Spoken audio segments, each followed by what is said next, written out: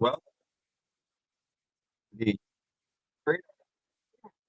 Thursday, December the 7th. My name is Barry Anderson, moderator of your trading room. A couple of yeses to let me thank you guys.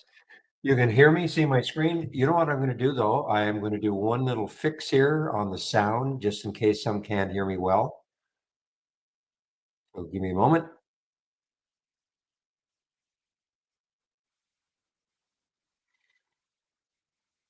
Okay, I should be back. All right, guys. So yeah, I did a little pre-market trade. I haven't done one for quite a while. The SVFD. To me, it has that look of maybe the crazy one today. I mean, it's already up. I know it's up 114% right now. Looking left, though, you can see it's got this room. Traders are going to be looking for another MLGO today. We're definitely in low float mania again. Somebody posted that another site had about 1.4 million, I think, in the float. We've got about a million, so it is a low float. Why I took it right here, to me, it just looked like it was basing nicely just over that 425 mark, and I think I got it at 431. Took some out around that 480 mark, and maybe piecing out some more. However, if it takes out five later on, I mean, it's still got room. It's still got room. So anyway, definitely one to keep an eye on all day long. SVFD. I'm trying to remember the last pre-market trade I had. And I learned something today about somebody who's been in the room for a long time. Mr. Draw D. I didn't know you're from Ireland. So there you go. I don't think you still live in Ireland, right? But you are Irish. I'm going to butcher it, but I'm going to add and go, and I never know how to pronounce the BRAGH. Erengo Bra, something like that. Anyway, oh, you're born in Boston. Wow, then okay, that's okay. As you probably don't know, but I lived in Boston for a year. Okay, guys, what else is happening? So MLGO from yesterday. Um, Funny, I woke up this morning and I said to myself, okay, we got to find the next MLGO. And lo and behold, the next MLGO is MLGO. Look at this stuff, up 58%. After hours, it got up to 1861, still alive.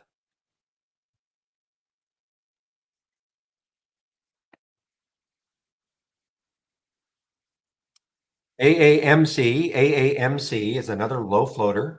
Well, I don't know what the float is, but another low float, though. It must be a low float, 24%. Sorry, up 24%.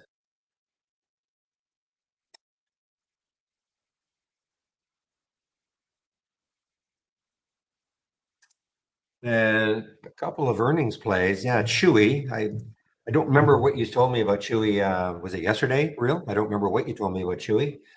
But Chewy, anyway, is earnings play almost an all-time low. All-time low is down here, 1653. Earnings play. Another earnings play, which is close to an. Wait a minute. I don't think it is that close. CXM is another earnings play. Check to see how close it is to an all-time low. Yeah, it's not that close, but an earnings play. Look at this gap right down through that 200-day moving average is CXM on earnings.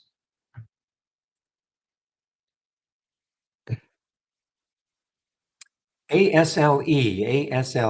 This is another not a low float. Yes, another low float, 23 million in the float. ASLE, after the company announced the FAA has issued a supplemental type certificate for airwear. Okay, something to do with Boeing also. So that's ASLE.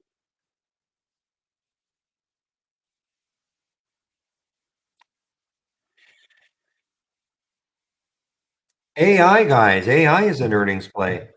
Not good. No bueno.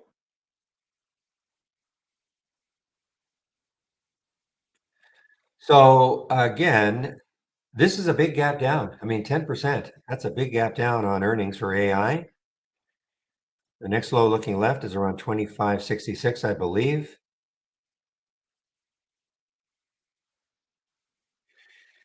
Actually, 26.13. So it's at that low right now. I sorry, 26.04 is the next low looking left. It's at 26.15 right now. And guess what, guys? GME had earnings after hours, and no, didn't do it. All the talk about all those calls up at 23, 24 level. Hopefully, people didn't get too I don't know, wrapped up in that. I was going to say another word, but wrapped up in that. And they also said, you know what? We're going to also invest in companies, kind of like AMC did with HYMC. How did that work out?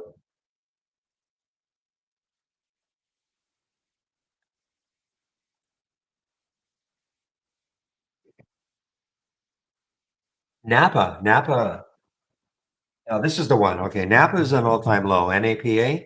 Napa is an all-time low. This is an earnings play for Napa. Well, it was. Well, it's right at the all-time low.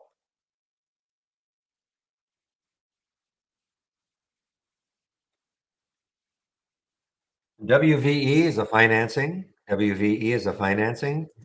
Gapping down hard on that news. They're down 30% on a financing, raising $100 million at, doesn't have the price here.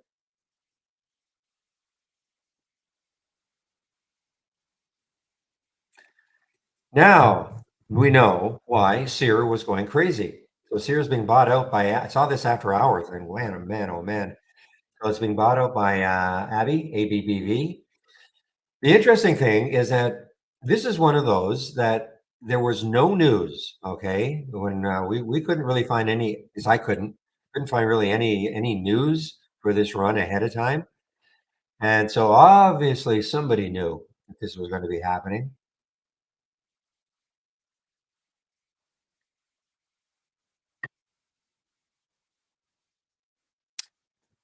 Yeah, Roger, I can't explain that. I saw what you said. I know I don't know if it's the time here because it did hit. It might be a time adjustment. I really can't answer that question though. Yeah, but Sierra hit did not hit not at that time, but it was up to six. It was over 654. I can't answer it. I don't know why.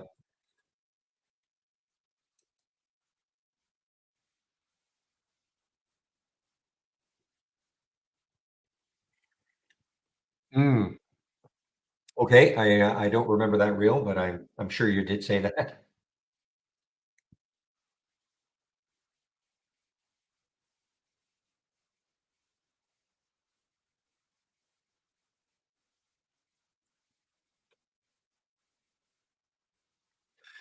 All right, guys. What time is it? 9:08. Let me take a quick look to see what sort of upgrades and downgrades we have this morning from briefing.com.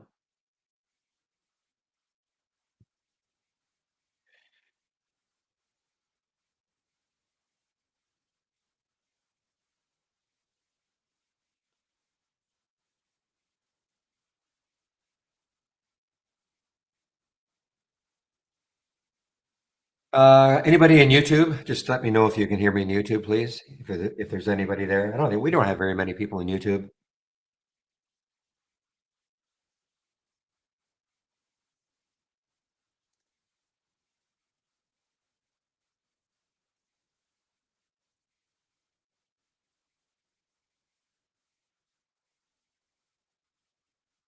Thank you. Okay. Javier and Pepe, thank you guys.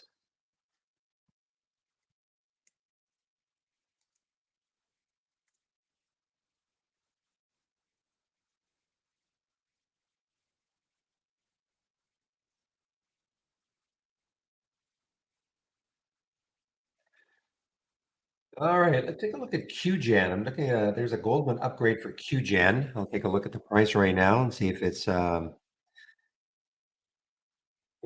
or close to their price target.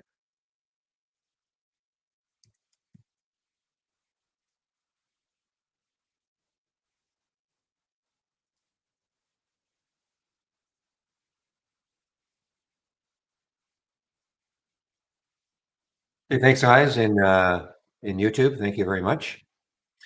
Okay,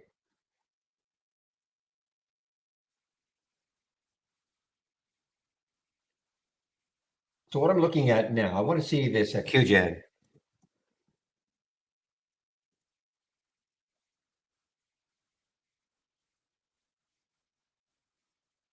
Okay, so Goldman's got an upgrade for this one, guys. $50, 50. So Goldman has an upgrade for QGen, $50. Now, first of all, when they say that, or when I'm saying this, nobody knows if it's going to get to 50. We're not talking about today. It may never happen. Okay, but that is Goldman putting an upgrade with a $50 price target. The 200-day is right up here, 43.58, 43.60.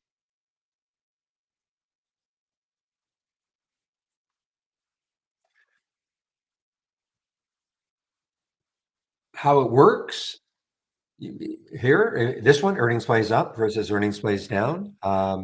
Pretty simple. It's in green.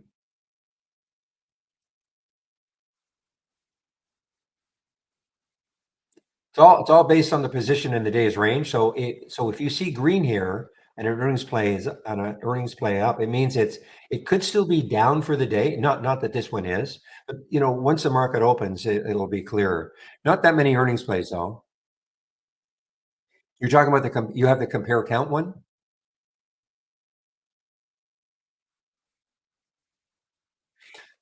It's just a different way of looking at it. It's more real time, I guess. This is a top list. So, it's just a compare count. So you'll see the scroll on the bottom. So if it's in green, it means that it's up. If it's red, it means that it's down. I mean, it's really not that it's just comparing the ones that are up versus the ones that are down. Well, the 50-50, nothing's working yet in the pre-market, I don't think anyway. The 50-50 bar will just mean that, once the market opens, that will change. It's like a compare count. So you're looking at the stocks so if it were, let's just say for argument's sake, it was 100% green, it would mean that every stock, since you opened it, is greater than the ones that are moving down. There are none moving down. All of them are moving up. That's all. Yes, it will. It will populate with tickers in the black bottom bar. Yes. Once the market opens. I don't use it right now. I'm using this one. Okay, I'm using this one.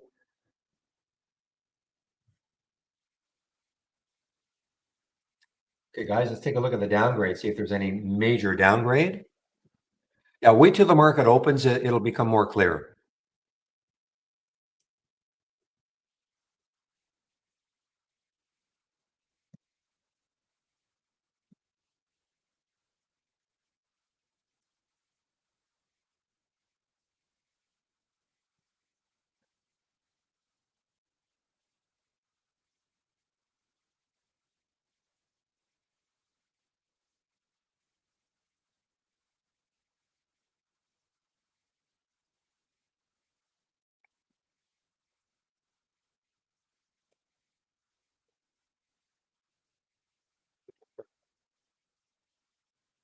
All right, guys. I see the Twilio. I'm not sure if Twilio is a earnings play today.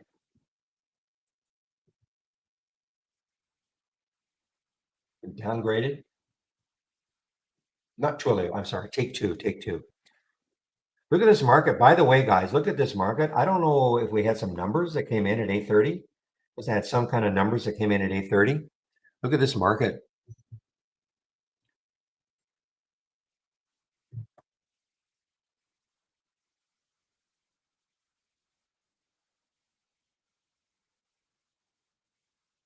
And GME. Yeah, GME. So they tried to come out with some more news saying, you know what? We are also going to invest in companies. I bite my tongue on all this, guys. How did that work out with AMC investing in HYMC? Same guy, remember? Ryan Cohen. Anyway, was the jobless claims? That's okay. Yeah. Well, obviously, market's reacting well.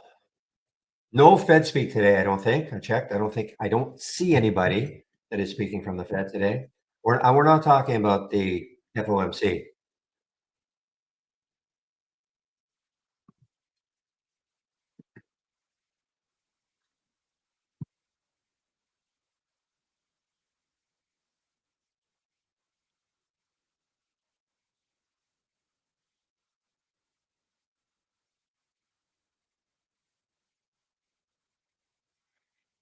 Now draw. You're not supposed to say unemployment. You're supposed to say, remember when in Canada anyway, it used to be called UIC, unemployment insurance, and then oh man, they felt that that was too harsh on people unemployed. They didn't want to hear that, so now it became employment insurance. It's a long time ago. I don't know what you guys call it in the States.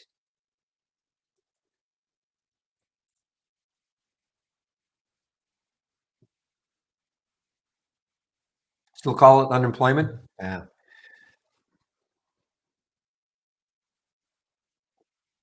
So I see Bitcoin's down a bit today. All right, guys, let's take a look at the sectors, major sectors. I'm going to click from our toolbar, click on new, and then dock channel bar. And then scroll down until I see show more. And then I'm going to click on the sector status.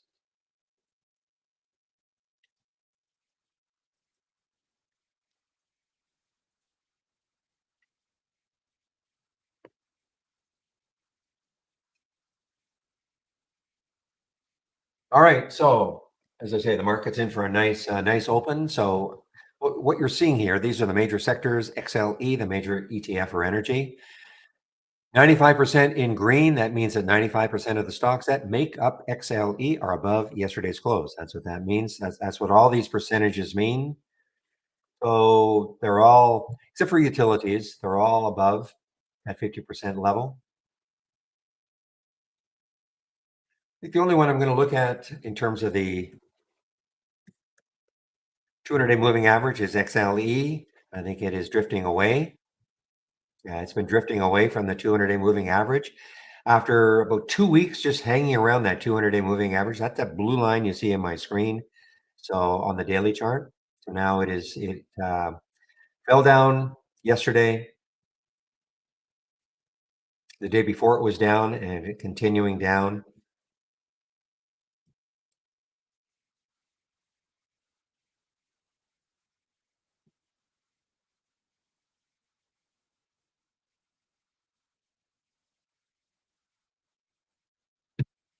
So guys, I'm all out of the SFVT, but I'm definitely interested in getting back into it. SVFT, sorry, I'm definitely interested in getting back into it. I didn't even realize that the 200-day was up here. It blew right through it. The 200-day is at 450. Didn't really harm it or stop it. But I'm definitely still interested in this one. This could it may meander around for hours, but I'm looking for a 5 break later on, maybe.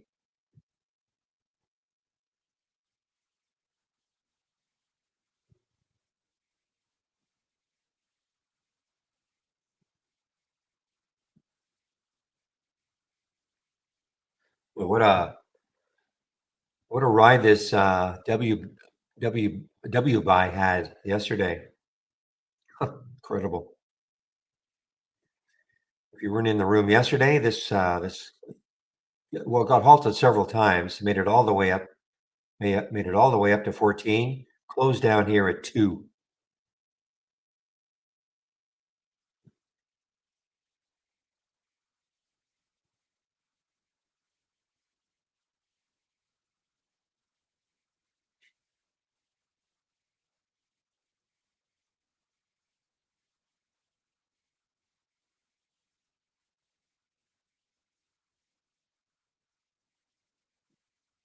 Didn't mention Ribbon, RIVN had an upgrade from Stifel, $23 price target.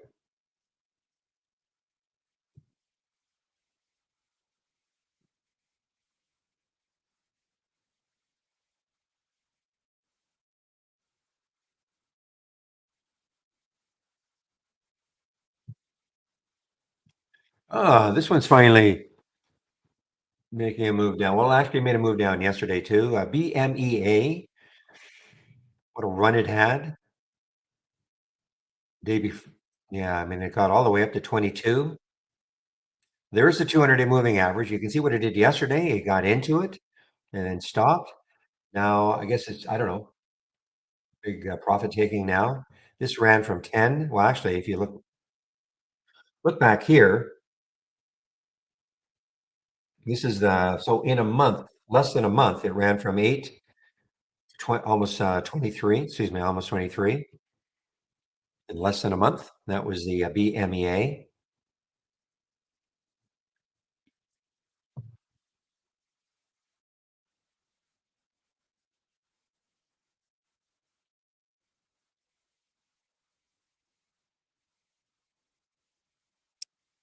Brigham Young, BYU. What's happening with this one? BYU. I just heard it. Baiyu out of China, all-time low.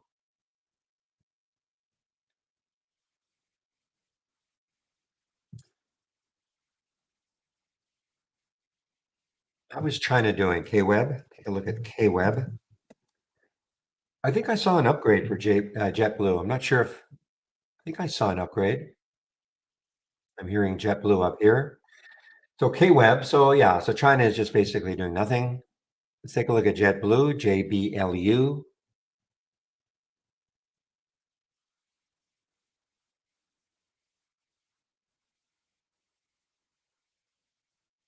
JetBlue surges on. So they are not releasing earnings until the end of January. Surging on forecasts for a smaller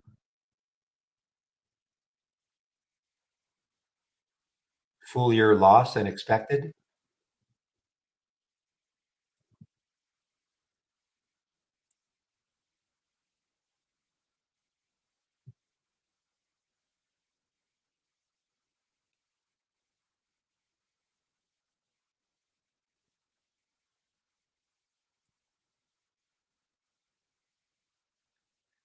CXM hanging around the lows through the 200-day moving average. This is an earnings play. CXM is an earnings play.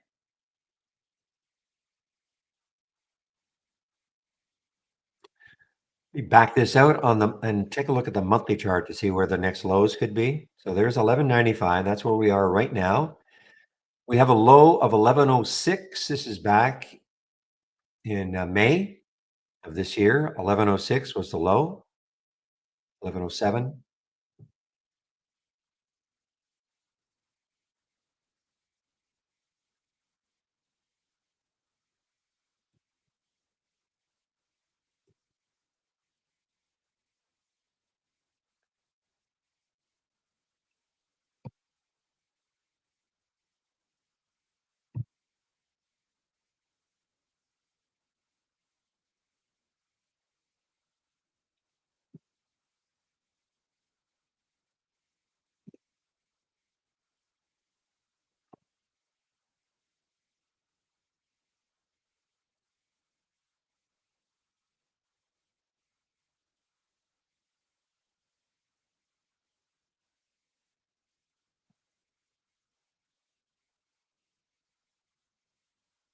This one's kind of moving here. ARDX, guys. ARDX. It's only up 3%.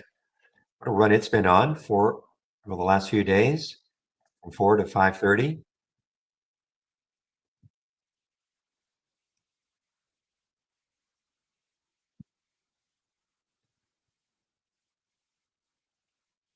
And that's the end of Sports Talk Radio.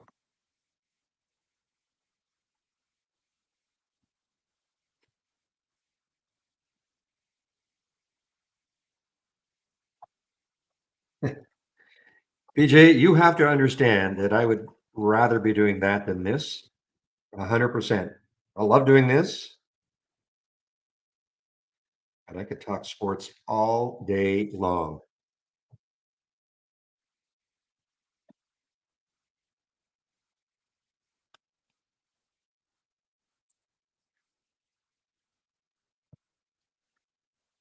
All right, and not just hockey. All right, guys. Spy on the move here. 1 hour straight up so far. 1 hour straight up.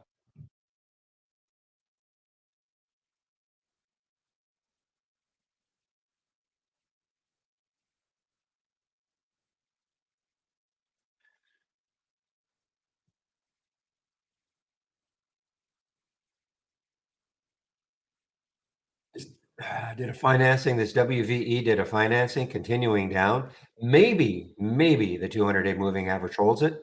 457 is the 200-day. William,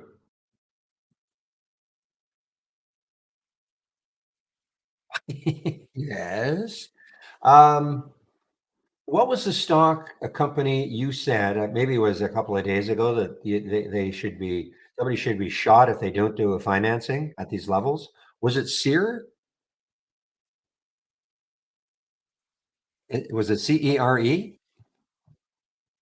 Oh, okay, you don't remember, but you mentioned one company because it was soaring, and I was wondering, was it Sear? Of course, now they've been bought, basically a buyout now.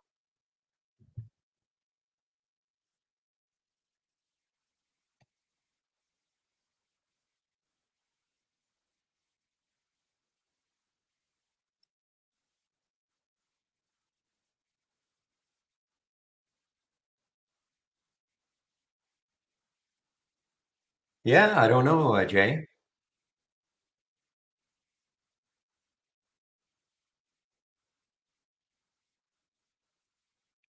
Why do I not trade SPACs? Peter, you're asking me why do I not trade SPACs? I will trade them, but a lot of them are too crazy though. I mean, they just they pop up and they come right back down. I have traded SPACs, but I certainly don't focus on them.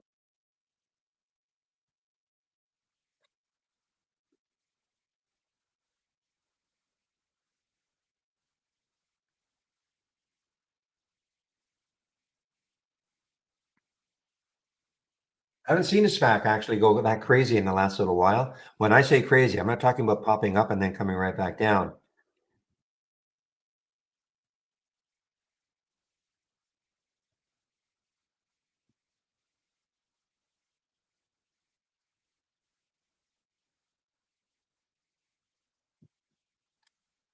I see. Okay, with Bitcoin a little bit weaker today, I see coin is moving down a little bit. Look at this market. Another 2.5 minutes before this candle closes, so it looks like we'll have a big, big 1 hour move in the market.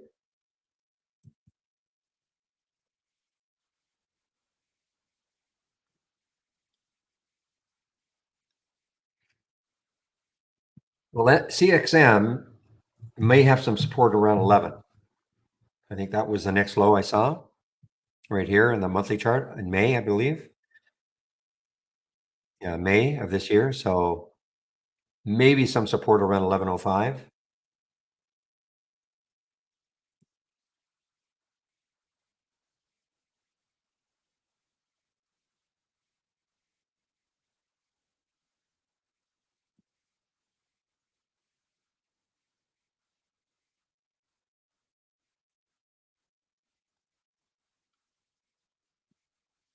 Give me one more. Give me a moment, guys. I'll be right back.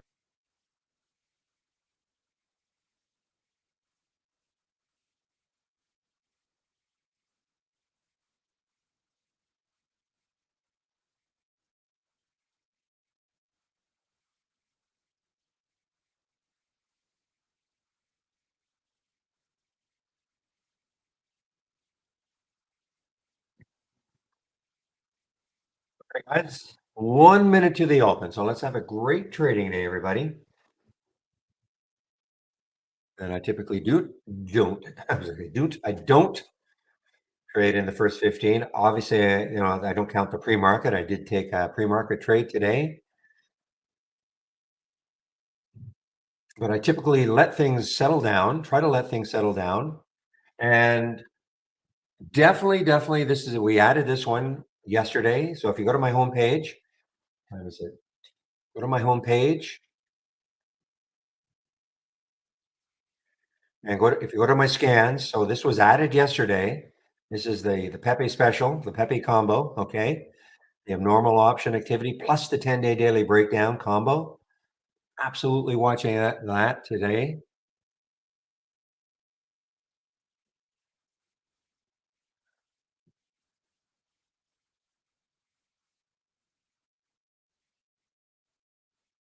All right, guys, we are now open.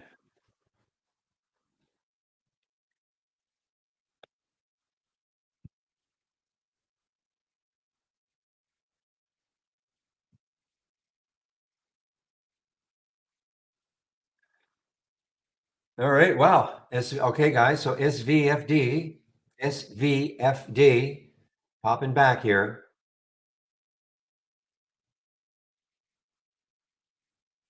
I say I'm not in it anymore. This one, I think I saw that. Was this yesterday? I saw it. No, this was this morning. Yeah, this Semtech, SMTC, VNED is an earnings play. Cheap.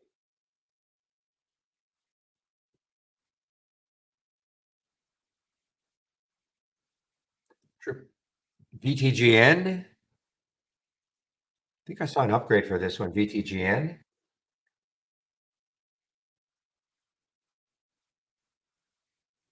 Triple D, guys. This is been in speculation for quite a few months now. Look at this market, opening candles so far. Triple D, 3D Systems announces partial repurchase of convertible senior notes.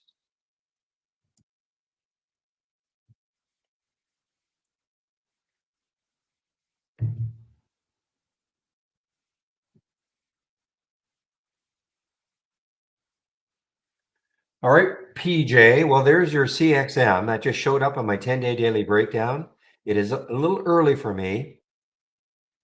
Or if we're an all-time low, I might be tempted, but it is not. And remember, there may be some support around 11. Just look at the monthly chart. Now, if it takes out that low there, then the next low in the monthly chart is 983. But for me, it's just a little too early.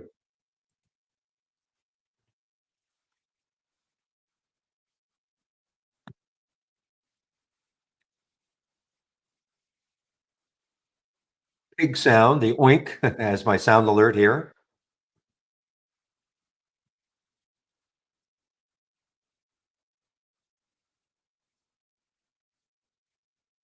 American Airlines on the move here, guys. AAL coming into a 200-day moving average, though. Boy, a big pop here, though.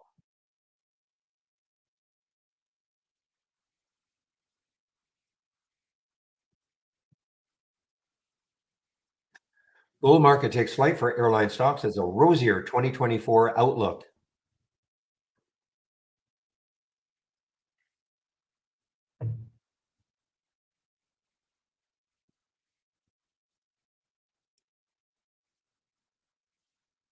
So I'm not touching this one, guys. I mean, this CERE, this is a buyout, okay? Now, will it happen? 100%? Of course not, but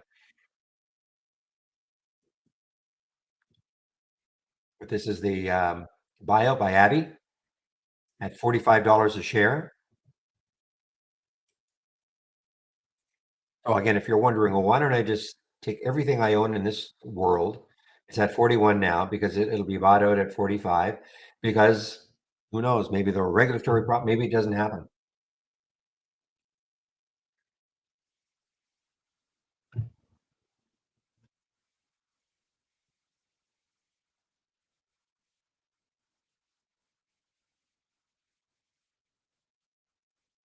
BRZE is on the way down, guys. BRZE earnings play.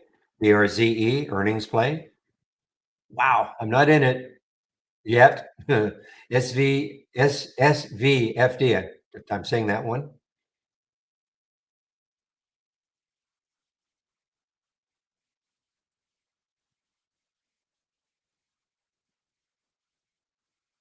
All traders are looking for is today's MLGO, and this could be it.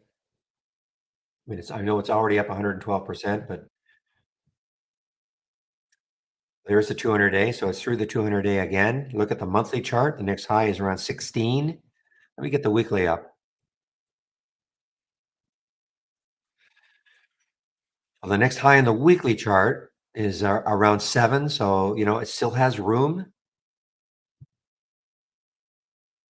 I'm sorry. That's not correct. 518 on the weekly chart. Looks like that's the next high. 518.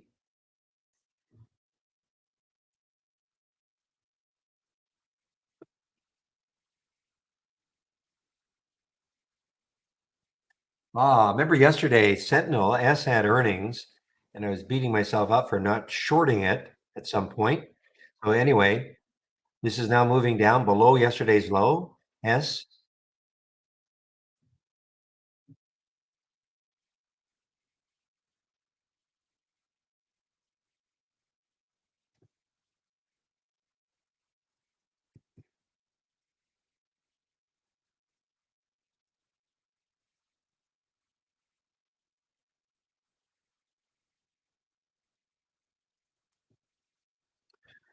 Okay, MLGO, a market high now. Pre-market high got all the way up here, almost to 19. That's MLGO.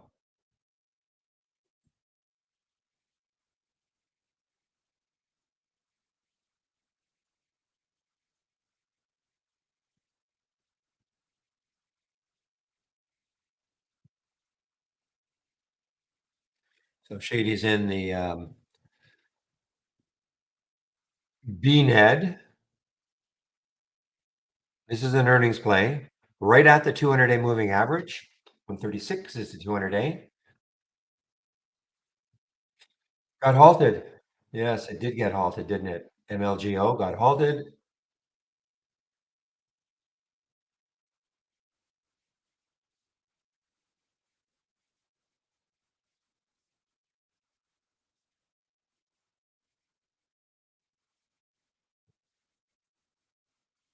All right. Well, listen, GME is having a pop, guys. VTGN. What sort of room does this one have? 530 is the next high looking left.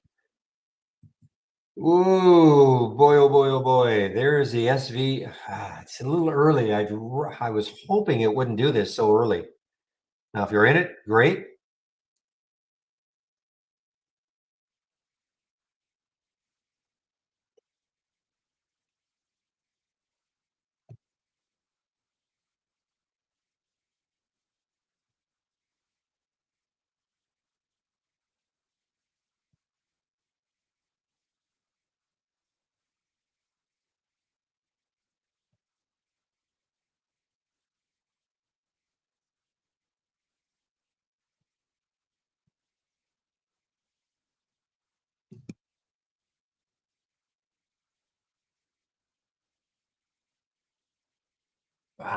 Boy. I'm a little ticked off, guys. I didn't want this to happen right now. It's probably going to get, well, just got halted. Yeah. Well, I was hoping that it would, take at least 15 minutes to kind of rest around this just underneath 5 and then maybe do this afterwards. But and now look, 632. So there it is. There's the halt for SVFD. I'm going to call it Safe Foods, okay? Easier to say. Halted at 555. Potential open here. Ugh. Well, I said this could be the crazy one today. Now, look what happened. 582. Again, what you're so, first of all, explain. Blue screen you're seeing here, nothing to do with trade ideas. Okay. This is Interactive Brokers, time and sales. I'm always amazed that, other brokers don't have the same thing exactly. But anyway, there's the halt price, 555. This column here is showing the suggested open. And as you can see, there's nothing written in stone. Um, Halts are typically 5 minutes long. And these are volatility halts. Something goes up too quickly. So it's like a rest, a little pause in the action. So 9:38 plus 1 second. So if it is a 5 minute halt, this will open at 9:43 plus a second. Okay. And you'll see this number will change.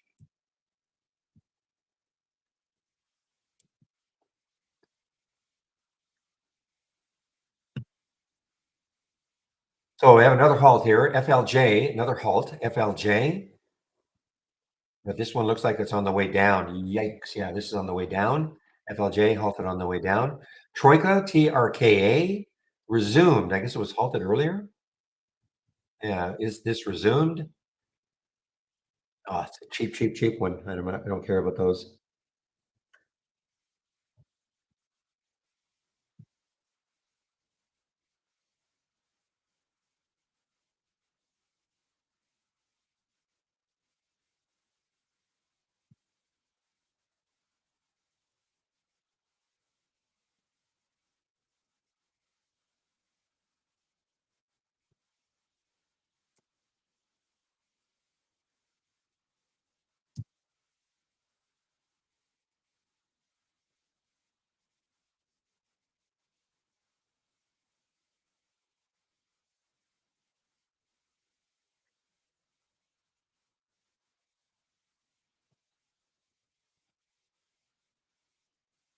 Peter, when I exit these small ones, I'm looking at this is all I'm doing. Okay. I don't go market. I just kind of look to see how it's trading. Now, I mean, this is not a good example. This is a more expensive one. I see how it's trading. I try to pick a price. Okay.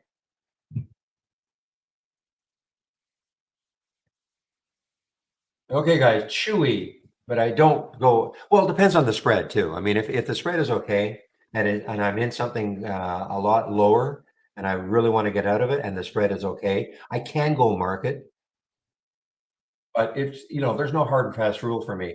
A lot of it is feel. Okay.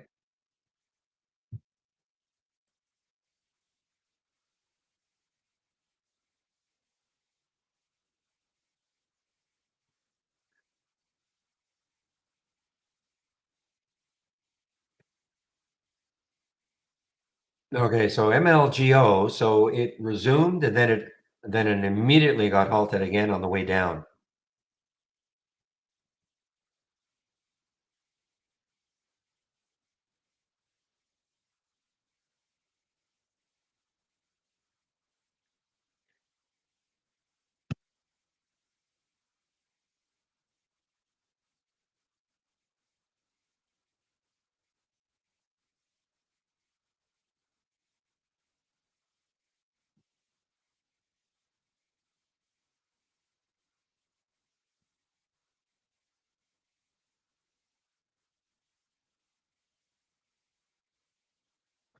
Okay, guys. What time is it now? In about 20 seconds, less than 20 seconds, maybe 15 seconds, the SFD could open if it's a 5-minute halt in 10 seconds. So this would be just a second after 9:43 to see if it does open. There it goes, guys. Well, I'm a little disappointed, but oh well.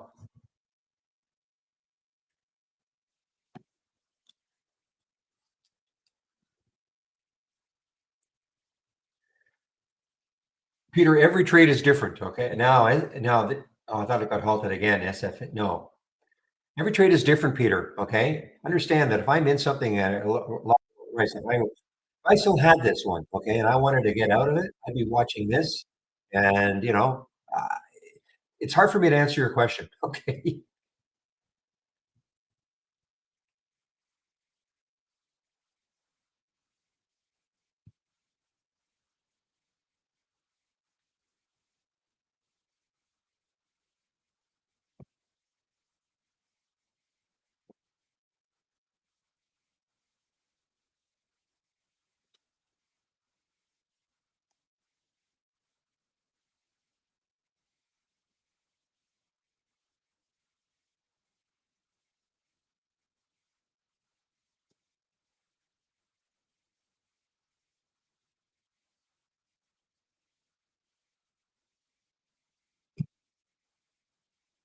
Oh boy, when I look at my initial, oh, well, it doesn't matter. I mean, there'll be another one. So let's see if this halts again. Anything is possible in trading, Peter. I mean, anything is possible, especially with these low floaters. Okay. That's why I always say, if you get in any one of these, you cannot leave your computer ever. Okay. Not even for 5 seconds. I mean, this could drop $1 just like that.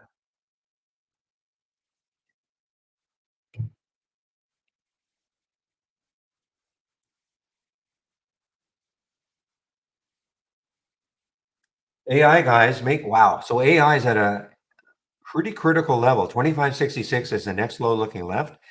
And this is an earnings play. And it just as I'm talking about AI is showing up on my 10-day daily breakdown. And the next low looking left is 2491. So that, not that far away.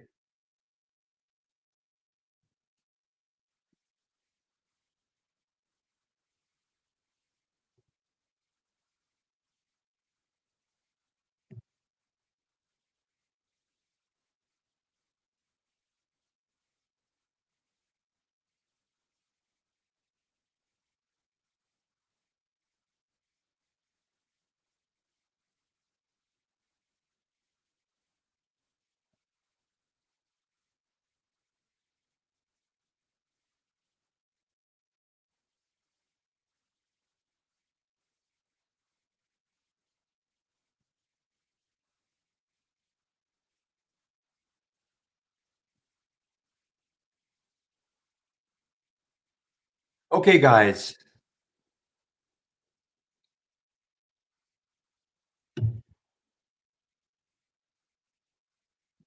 So we've got a few. I'm just looking at a few in the RAI. Chewy, they're looking to short this one. Still not hasn't. To me, there could be. Let's see. Where's the next low for Chewy? 1673 on the daily chart. So it doesn't have what I call a ton of room. Okay, what's this one? INGN. I love these ones that are just over the whole number. Okay, just over the whole number. INGN. And what's the float? Fairly low float. 22 million in the float.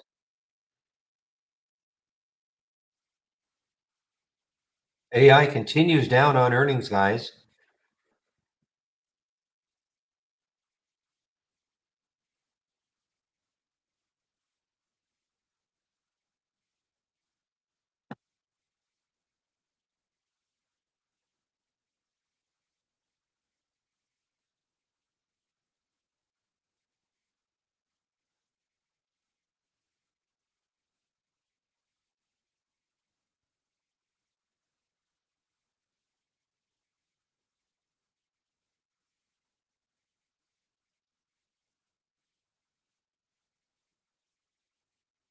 Okay, so Sienna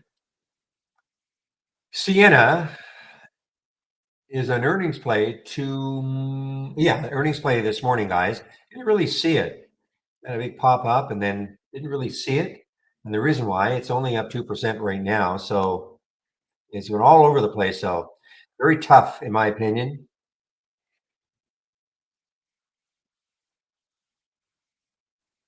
Hmm. Keep an eye on Sarah. CERA, Sierra. I think it's having a little bit of a pop here, guys. It's still down for the day. This was a big one yesterday, of course, but a big sell off.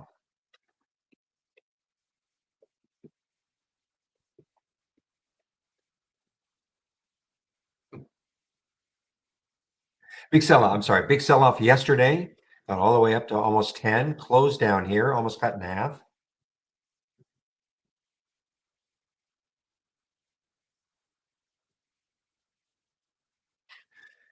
Peter, this is what I would do. I would never try if you've never traded these low floaters or these wild ones. I would practice first, use our simulator or some kind of a simulated trading package that because I mean, yeah, wonderful when they're working for you, horrible when they're not. Okay.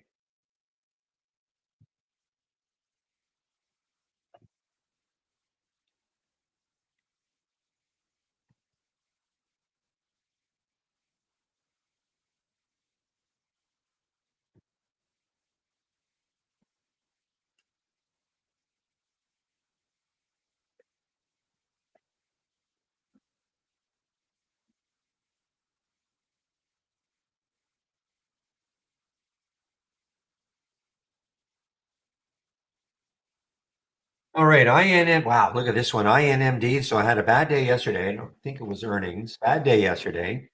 Um, I mean, it's a green candle, but remember that's still way down for the day.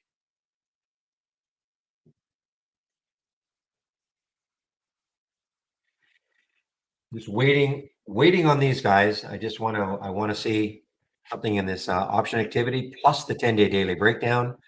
I want to see the first one that we get. No guarantee we'll get any today, but I'd be surprised if we don't get a couple.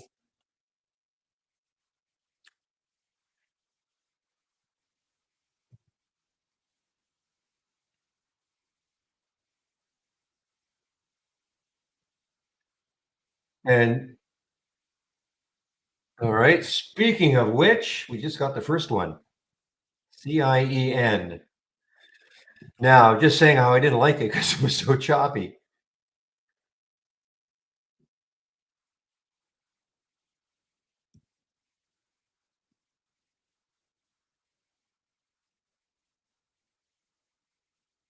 Keep an eye on this one, guys. I had a price alert set for this one. We saw this one yesterday, and I said, if it can take out today this 318 level, look at the room it's got. This is ALLK. This is on the weekly chart. It has, again, I have to say this all the time. It has a next high of $4.15. Doesn't mean it's getting there. I'm not saying it's getting there.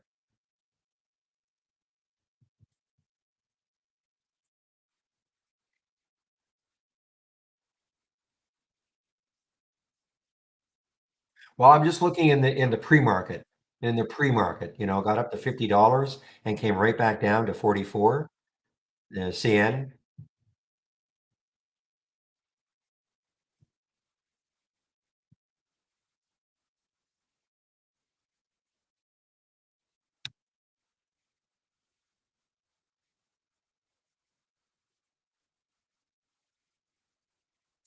Yeah, if you go to okay, who asked the question? Sam, if you go to my homepage,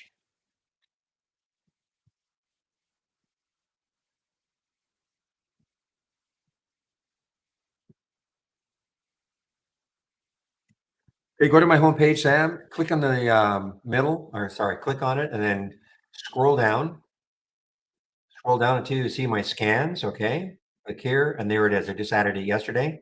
Right down here, abnormal option activity plus the 10-day daily breakout combo, okay?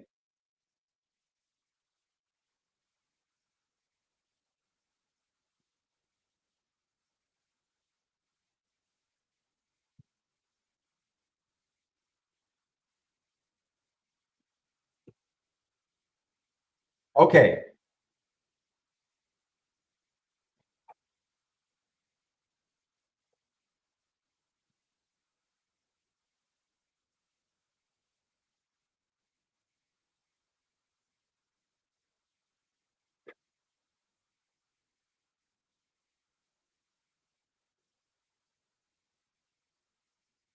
Okay, guys, I took it. I took the Sienna and not much. Okay. This is sort of a tester. This would not be my favorite just because of what I saw in the pre-market, but so I did take some of the CN, but again, this is more of a tester for me. And again, it is from that combo scan right here. Okay.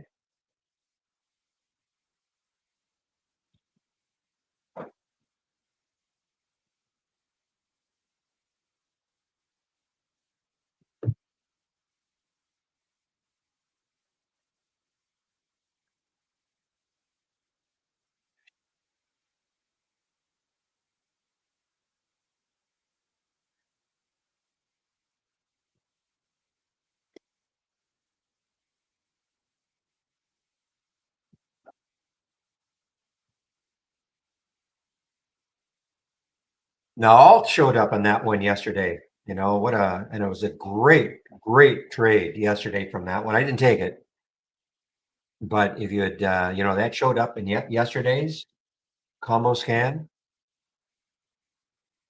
and before it pulled back, I mean, this was almost straight up for several hours.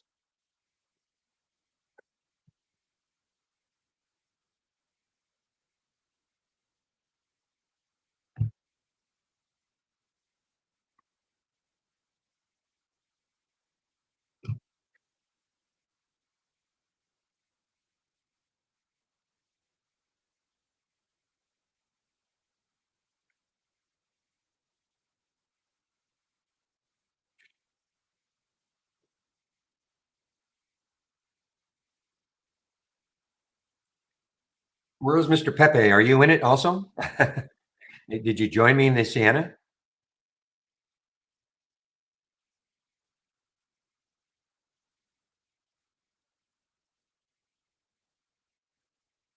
Now, you know what I'm hoping for. Now, listen, not if you're in this one right now, but with the SVFD, believe it or not, I'm hoping for maybe just settle down a bit, and could be one of those ones later on in the day, in the afternoon, that just you know explodes again.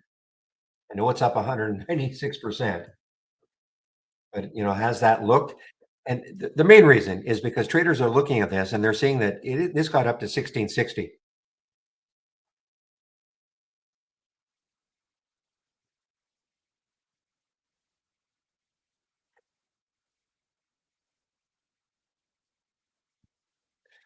Well, Chewy turned around. Chewy turned around, guys. This is now turned into actually like a bounce play.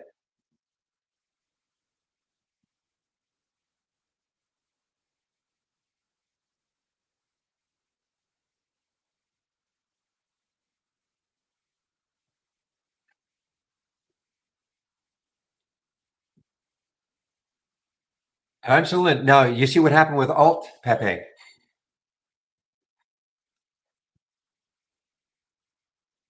You see Alt in the with the relative volume at 6.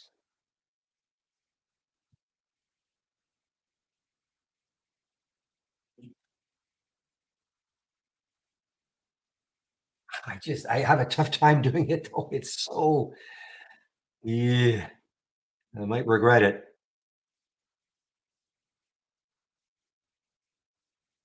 Go Sienna. Go Alt. Sorry guys. This is rather exciting. This is what I'm talking about. Okay.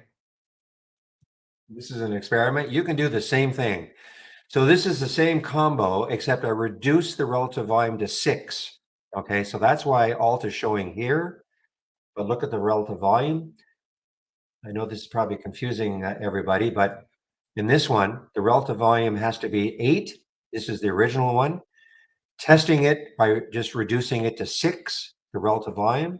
So you can see that it's at 6.8. For it to show up here, it would have to be a relative volume of 8, but I'm testing it. I'll explain all this a little bit later, okay?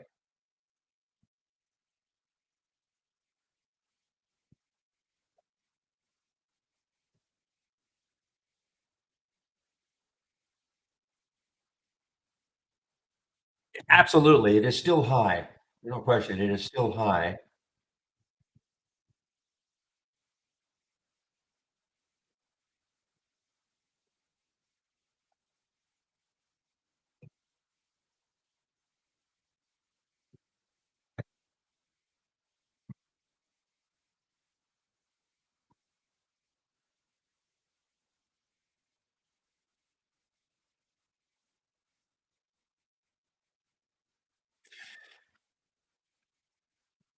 Okay, guys.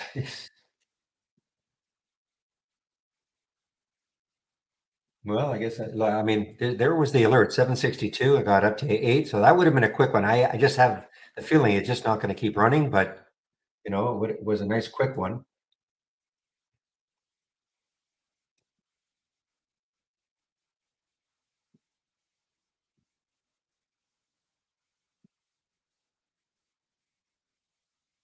Ah, okay. Somehow, I wonder who did that.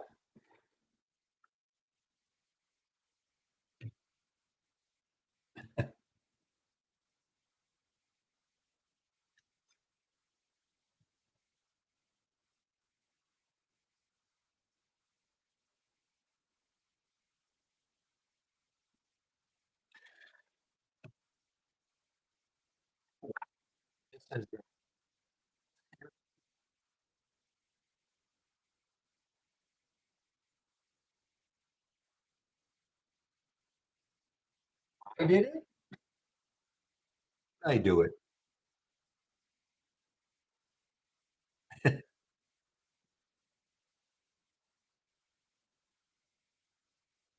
I know.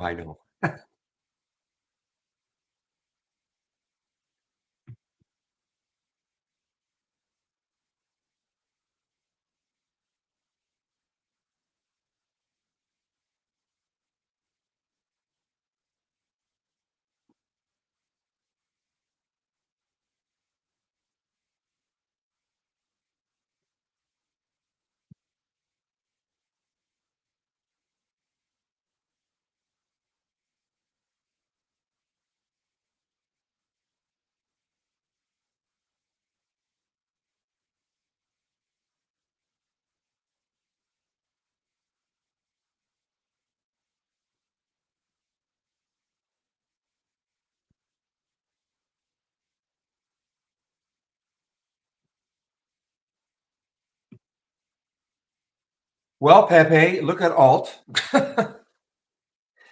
Look at Alt, my goodness, my goodness. Now it's showing up. You see, now it's showing up in both guys in your scan. If you took this one, because now the relative volume is 8. I have a tough time with it right now. It looks way too extended to me, but yeah, for no. As I said yesterday, if all you did was look at these that come in, you might only get 3 or 4 a day, maybe 5, and just concentrate on them, find a way to trade them.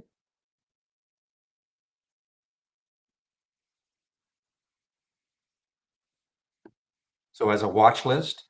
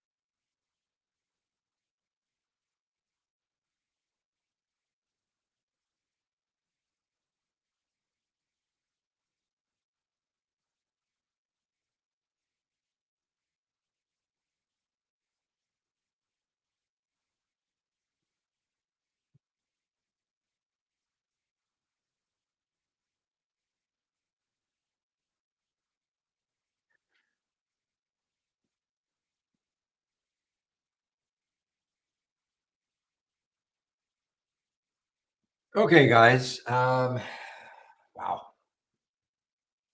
Okay, I've taken some off of the Sienna. Okay, you know me and the whole number. So I've taken some off of the Sienna. I didn't have much. I got in at 47.22, so I've taken some off in the 45, 47.85 ish. So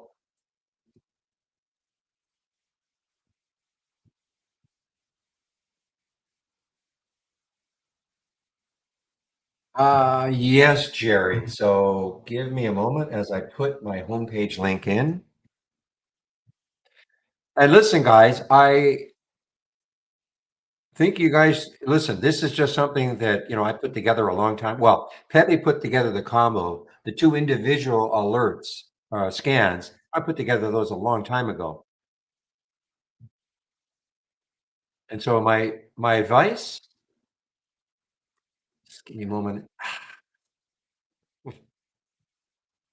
There we go. So on my homepage, so my advice, play around with it. Okay. There's nothing magical about the filters that I'm using. Okay.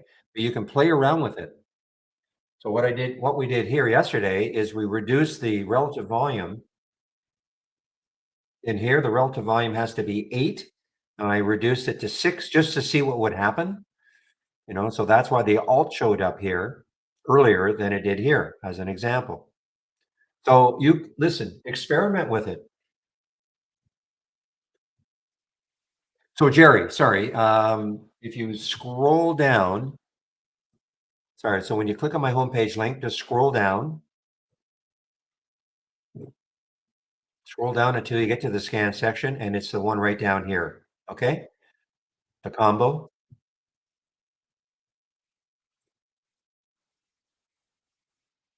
And you will not get many alerts.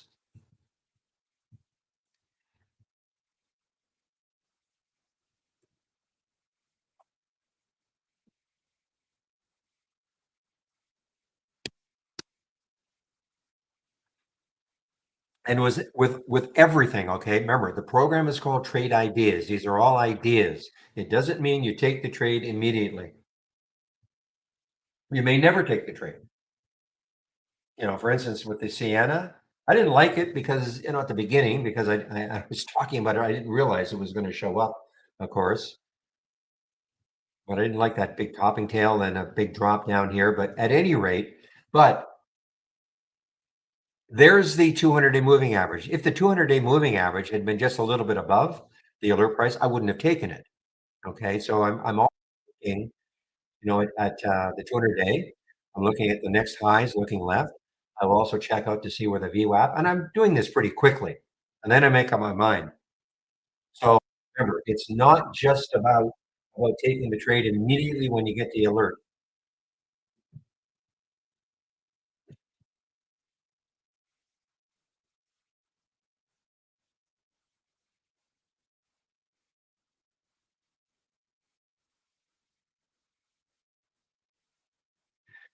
But I hope you understand how awesome it can be if you get a scan that you really have confidence in. Doesn't mean every single alert is going to work, okay? But if you wake up every morning and you have a scan and you can't wait to see what alerts you're going to get, it's an awesome feeling.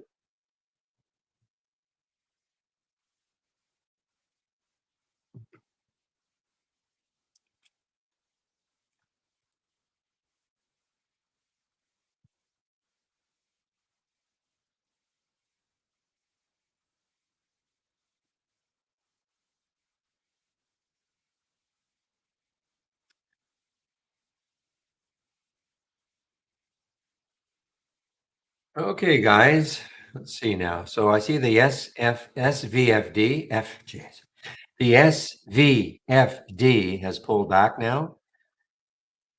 I'm going to stick an alert in the high sixes and see if it takes it out later on in the day.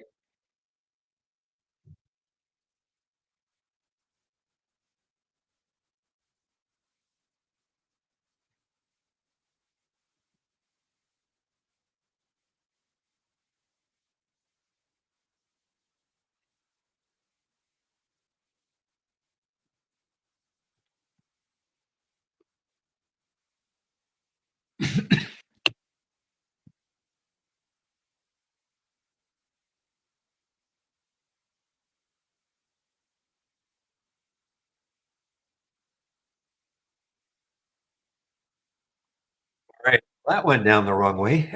Excuse me. All right, AAGR. Let's see what this one is doing. Is this a low floater? Probably. Oh, it's okay. So this is starting to trade. This was a SPAC.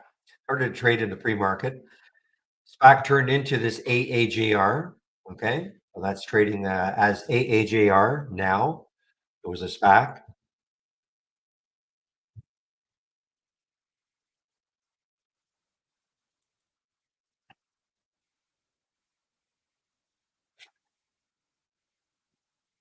Oh, I look at CN now. I mean, it's in the Momo, it's in the option activity, it's in the 10-day daily breakout.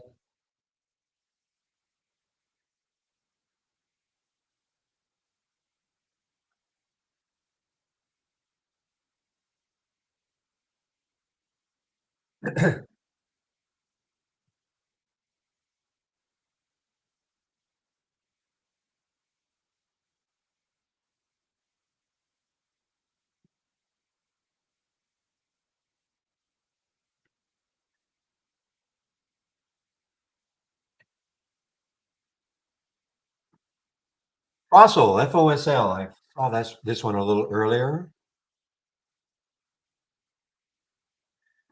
So the same thing. I look left. What do I see? I see resistance.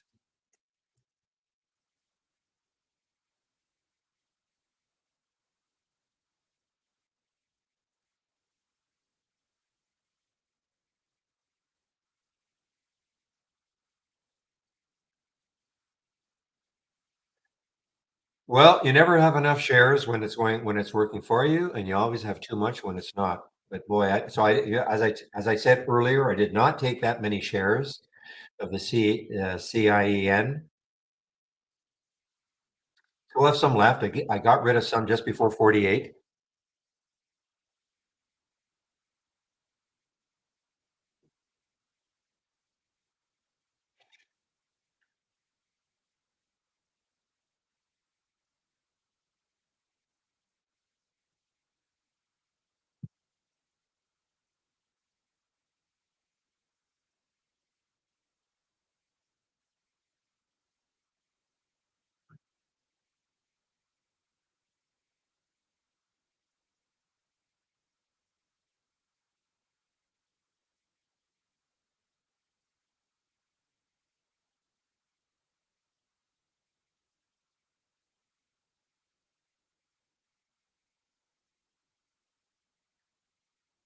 That's funny now because if it's not showing up in the combo, I sort of not paying as much attention to it, even though it's showing up in the abnormal option activity.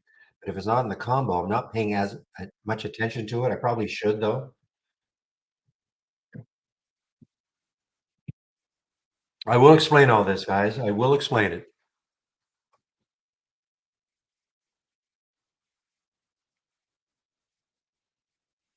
And if you're new to the room, welcome to the room.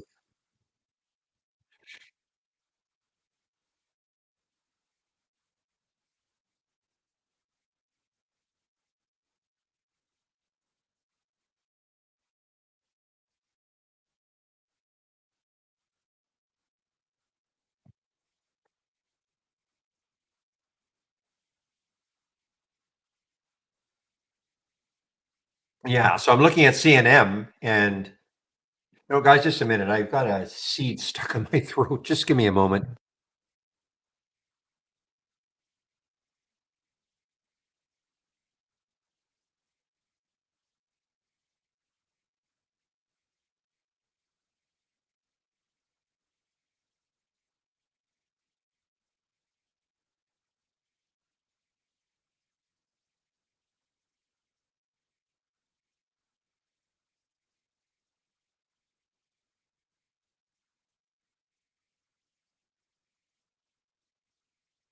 All right, I'm back. Yeah, so look at the CNM, I mean, and HPQ.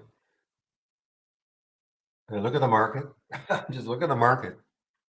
What's the float on CHSN? A chanson?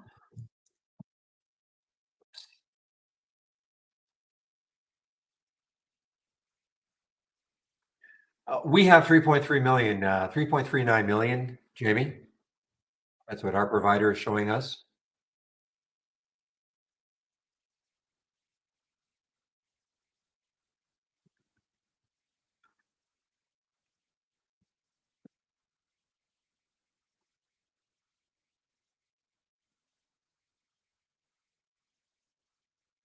Nice on the BNED.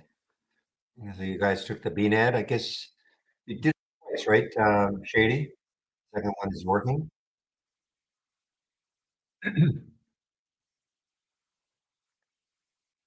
There was the key area to try to get through that 136. That's the 200-day moving average.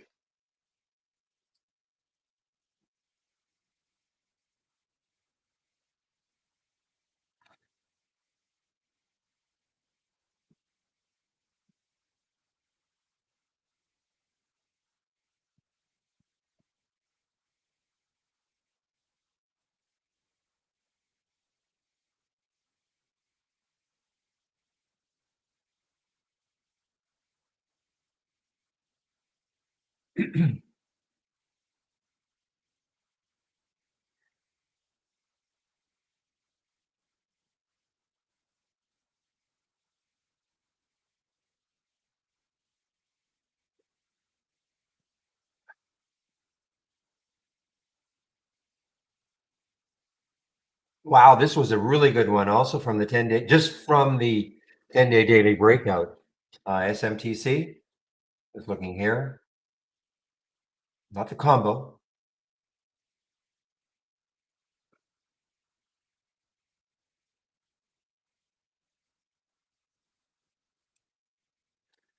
But there's where it showed up at 936, 1950. And what did it get up to? Got up to 2054. Pretty good one, but a dollar move. All right, things have settled down quite a bit for me now in terms of new alerts. Of course, they usually fire off in the first half hour.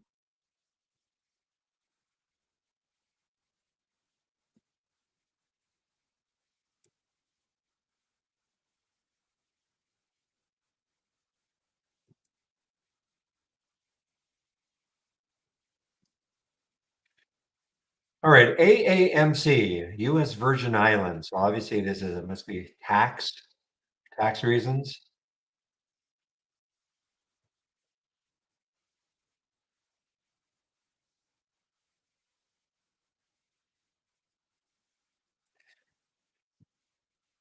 Just checking to see where it could. I remember this one now. This was a crazy one when it started to trade. Actually, this is earlier this year. I remember this one now. Back in May, got up to $60 for no reason, probably.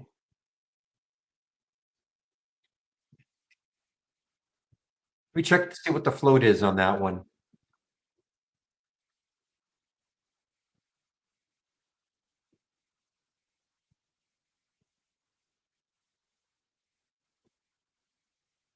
1.85 million in the float.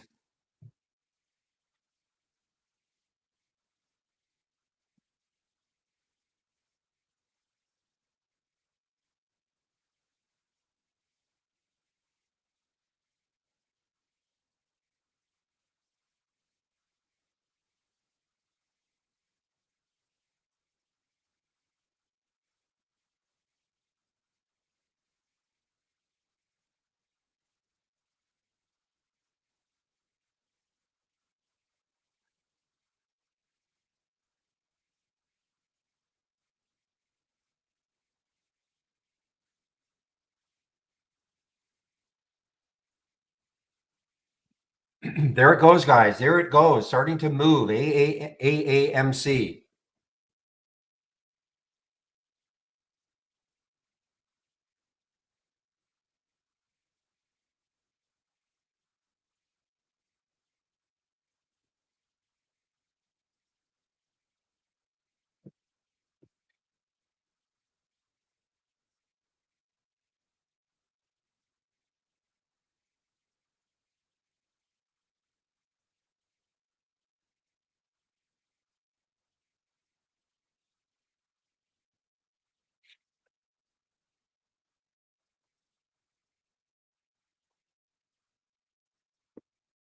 Well, excuse me, one moment, please.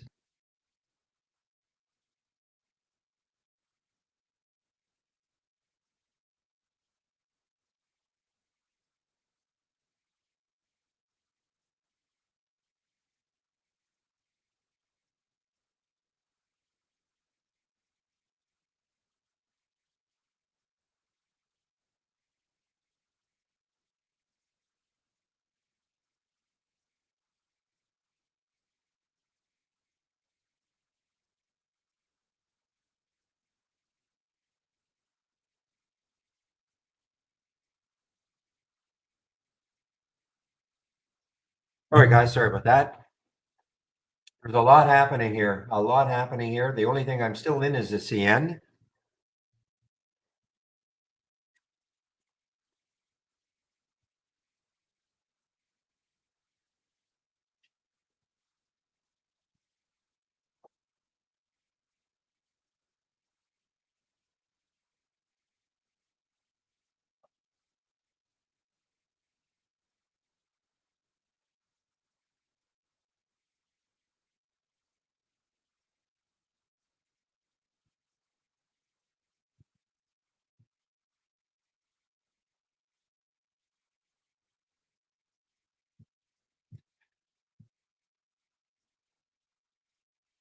Boy, this is ripping here now, guys. This AAMC definitely ripping here. It's a low float. We don't have float on it, but it is about 1 point, I think it was 1.2, I said. 1.2 million.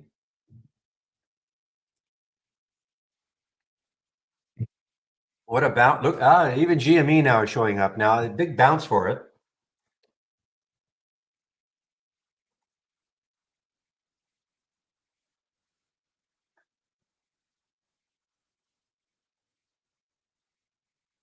I mean, it's gone positive. I mean, let's not go crazy, but it's gone positive now, up 10 cents. Had earnings after hours, and a real blah reaction.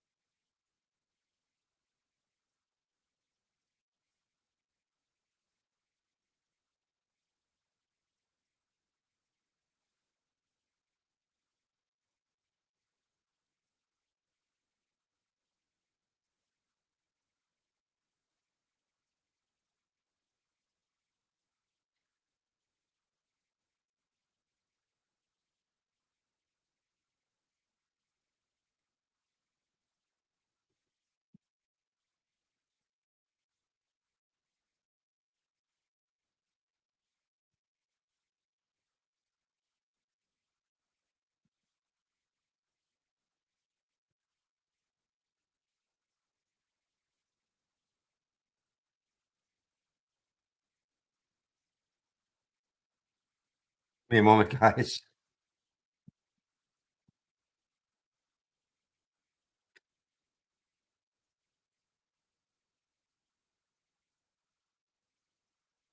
Wow, all right back up. My goodness. My goodness. Pepe, we just have to have blind faith. Blind faith in this.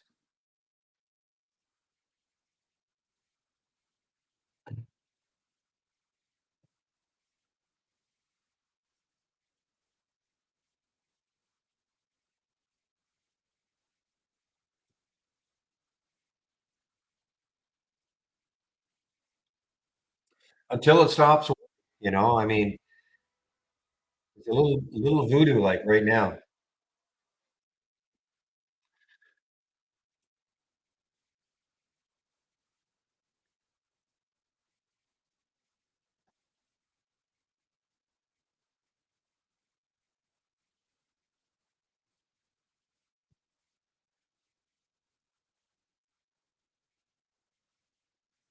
All right, what's BVS? Check this float. 32 million, not a high float, not low, but not crazy, not certainly not high. BVS.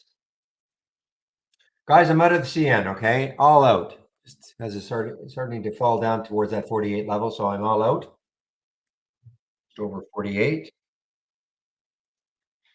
And just wait to see if there's going to be another one from that. Again, you can see how little activity there is. Okay, very little. I mean, if you're looking for more action, this is not going to give it to you, but give you some really quality looks, I think.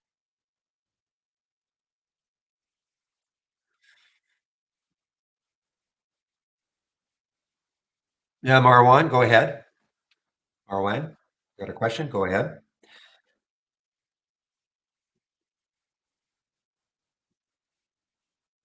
Meanwhile, SVFD ripping again here, guys.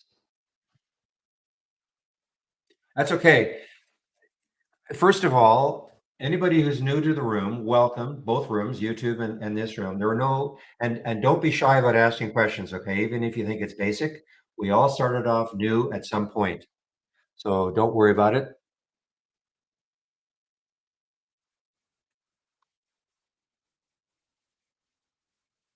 So the question is on the SPY, why bother? Well, first of all, okay, understand that yes, I mean a lot of the things that I trade don't care about the SPY, but I'm running I'm moderating a trading room, all sorts of different trading styles here. So there are a lot of stocks that will rely a little bit more on the SPY. So, as I'll say, especially if you're looking at bounce plays and things like that, if you're trying to play a bounce and the SPY is moving down, probably not a good idea, things like that. But for me, I always like to see what the overall market is doing. Absolutely. I mean, are these affected by that? Probably not, unless something crazy happened, if the market was down 1,000 points. But I like to have an idea about what the overall market is doing all day.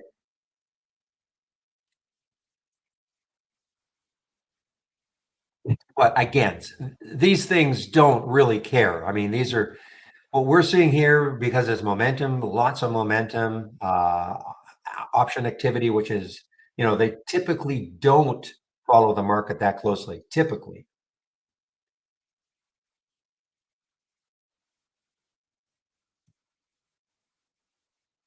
Yeah, market trend for the day, absolutely.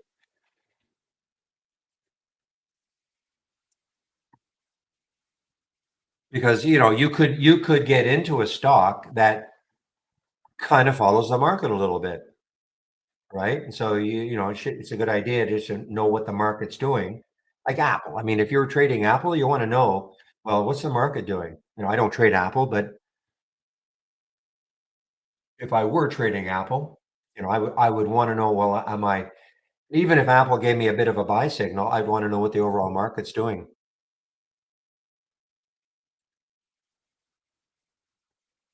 Yeah, the S&P 500, yeah. That's the SPY.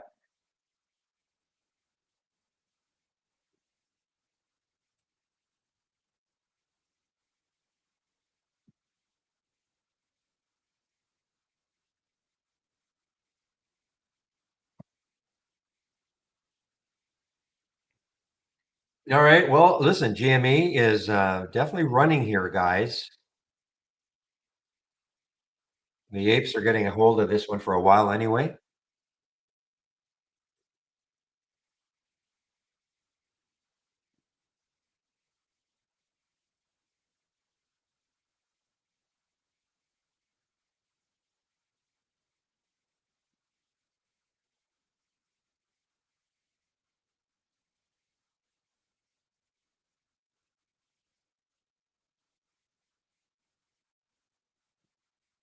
All right, guys. It's a little. Usually, I do this at 10:30, but I think I'll do this right now. There's for me a bit of a lull in the action. I'm not in anything right now, so spend a little time talking about my homepage and the scans that I'm sharing.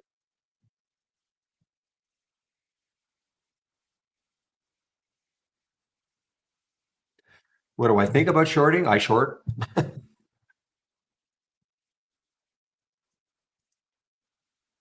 I short a lot of times.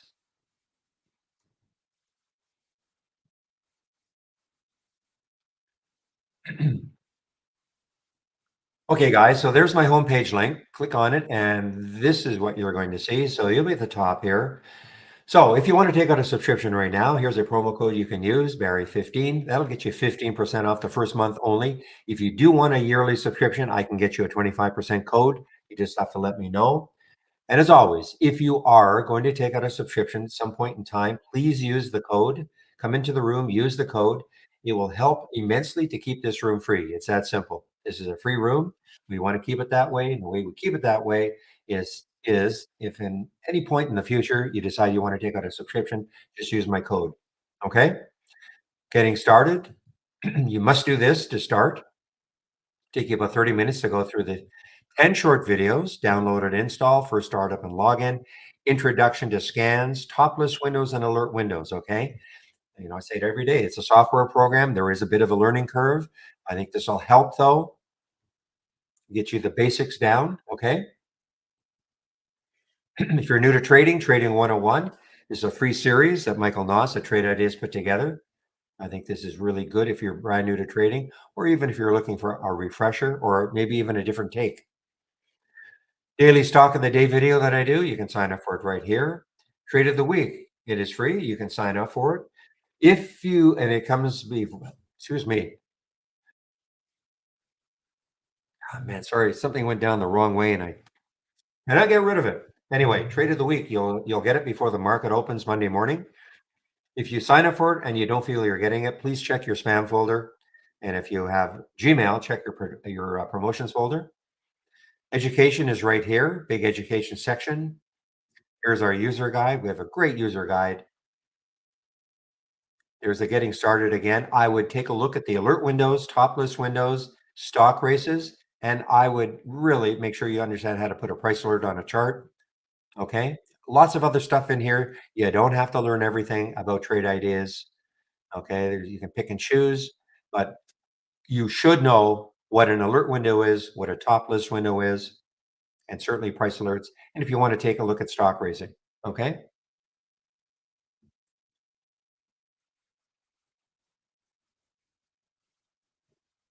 Just a minute, please. I just got another one.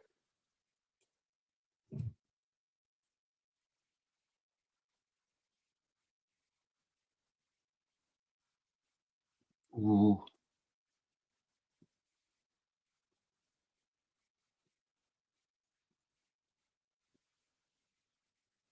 Okay, guys, VRNT. This just showed up on the abnormal option activity plus the 10-day daily breakout, and it's an earnings play. Actually, an earnings play also. So I'm in it. Okay, I'm in it. Again, I'm not going crazy on these. Okay,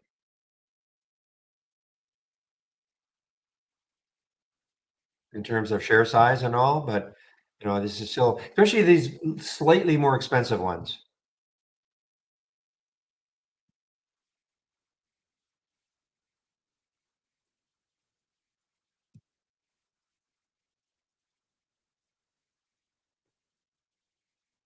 Give me a moment.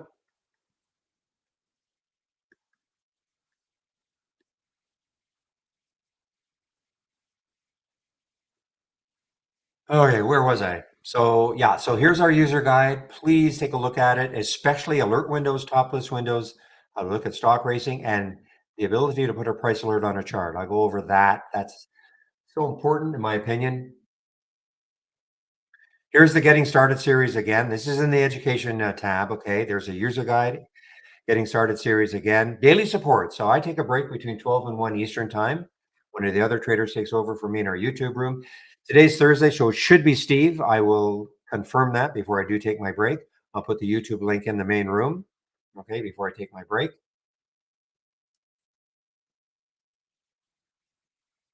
Okay, and here are my scans. Okay, so if you click on my homepage link and you're looking immediately for my scans, here they are. Just scroll down, the middle section are my scans.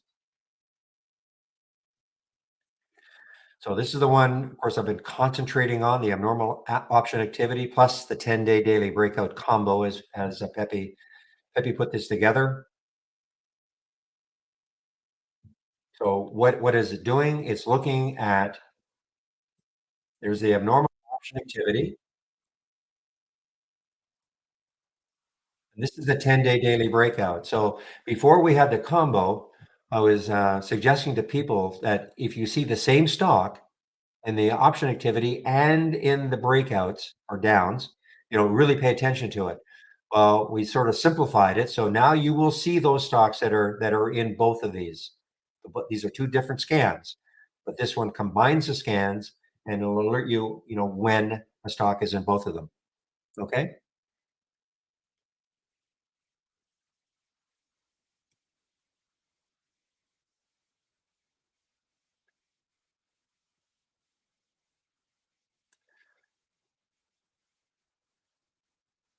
I don't understand your question, Marwan. You see a lot of videos for people making money shorting. Are those free or do we need I have no idea. I mean, there are a lot of videos on, YouTube. I mean, some are free, I guess, and some aren't. I have no idea. Oh, if you're talking about all my scans, yeah, this is you're in a Trade Ideas trading room, okay? So we're using the product called Trade Ideas, and you have to have a subscription.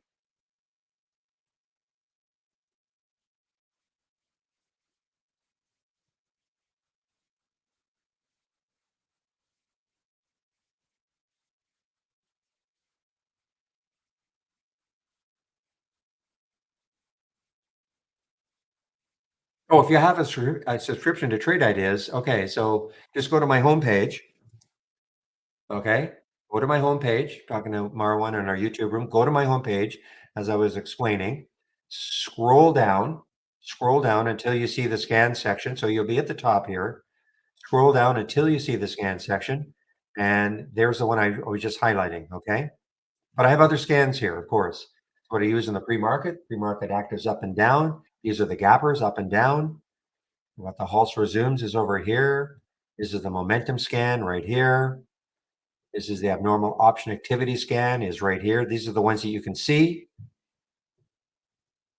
So I have a lot of scans that I'm sharing.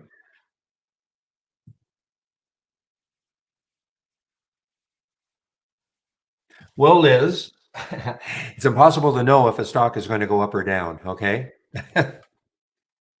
It'd be it'd be awesome if we absolutely knew. I mean, we try to put the odds maybe in our favor, in our direction, but there's no guarantees, of course.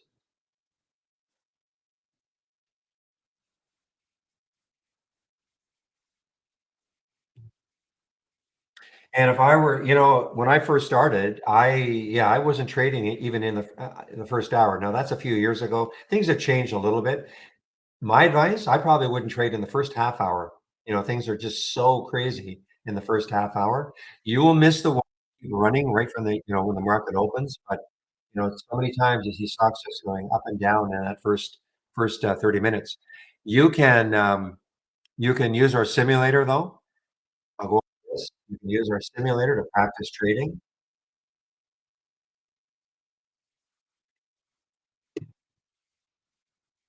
I don't trade the pre-market too often. I can't remember the last time I did before today. I traded the pre-market today. I did take that SVFD in the pre-market.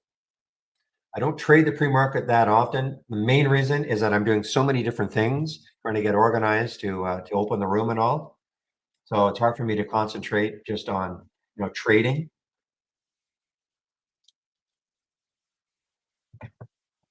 But today I did take advantage of that SVFD.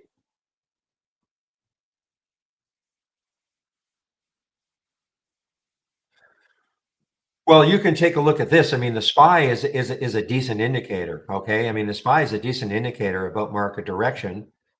Pre-market anyway, and then let the market open. You can see there's no guarantee it's going to keep moving higher like this. If you're looking at the SPY chart, no guarantee. But right now the market is NAS is up, Dow's up, SPY's up.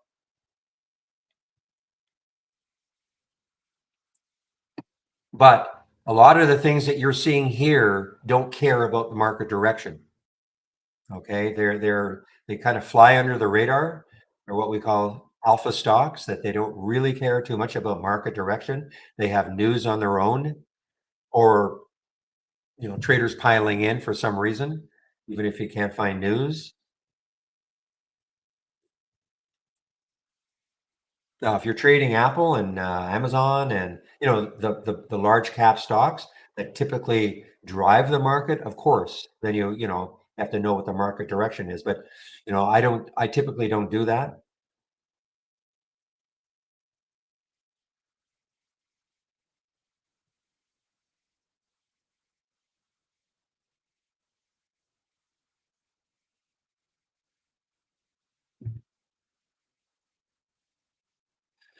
Okay, guys. So let me just in general tell you all about what trade ideas is.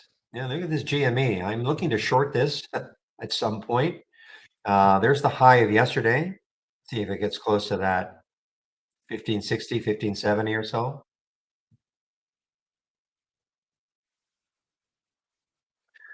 So what is Trade Ideas? We are a scanner, okay? And what do I mean by a scanner as opposed to a screener? Or there are a lot of programs you can buy out there that have great screening ability. We have screening ability, of course, but what we are excellent at are real-time alerts.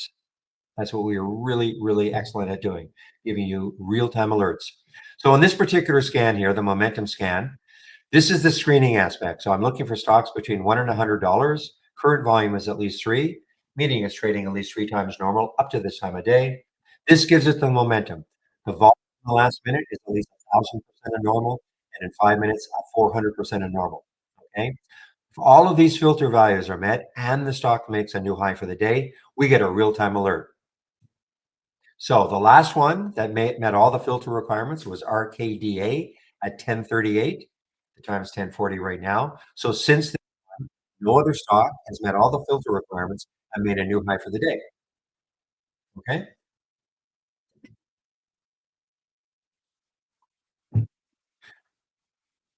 So if you like this scan, you can have it, of course, but you might want to modify it. It's up to you. Maybe you don't like the price range. Maybe you want, something different. Maybe if you take a look at some of the other filters that we've got in Trade Ideas, maybe you want to add a filter or maybe take one out that you don't care about. Maybe you don't want a new high of the day alert. Maybe you want a new 5 minute high, or a 10 minute high. It's up to you. This is what I like to see, but doesn't necessarily mean that that's what you have to see. Okay.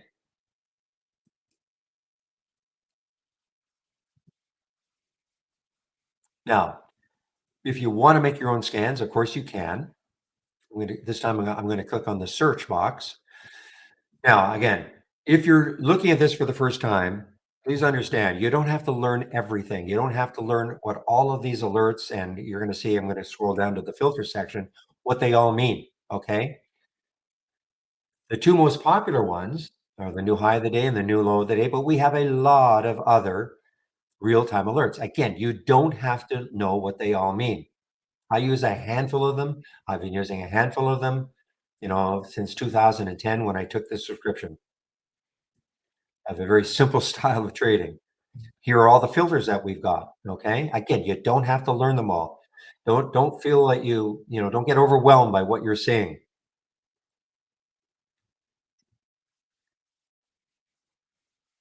The only reason we have so many is that when the company started over 20 years ago, they felt that most people probably would not want to have to learn a programming language in order to create a scan. Okay. So they had to create enough different real time alerts and different filters so the majority of our customers could combine them to give them the type of scan they're looking for. Okay. So you don't have to learn them all. There's many, many, many, even though I've been a subscriber since 2010, many I've never looked at, I don't care about, I don't even know what they mean. Okay? So don't get hung up on that.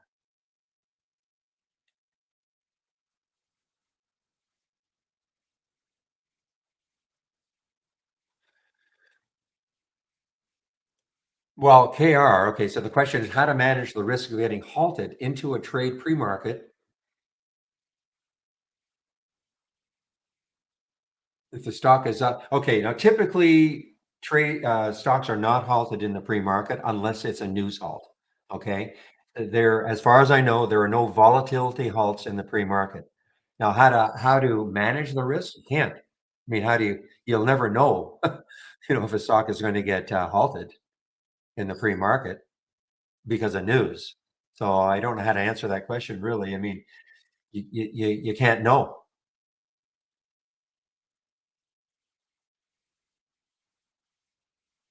But typically, again, it has to be it's a halted because of news, not because of volatility. But, you can't know if you're getting into something and it's running, you can't know if it's gonna get halted because of news.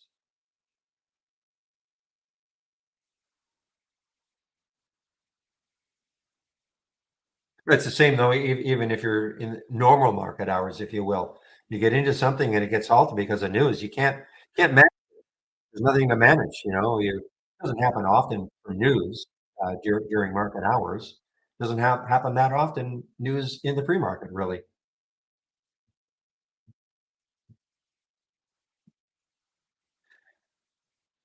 But again, you can't ma there's nothing to manage, you get into something and if it gets halted on you, there's nothing you can really do. You cannot predict a news halt.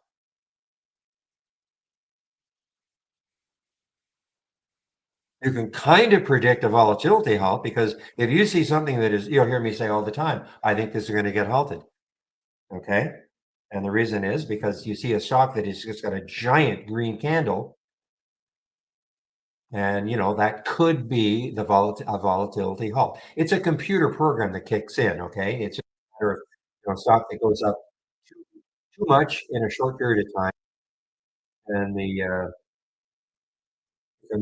or SEC decided that we like to pause those for usually 5 minutes.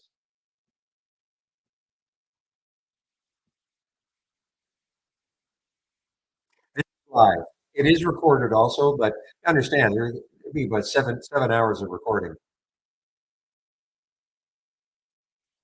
but it is recorded. Yes. All right, Pepe. Now, GTHX, do we do it? GTHX.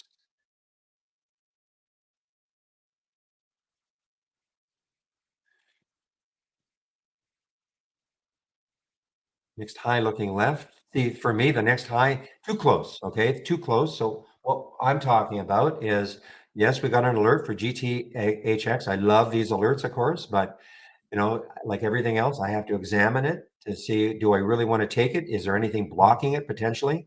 So the first thing I see is that red line on our daily chart. That is where the next high is. Okay. The next high is 282. So I won't take it unless it broke it. For sure, I won't take it unless it gets through that. It doesn't mean I'm going to take it, even if it does, but I will not take it unless it can take that out.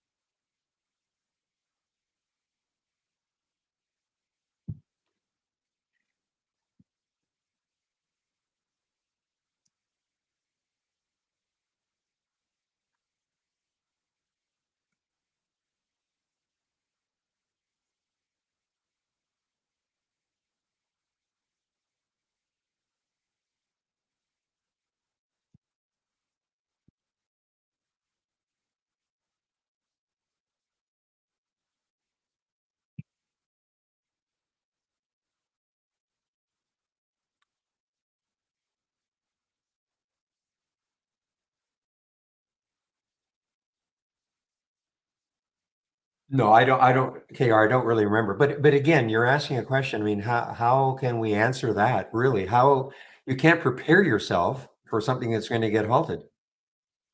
You know, it's on news. You'll just never are going to know.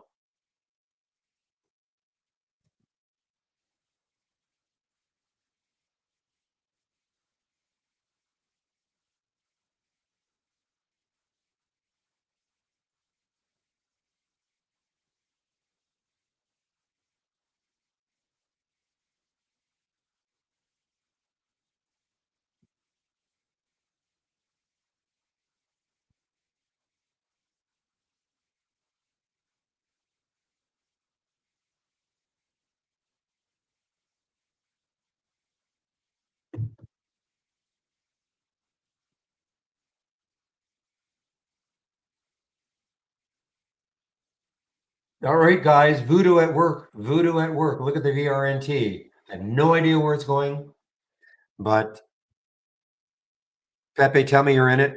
I've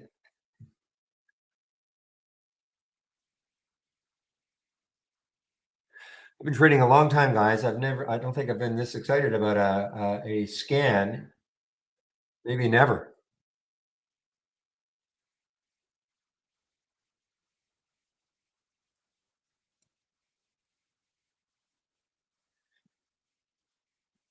Well, I'm taking it live. I'm not going crazy. I'm not going crazy. I've reduced my risk on it. Okay, on it, on all of them. But look at this.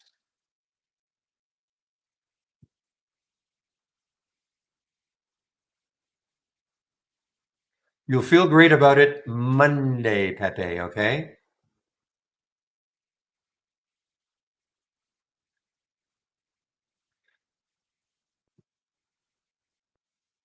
What scan am I excited about? This one. Abnormal option activity plus the 10-day daily break combined. Okay. The only one I haven't, well, I didn't take the alt, took the CN, took the VRNT. I'm toying with the idea of the GTHX. But as I said, it has to take out that high there.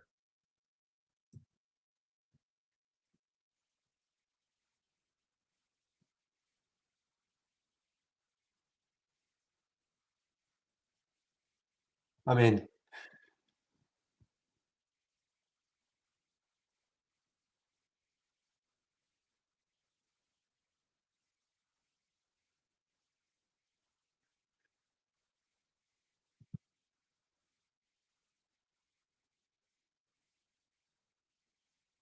well, guys, there's the GTHX. GTHX. Well, hmm. The only problem I've got is, it's close to that whole number. But let's see. Let me just. I may back off this one just because it's so close to the whole number.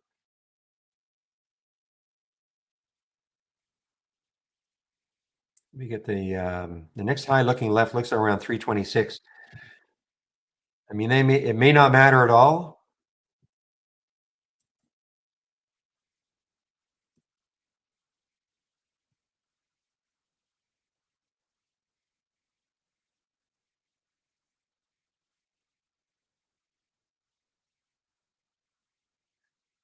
Well, yeah, I mean, I don't know about overhead. I mean, you're right. I mean, 290. There's a high of 29. I'm looking at the monthly chart here. 275. Then we've got 290, and then we've got 326. Okay, so yeah, it doesn't have as much room as I'd love. Imagine if we saw this, and if we looked left, and the next high, say in the monthly chart, was up here at 8. It may not matter, guys. It may not matter, but I'm holding off on this one. I'm just holding off. I mean, it may rip right through 3, and I mean, look at it right here. But the VRNT has been sensational. I had this little bit of a pullback there. No, right there, a little bit, but not much.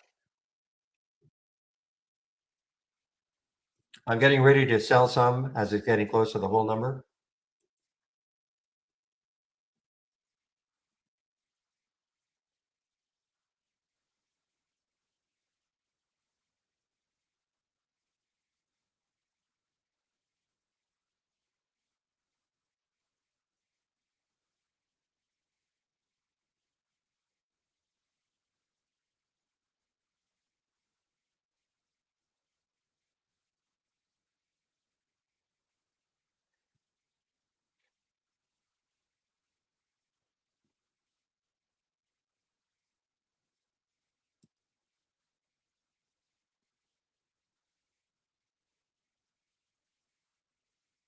Now, listen, it's probably not hurting, even though, well, the VRNT, that's certainly not a small cap.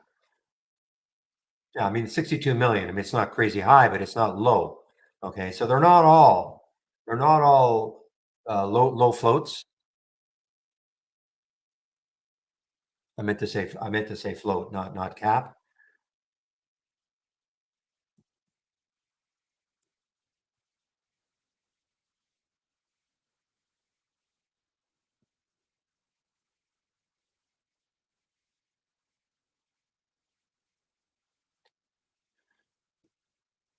Now, when GTHX gets to $10 today, you're going to hear me scream.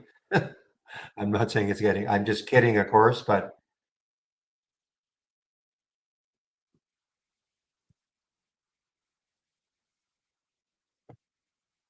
if you're looking for when you say reliable in terms of searching for news, I use this just to search for past news, really. Okay. But if you're looking for, this is not late breaking news or anything like that. Um, I use I have interactive brokers. Okay, so this is the news headline that I use. It's pretty darn good. I mean, it's not like I mean, and they get a lot of stuff from Benzinga, easy right there. But if you're looking for the late breaking news, you're going to have to pay for that. I don't care about late breaking news, to be honest. A lot of the times, you're going to see a stock pop, and yeah, maybe there's some news on it. How are you going to act on it? I mean, you're going to listen. You're going to wait for the news, listen for the news, and then so I don't really care that much about the so-called late breaking news. Let the program is telling me something is happening. Yeah, so that's what I would do, Liz. I think, look at this, guys. I was wrong, wrong, wrong, wrong, like wrong. GTHX wrong in that. I thought maybe there was the alert at 280. I mean, that's a great percentage move so far, and who knows where it's going. There's no cutoff. Okay, so the question in our YouTube room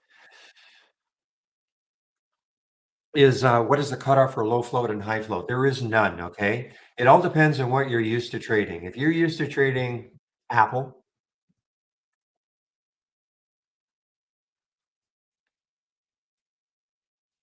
Apple has 15 billion in the float. So if you're used to trading, these stocks with high, like a lot in the float, the Amazons, the Microsofts, so, all the, excuse me, the large cap stocks, you would look at a stock that has, say, 100 million in the float as being very low float. Okay, it all depends on what you're used to trading. For me personally, okay, for me personally, I look at 20 million as being, anything 20 million and under, for me personally, as being low float. Okay. Somebody else might have a completely different idea that might say, no, no, no, for me, it's 10 million. Somebody might say, ah, for me, it's 5 million. That's fine. Okay. There's no hard and fast definition. I mean, you might look, you might even Google it. They might have, maybe there is a hard and fast definition, but that, of course, is all my opinion in terms of the float.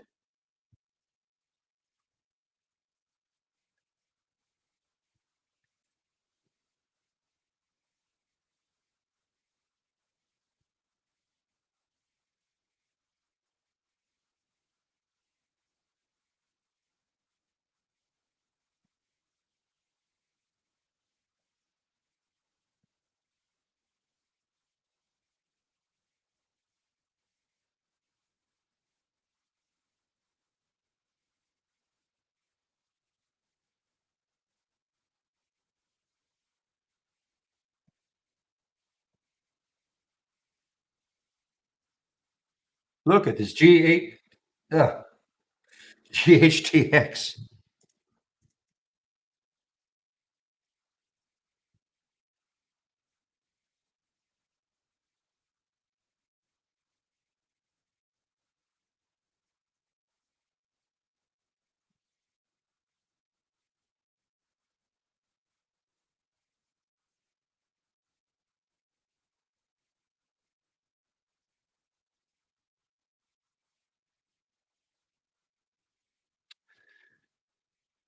All right, guys.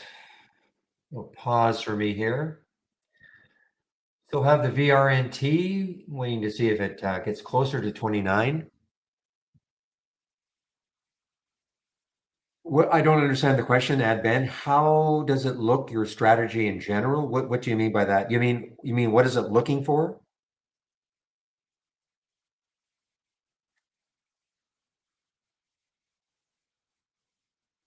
Better.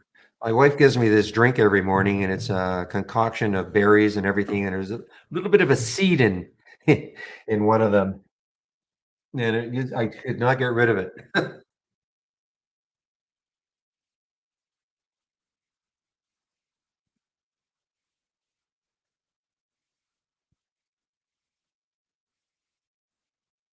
No, there's no way to private message people, okay?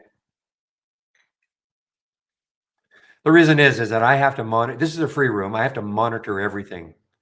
So, who knows what if we allow private messaging between people or among people, first of all, I'd have to check everything and, I just don't I would not have the time to do that. So, that's the reason. Now, if you want to talk to me privately, you can do that. You just have to let me know.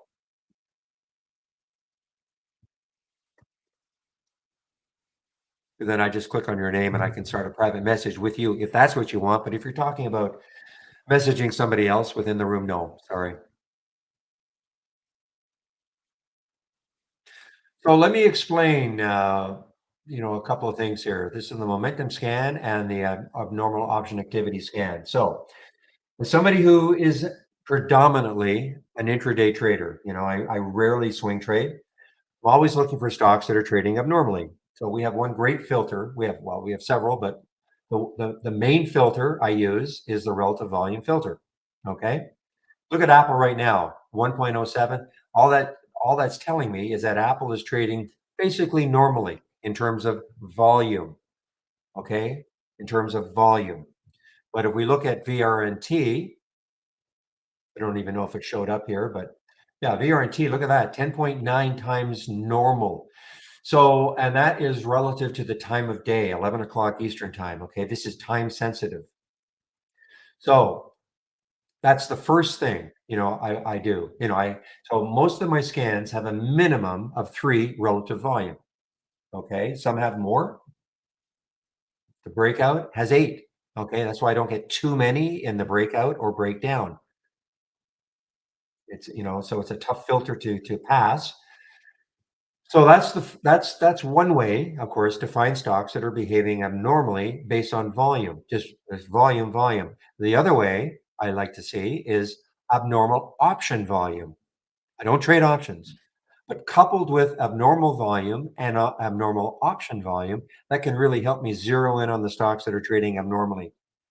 So what I do here is my minimum. I have some other filters in place, but my option filters has to be a minimum of 500 contracts, and that has to be a minimum of 150% of normal or 1.5 ratio. So when we look at VRNT, 2,421 contracts. That's 650% times normal, six and a half times normal. So coupled with the relative volume, this is the volume plus normal option activity, that really helps me zero in on stocks that are, trading abnormally. And that's my goal every single day, just to find the stocks that are trading abnormally. Okay.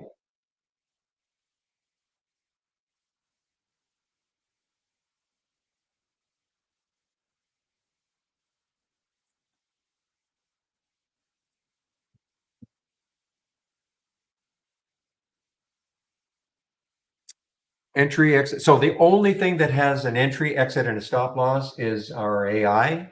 Okay, Ad Ben. I don't, I mean, we do have, if when you click on an alert, there is a suggestion. That's all it is. Okay. If you click on a symbol, you'll see on our 15-minute chart once it loads, there is something called a smart stop. Okay. You use it, it's up to you. What it's saying is that if you took the trade right now at 12:58, a suggestion would be to put the stop at 12:42. Okay. A target is just double the difference between wherever you got in and so the difference between wherever you got in and that smart stop. I don't really pay that much attention to targets, okay? If I were gonna pay attention to anything, it would be, okay, obey my stop, get out where it's telling me. So that's the but as far as I'm concerned, I'm not first of all, I don't tell anybody what to buy or sell, when to get in, when to get out. You hear me talking about, well, I'm interested in this one. I'm probably gonna take this at this level, things like that. If it meets your trading style or plan, look at this, by the way. PTVD, look at this thing rock.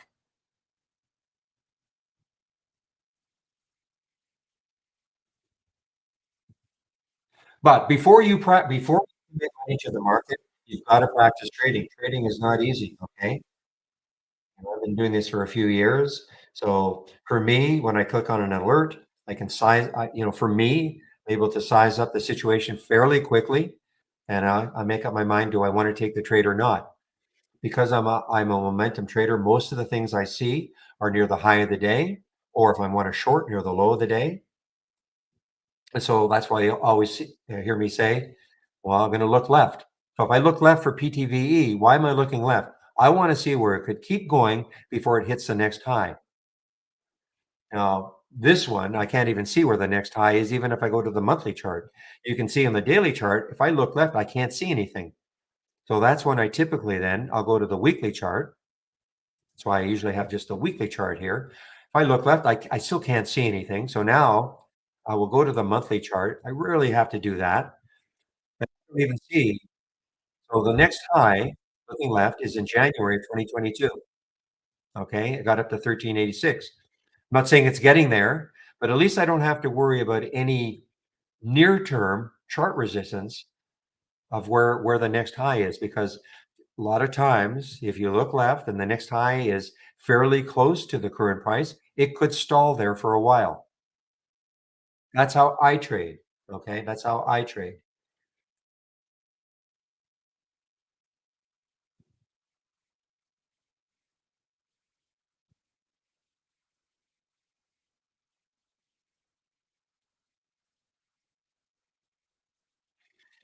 So again, you're asking me what persuaded me to take. This is Peter in our YouTube room.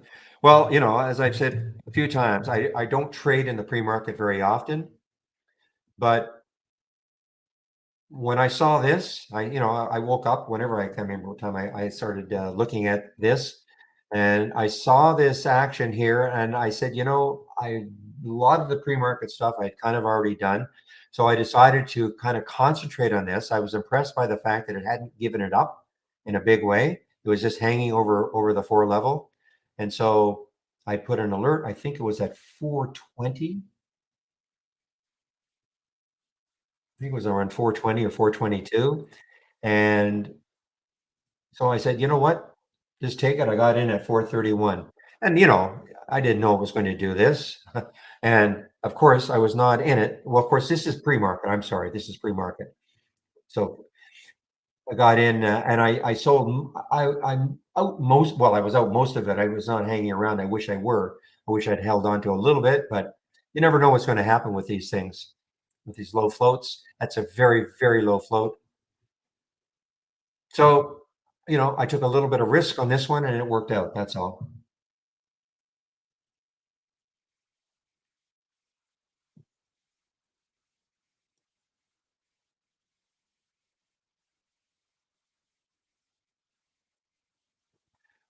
The call of the decade, okay, WBA. I have not been able to follow anybody's suggestions in the room. I've been just so wrapped up in all these. Yeah, the great call, obviously.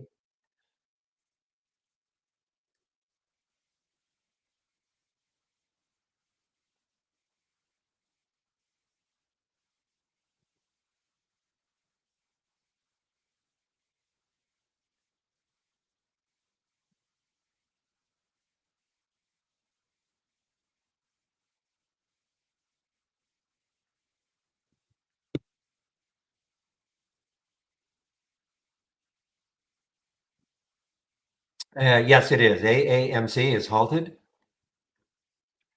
Volatility halt.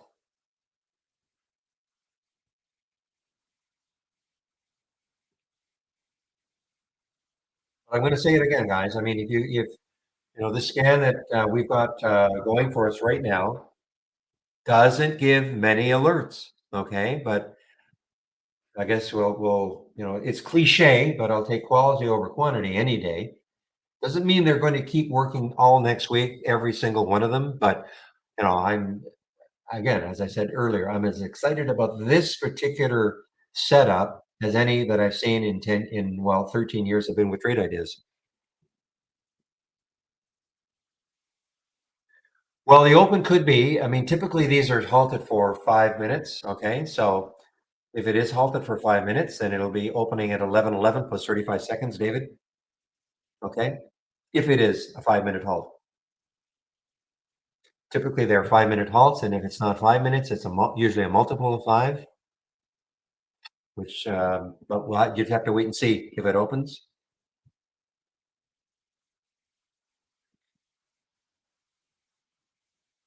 You know, Chewy, what a turnaround. I know some of you probably are in this one on this bounce, tremendous bounce.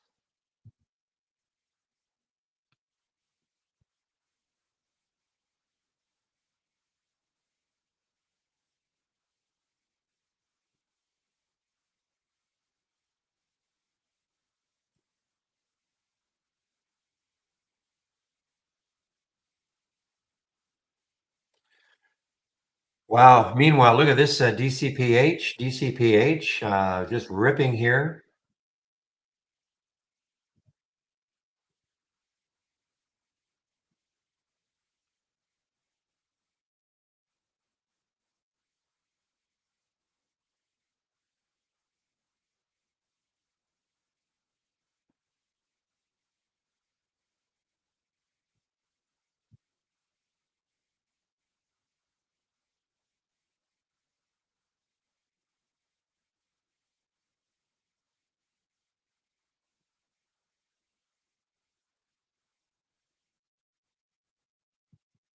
Oh, the price on the open. Well, you can see here, this is time and sales from Interactive Brokers. Okay, no big clue really. You know, it could be five. Say, I mean, it's halted at 567. No real clue where it's going to open. A lot of times you'll see a, you know, if you're in this one, you'd want to see a price above, you know, but this is not set in stone.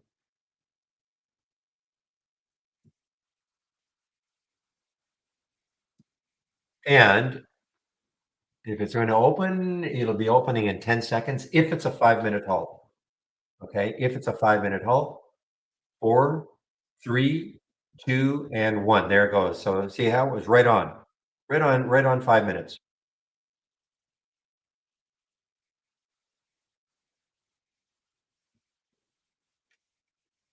And it definitely ripped a little higher.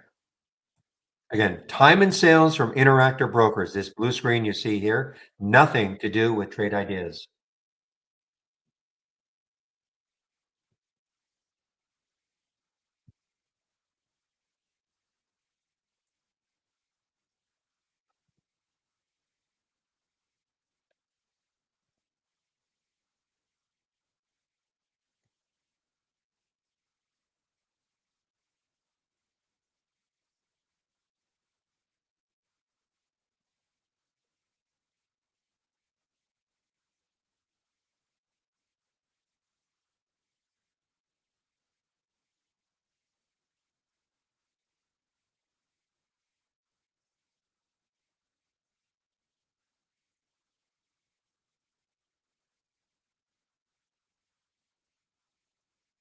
Okay, guys, give me a moment. I'll be right back. What time is it right now? 11:12. Ah, what a fast morning.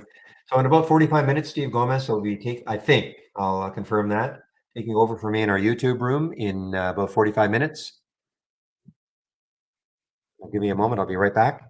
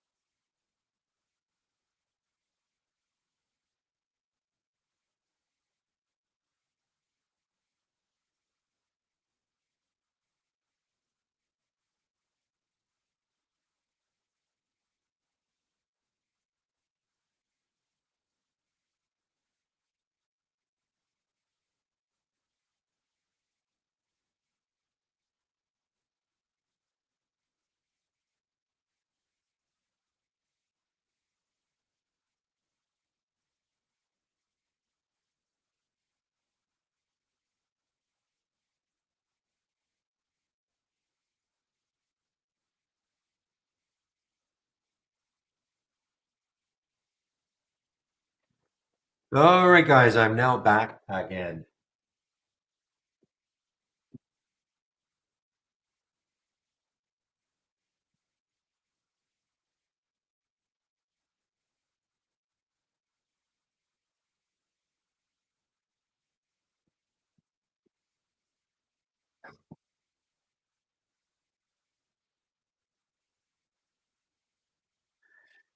Okay, now look what happened. This popped up, the AAMC popped up, and now it's halted. Is it halted again on the way down? Oh, it isn't halted. I thought it was halted on the way down.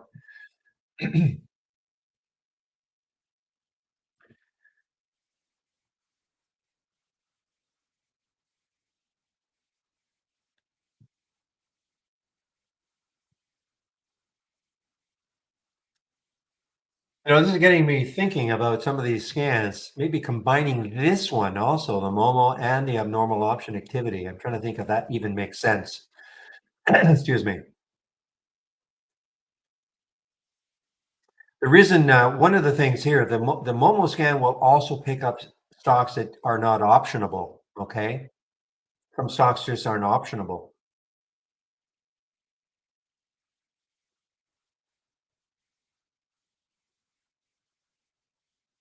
What do you think, Pepe? Is this? I don't even know if that makes sense. The other one made a lot of sense. I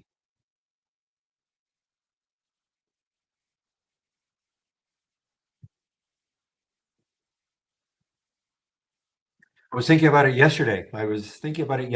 And I'm trying to think it really makes sense to do it.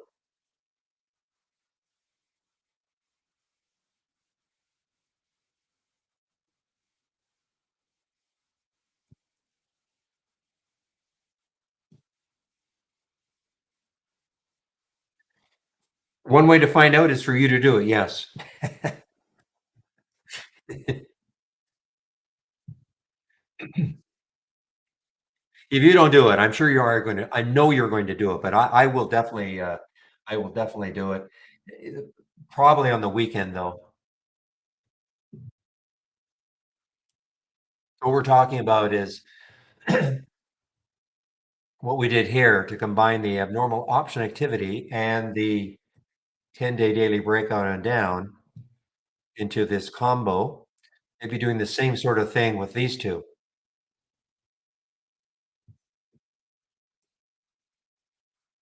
Or you guys might have other scans that, the combo, never really thought all the years I've had trade ideas, never really thought about combining scans.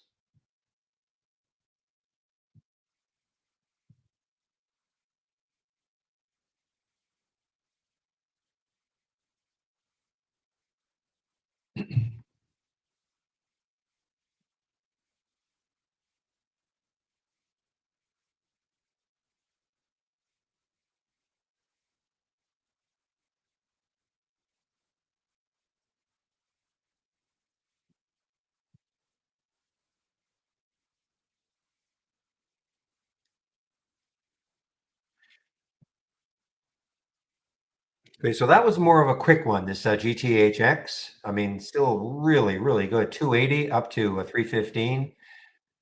Nobody's saying you would get it right at the penny and, out right at the high, but even if you capture, the middle two thirds on something like this, that's a nice percentage move. Now the market is starting to drift down a bit.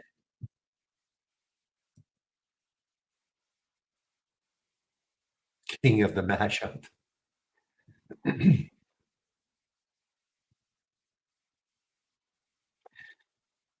But if you're looking for a lot of action, you won't like these because they're not. You're not going to get too many alerts.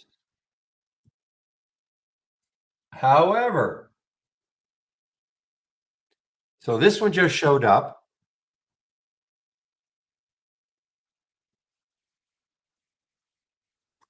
Now, just the color coding on these. Okay, so in the abnormal option activity scan, if it is light blue, that's a suggestion to go long, and if it's in brown, a suggestion to go short.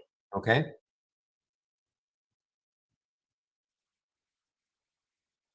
And you can see right here, there were nothing. You will get ones to, to short also here, just nothing met all the filter requirements.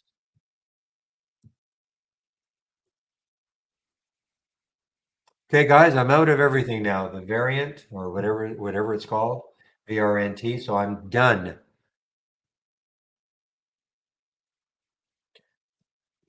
And now, do I want to short this?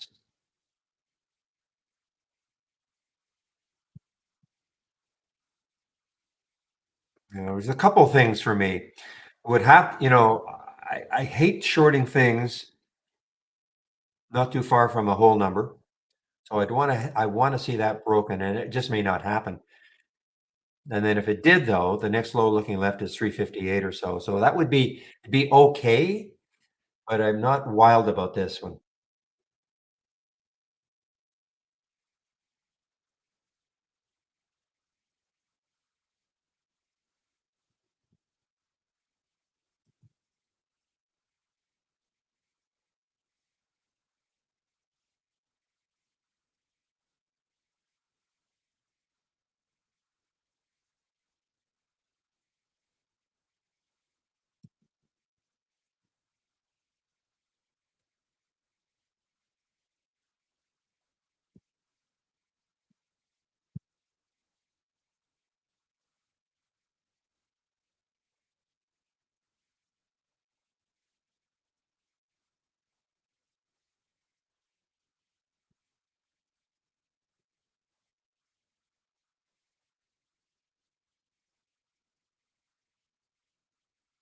All right, guys. So let's take a look at Chewy right now. I wonder if this is giving us an opportunity to short.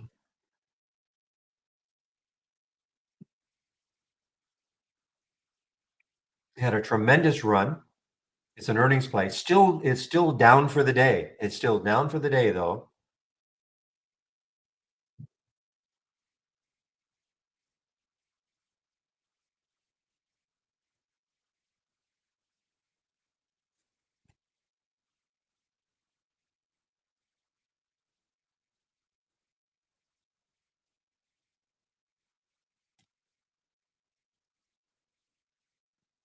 Okay, guys, I've had no new alerts for a while. In the momentum scan, you can see the last one was at 11:11. It's 11:23 right now.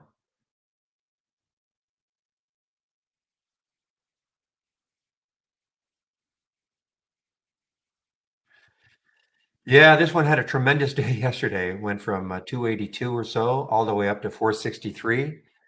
Closed here at 4. Oh, this was the one.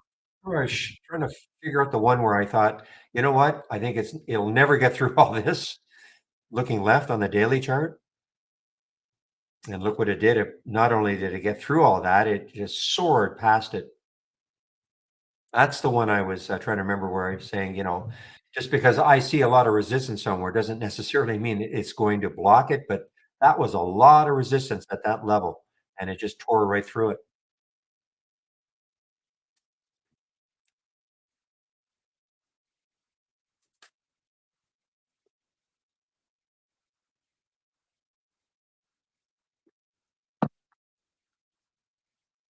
Okay, guys, Chewy on the way down now. I'm not in it, but just pointing out the potential opportunity for those of you. Chewy on the way down.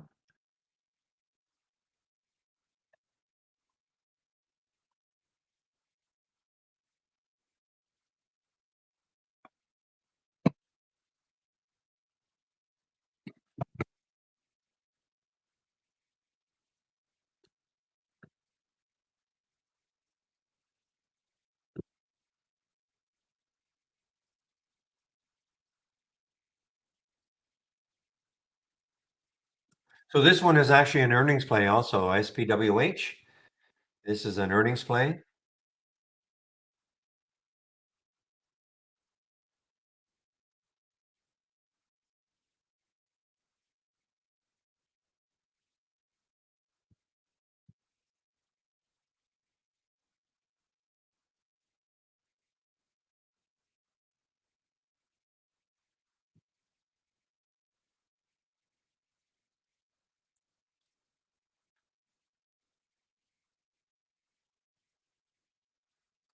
Okay, guys, I'm starting to look at some of the ones from my race. Um, I'm I am sharing this. I have this on my other monitor, one of my other monitors. I'm sharing this, the biggest scanners from the Open. Just kind of keeping an eye on some of the ones that are not being picked up here.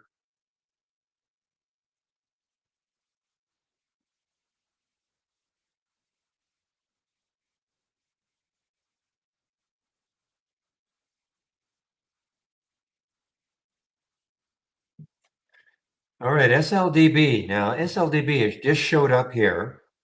We just had a big pop in the pre-market, 584, came right back down, up 21%, 11.7 times normal volume. Let me get to a weekly chart, see where this could. One issue right now is you see the blue line on my daily chart. 423 is the 200-day moving average. That could stall it. Okay, that could easily stall it.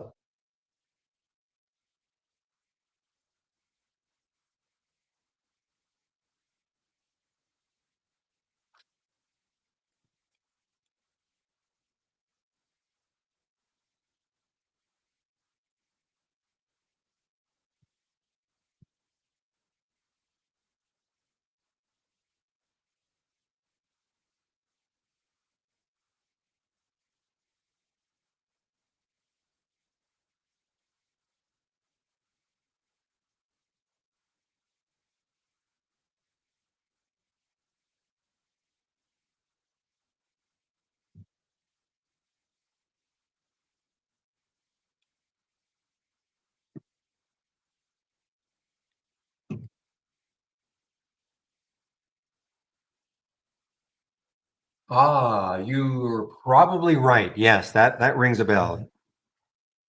EYPT, if they don't do a financing, the whoever runs the company should be taken outside and yeah, look at this.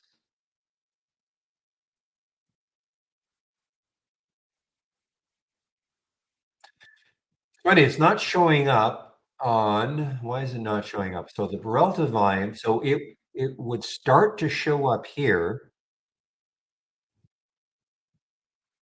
It's not going to show up on the options volume because the 115% and it's got to be at least 150%, 1.5 times normal. So it's not going to show up here yet. I mean, it could show up later, but why is it not showing up here? It maybe it's I think I know why. The relative volume right now is 3.96, and that's because of this big move here. So I would anticipate that this is going to start showing up here if it makes a new high. I don't think there's anything that would block it. Well, believe it or not, it could be the volume, but you would think though that volume that has to be 1,000% of normal. You would think in the last minute, but we'll see.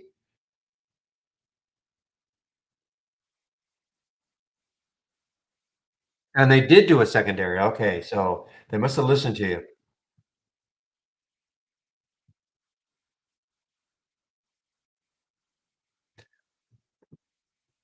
And they obviously did a secondary at a decent price. They were able to take advantage of the nice huge pop.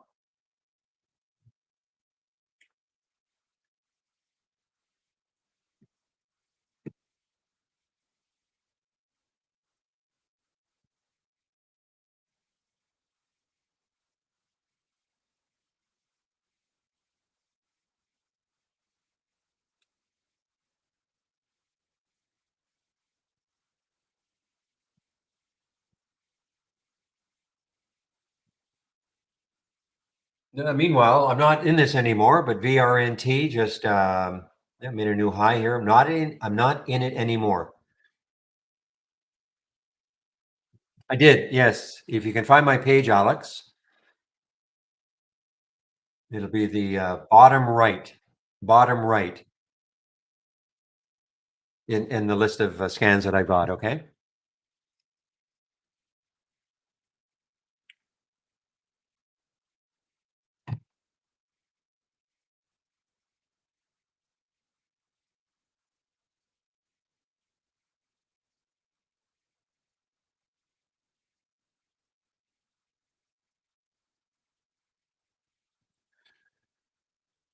All right, I have to take a look at this again, this VRNT. I mean, this is one of the reasons, again, just because you get something from any scan, I don't care if it's that, the Wonder scan right now, you always have to evaluate, does it make sense to take the trade? And, just look at VRNT, look at the room. I mean, the next high looking left is 3150. I mean, the only reason I'm out is because of that little bottoming tail that started. Maybe the market was going to influence it a little bit, but I'm very, very happy with the trade.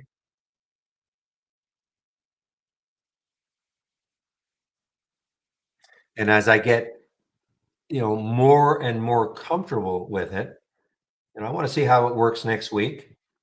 I'll start to maybe up my risk a bit.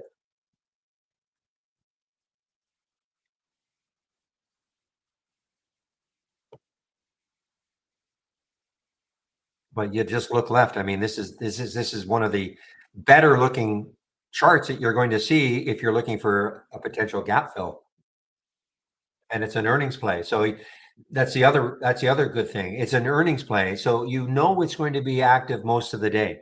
Okay, it's not going to just shouldn't die. Look at this now.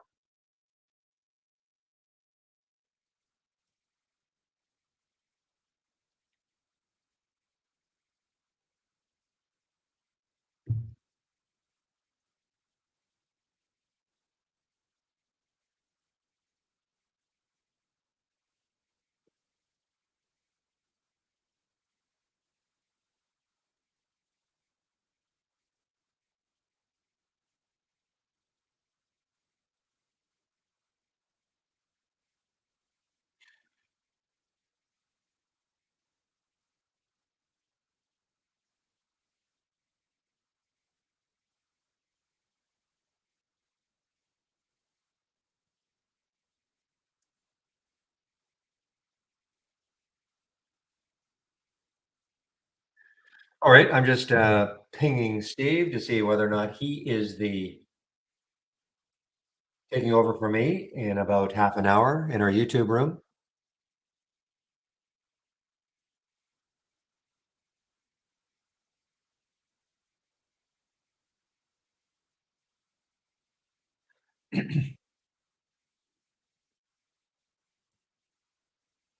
Meanwhile, look at this SLDB. Wow.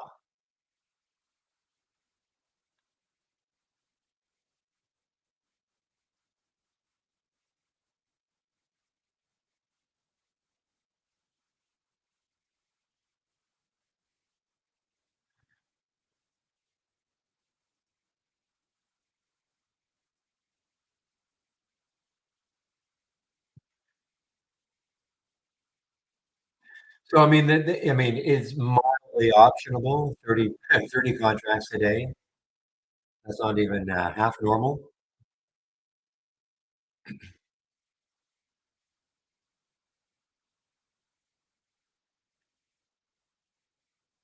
Look at the market, guys. So we had, looked like we had 30 minutes of a bit of a market sell-off, little one, just a little one. But even that's not correct because that previous, this 11:15 candle, the buyer stepped in and said nope, and they closed it here. And now the buyers are still in control for a while anyway.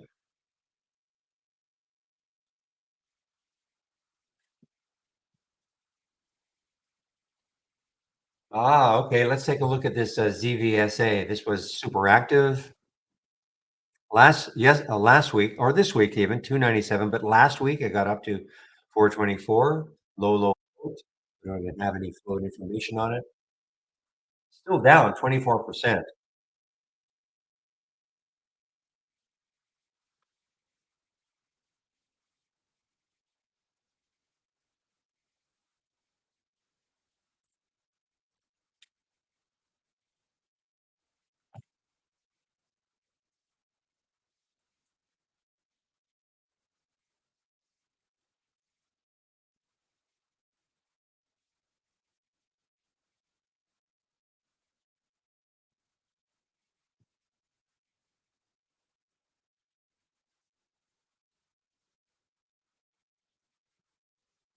Oh, you're in the trade ideas question section, William, regarding your Ollie.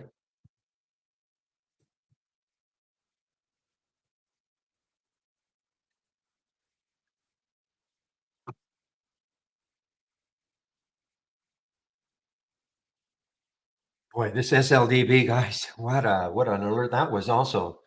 Excuse me.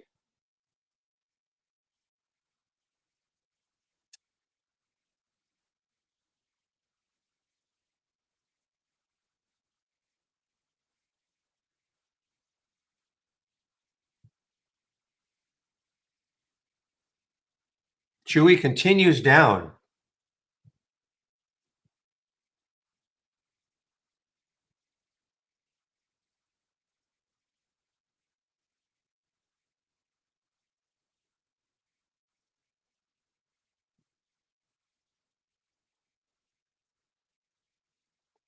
So this SLDB right through the 200 moving average.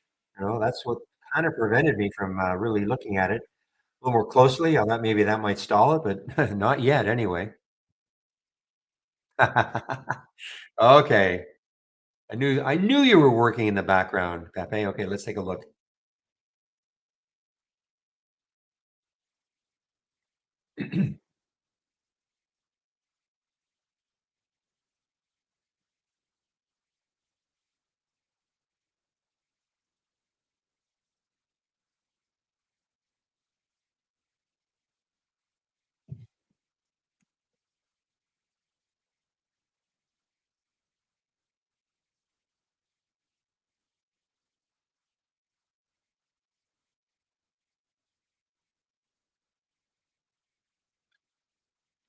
Ooh, GTHX. So it came back down and then right back up. So let me see what this is looking at. How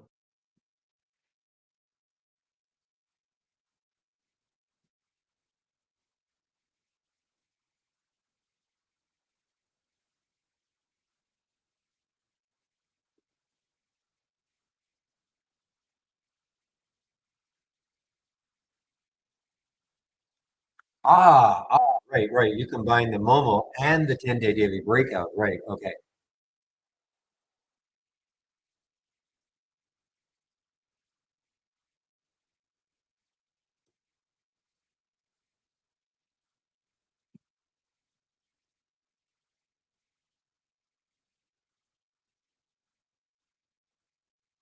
Basically, you just gave it momentum.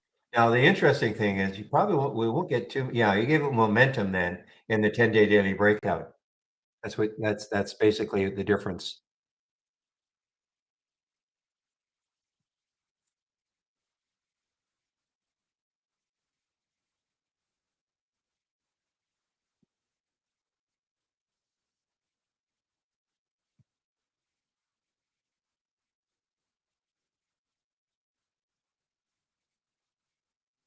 Well, let's see how that works. Okay. Probably again, won't get too many alerts because this is a lot today for the breakout. This is a lot. Sometimes you only get about, four. But this is a lot actually, even in the breakdown. This is a lot of stocks that have met the requirements in the 10-day daily breakout and the breakdown.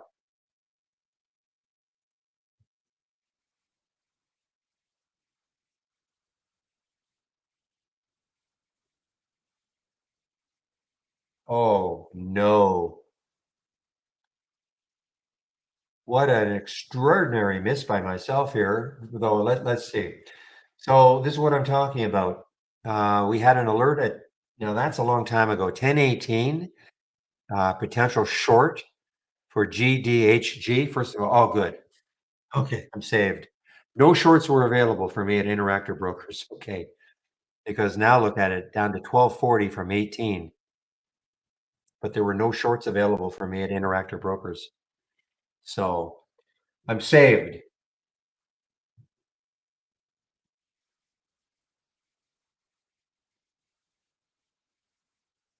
Well, I was actually looking at combining these two, but then I thought it won't make sense because some of these ones here do not have options. Okay, they don't trade options. So, but yeah, no, that makes sense. That makes sense. Just combining the breakout with volume.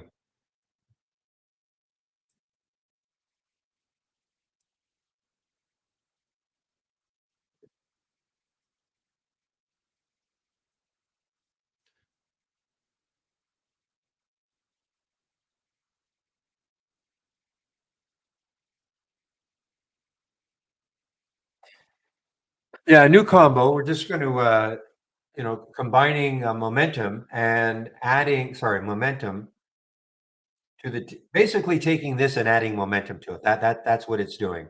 Taking it the 10-day daily breakout and adding these momentum filters to it. And let's see what happens.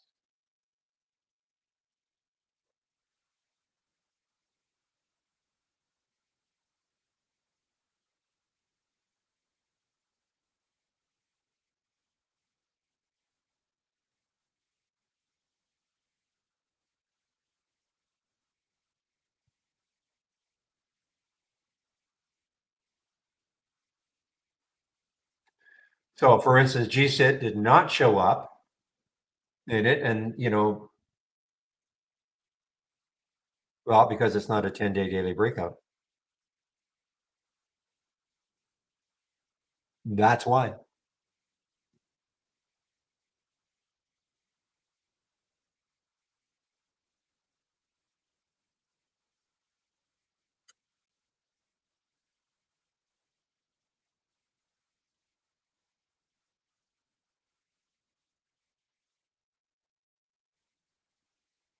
Well, it did show up. It did just show up because, okay, when it got up here, I guess that was 10 days. Yes, that was 10 days. Right there, it just showed up.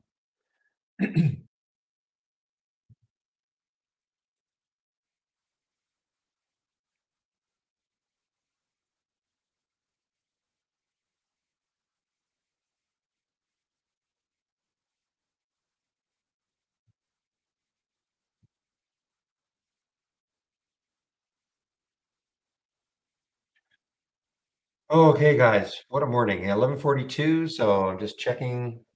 And Steve will be there. Steve will be in our YouTube room in about 15 minutes as I take my break.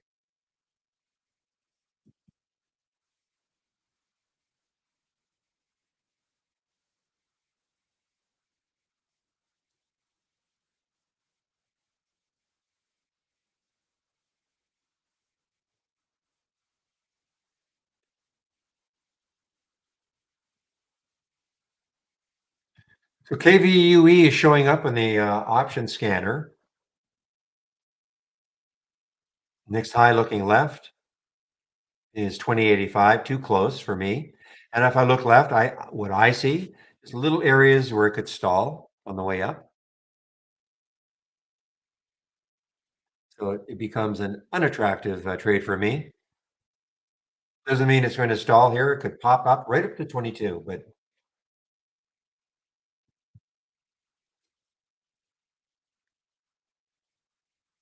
and there's okay, here we go. So there is some news on this one.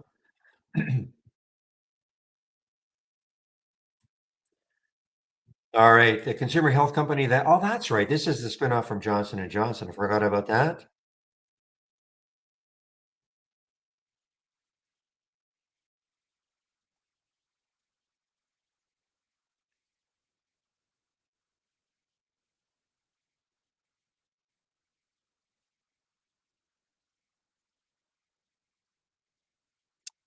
All right, so this is okay. A little confusing here, but okay. So they appear to be winning the arguments in this case. This is against Tylenol.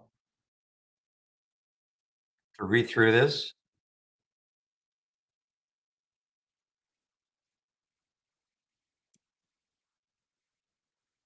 that'll be for you to read, William.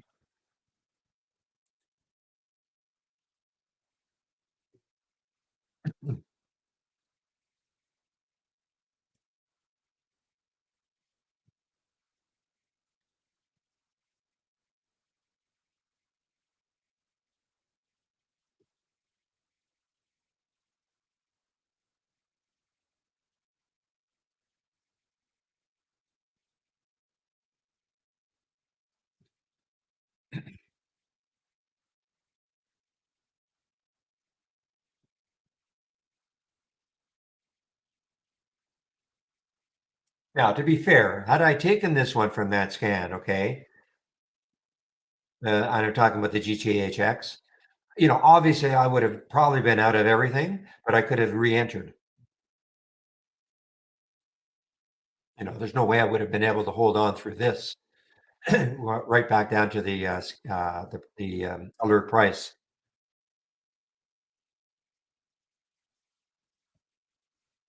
So Real is saying that based on his fibs, another level could be 380. Could be. Nobody's saying it's getting to 380.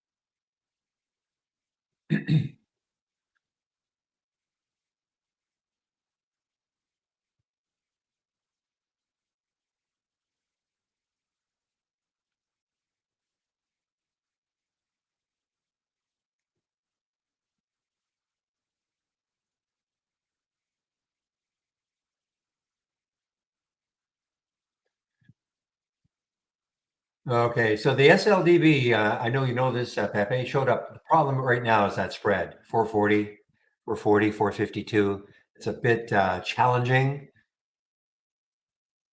Famous last words if it pops up to five, but seriously, a little bit challenging.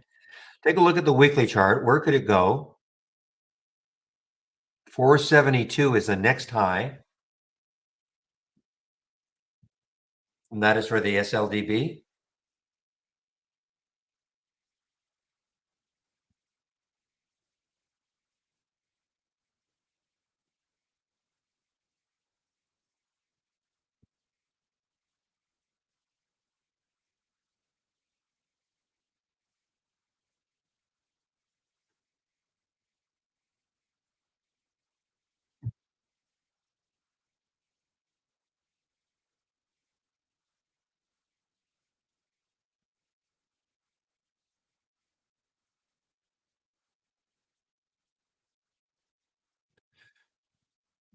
Meanwhile, VRNT just made another new high, guys. I did not retake it. Thought about it, but I did not take it.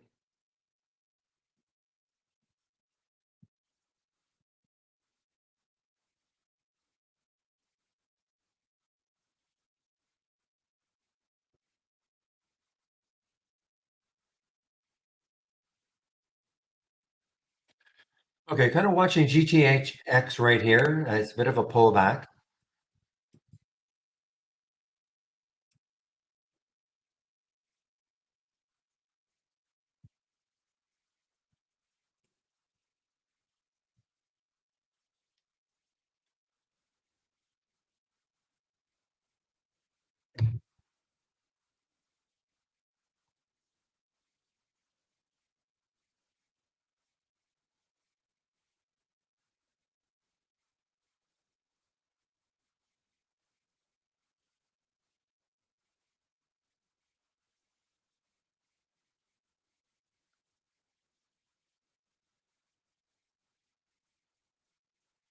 Well, usually, Sahid, the stocks like this, which I don't use, okay, I don't use it, but you're picking.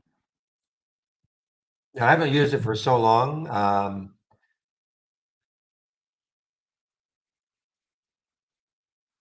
If you want something, what I consider a little more advanced, okay, let me give you this. Time is it now? 11:50. I have time. Okay, let me give you this one. I think this is a little. If you're truly into taking a look at the stocks like this, etc. Okay, now don't get overwhelmed by what you're seeing here. This is so.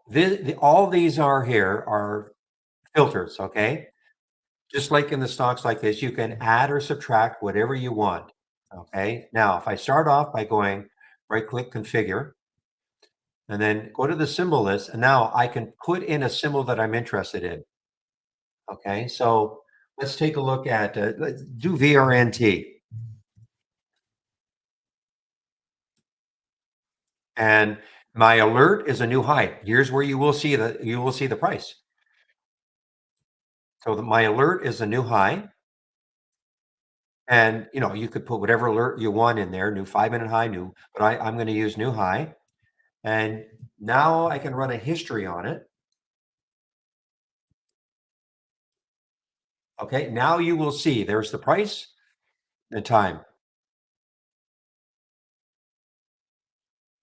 Okay, and this is telling you that what the filter values were at the time and the price. And again, these filters, you could put whatever filters you want. These are just filters from Trade Ideas. You could go here, configure. You don't necessarily have to have every single one of those filters. Columns. So these are just the columns. And now you could add whatever filters you want. And then you can see whatever the filter value was. And here's your time and your price. Does that make sense?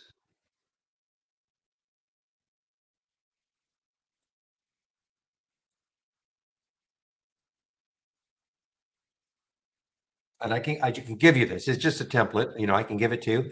The only thing you have to remember to do is right click, configure, go to symbol lists, and then this is a drop down.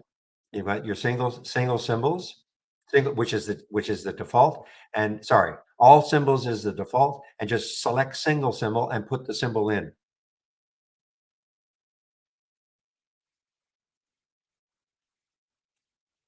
Well, it is alert based. Yeah, it has to be alert based. You have to pick some alert.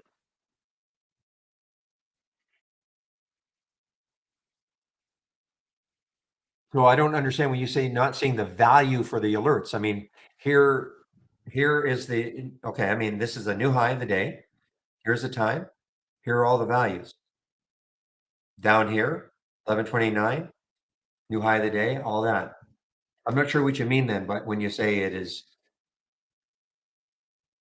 seeing the value for the alerts, I don't understand what you mean.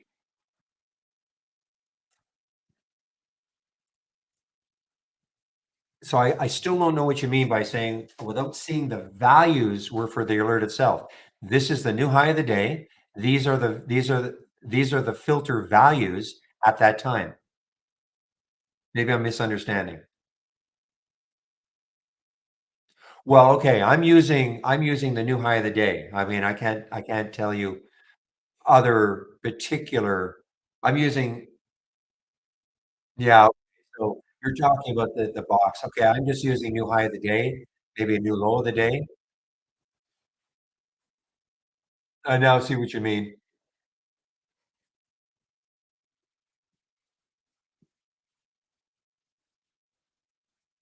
You better be back by 1 PM. I can give you this anyway. Then I don't have an answer for you. You won't see in what Marius is talking about, the box. I don't know how important that is. Anyway, you can have this and play around with it if you want.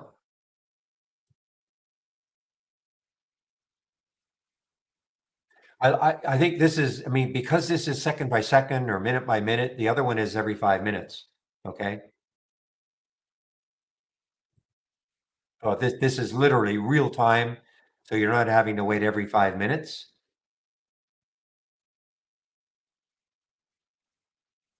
But let me give this to you. And, if you want it, I can give it to you.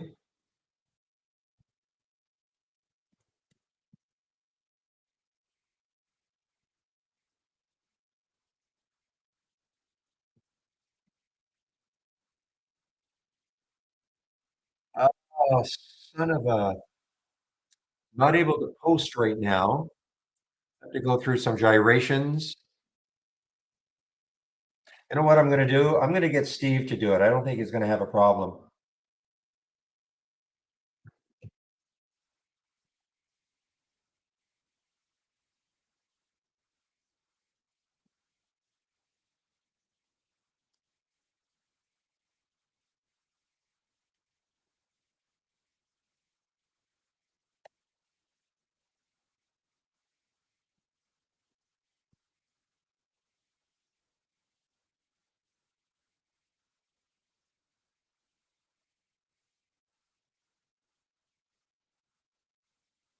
Okay, so I'll let Steve post that in. Okay.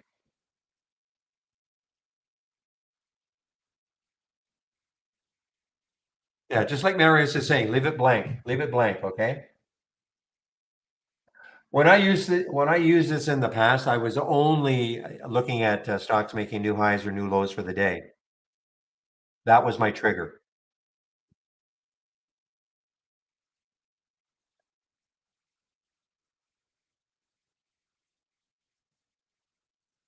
Okay.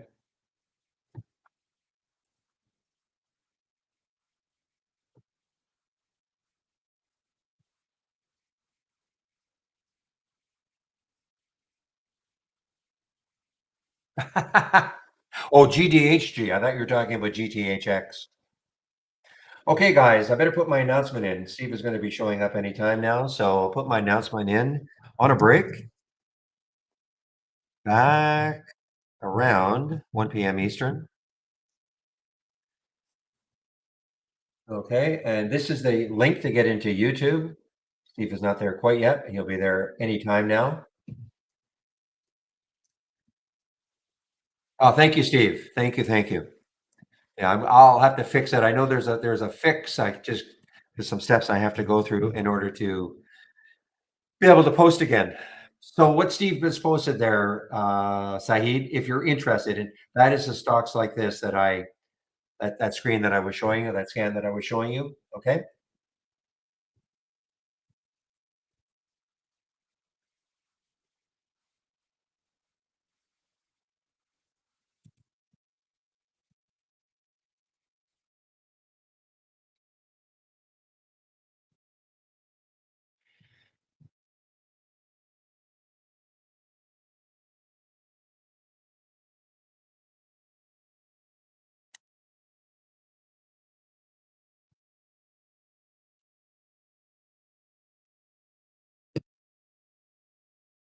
All right. I see this MLGO triggered for some reason on the way down. This must have been an alert. I know. This was an alert I had yesterday to see if it broke over here, but obviously it doesn't matter anymore.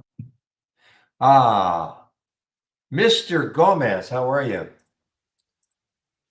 Hello, let me mute. There we go. Okay. I did a Now, double. listen, I saw you. Let's see, where am I here in our Slack? The live free trading ideas and the Trader's Eye and all that. Is that something that you can use for me? Those Uh, are the. Is that because they're definitely punchy? those are coming for you. Yours is next. Yeah. You talking about the ones for Andy? Yeah. Yeah, that's why we're asking for some more pictures Oh, to okay. punch him Well, up you a can little bit. use. Okay. He's probably got one forthcoming, but Okay. at some point you'll want to try and get a different shot, a headshot. Hmm. Professional. I'm kidding. What's wrong with the headshot Oh, I got? nothing, but if you use the same one over and over and over again, sometimes it's nice to mix it up a little bit. Okay. Okay. I'm just teasing, of course, but All right. but I am serious. My wife says you need a haircut No, before I'm going to. So.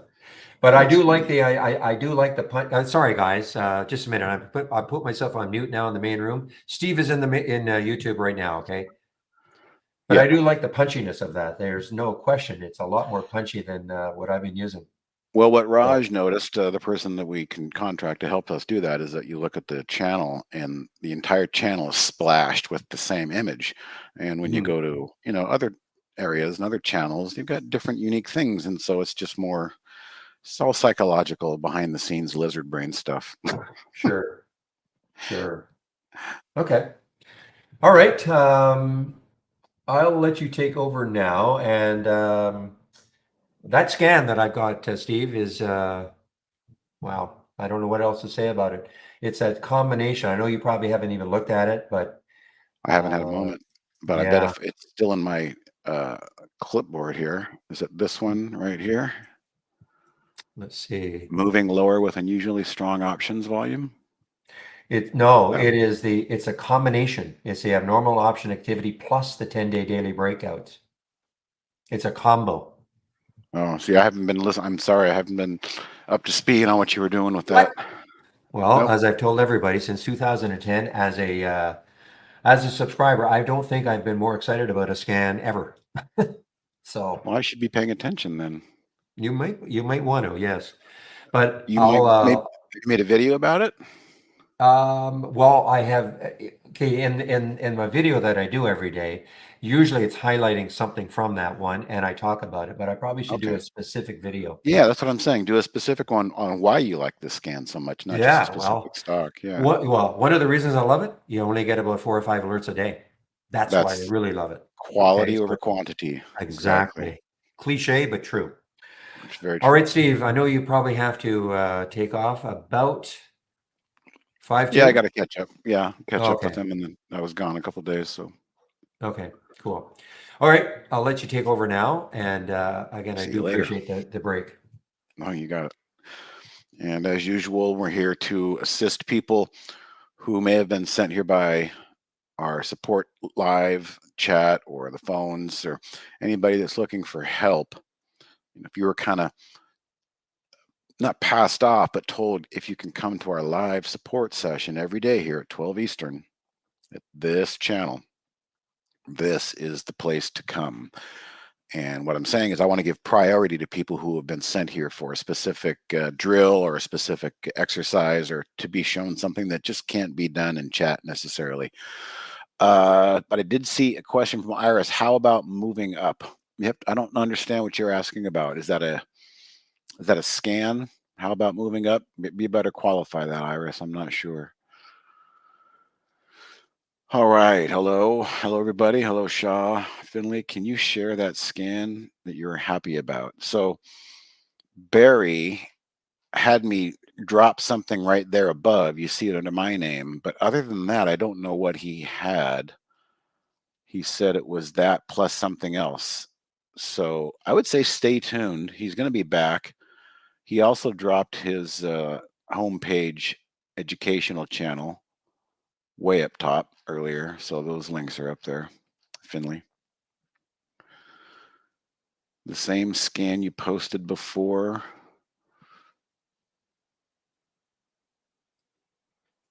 Moving up. Well, it's not ringing a bell, so let me go and use the search function. Moving up.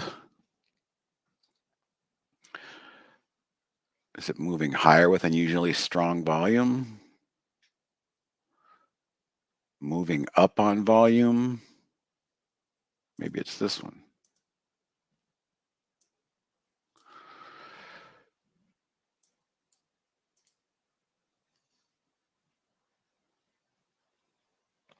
The scan I posted above, Barry asked me to send that moving lower with unusually strong volume. Okay, yeah, so that's right here. I mean, I think it's still should be. Oh, I got to use my other account. Hold on. There we go. Nope, I don't want to do that either. That's not the right one. Let me go back and do this correctly. Hang on a second.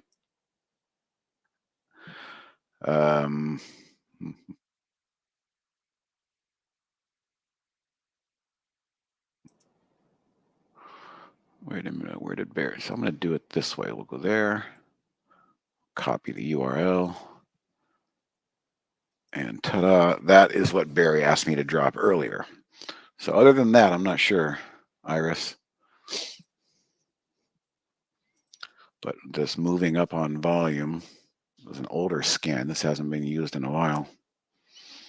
Let's see if we go to history on a multi-strategy.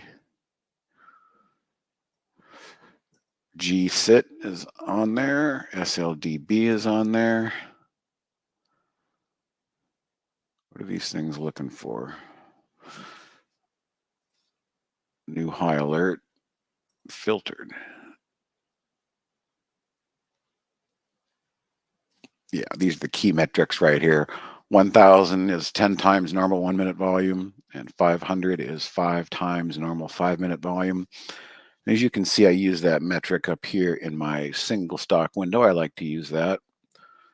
That comes in handy a lot of times, especially when you're in stocks like CAUD, which is a nutty one that I've been sitting in with Andy. You can see it's a new issue.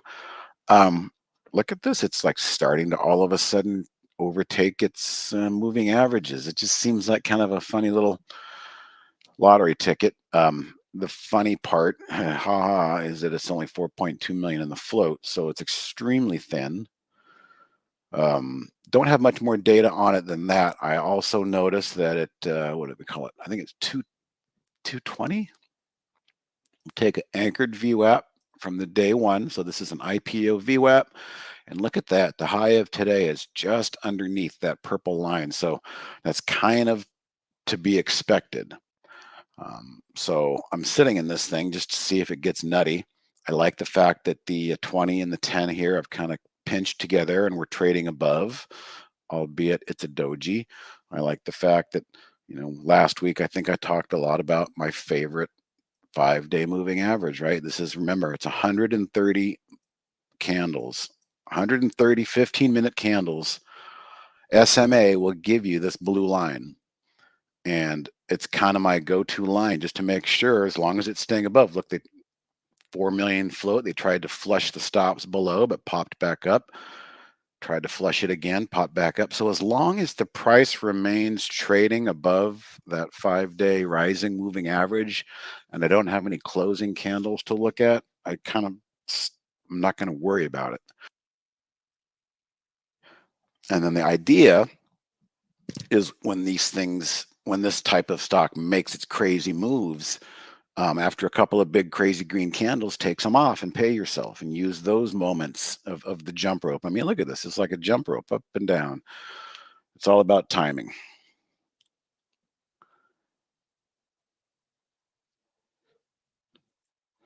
Yeah, Finley, you might have missed the last part of our conversation. I wasn't really up to speed with Barry. I told him I apologize that I hadn't been listening or paying much attention to what he was talking about. So if you can stick around, Finley, he can probably go into detail. And that's why I suggested to him that he make a video about it, so he can talk about the concept of the scan and how he created the filter set and what he's looking for and what he said he liked. I recall this, is he liked the quality over the quantity.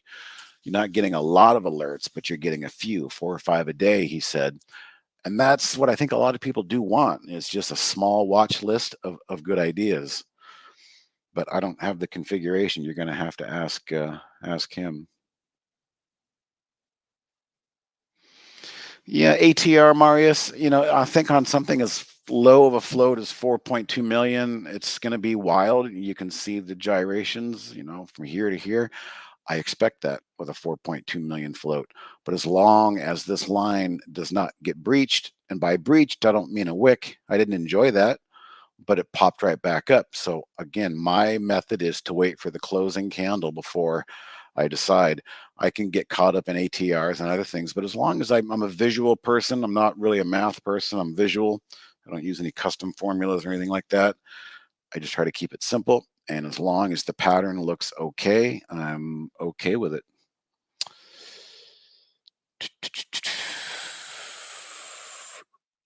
Anchored VWAP is a part of Explorer, Iris. However, it was opened up on test drive to everybody, but it's an add-on product. We basically licensed it. Okay, hold on a second. Barry's giving me, I believe, the link again. Hold on a second for all of you who are asking. Let me go to the right one. And we'll drop that in there. So when he comes back, he can talk more about the link and the scan. But there's the scan again that I just dropped. And that's the one that he was mentioning, only gives 4 or 5 a day, which is a great thing for especially traders who don't want to become overwhelmed as they're trying to figure all this out. This is a fire hose of data. And what I want to do is just try and simplify it. And the way I simplify it is visually, just using a couple simple moving averages, a couple indicators. That's why I pulled out the anchored VWAP, just so I understood, right, where the likeliness of sales will come in. Try that again. Let me go to this one. There it is. It's still drawn for me. So this 226 level, 225, I expect. There it is right there. 222, it's about as high as it got right there. And the machines, the programs, the quants, whatever you want to call it, they know that this is the average value weighted price, value weighted average price from the opening. So the IPO anchored VWAP is a strong one because the fact that the IPO is such a strong incident, it's such a strong moment in time, and that's the anchored VWAP concept. Earnings, technical highs, technical lows, year to dates, large gaps. Any significant moment in a daily chart is a place where you can anchor the VWAP. In this case, the IPO is the single most. It's the Big Bang Theory. It's the point of existence. So this is going to be very strong. So in my mind, I know if I get up here again at this level, I'm ready to sell some. But in reality, I still want to see if it can break through, because if it can break through, then it could really go nuts. So this is not the kind of trade, I normally take, but I'm having fun with it. All right, let me catch up here. So yeah, Iris, you'd have to, you just need a standard subscription. And then once you have the standard subscription, the anchored VWAP becomes enabled, and let's play with it, right? A VWAP from IPO, just like we were talking about.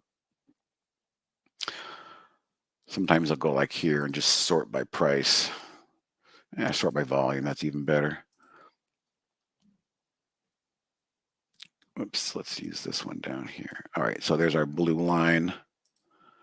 I want to use just a single chart with no other moving averages. That's why I have that clean chart behind me. And so all of these purple lines as I go down is the same thing I was just talking about with CAUD.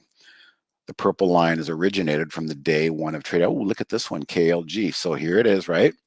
Came up. Look, if you were on your game and you popped into that level, you sold right into that level, and that's where resistance was. It backed up, grabbed the battering ram, and then it pushed through. And then here's an example of the AVWAP becoming a pivot. Pulls back, and you would expect this to hold as support. And so this is how you trade around an indicator like that. That's the same one. So the anchored VWAP is a product. It's an add-on, Iris, because it's licensed. Oh, that one's been pretty solid. So I mean, if you're in this thing, very well could have a reversion to the mean. I was trying to say, back to the purple anchored VWAP. So that's what Iris was mentioning for anybody. All right, thank you, Perfect Circle, for the. Yeah, it's still an add-on. Again, we're licensing it from Brian. It's his proprietary calculations, his scans. The anchored VWAP IPO year to date, those are all chapters in his book, and so we're applying the principles of his book into automated scans, and it's a licensed product, so it's an add-on to what we have. Shaw asks, what's your strategy for a long position gap down situation next day? It's a good question. I have some thoughts on this. So do you have a chart we can look at? Do you have an example? Because what I'm going to say is, when you have a gap down, it's usually bad earnings, bad news, pharmaceutical lost their FDA, whatever. Bad news gap down overnight is no fun. And what happens is the next morning, it's very rare that that gap gets bought back up. There's usually a reason for that. And as people turn on their computers, log in, they all say the same thing and just get me out. But there's a bit of a nuance to it. The next day, right? So what's your strategy for a long position gap down situation the next day? I would probably sell pre-market.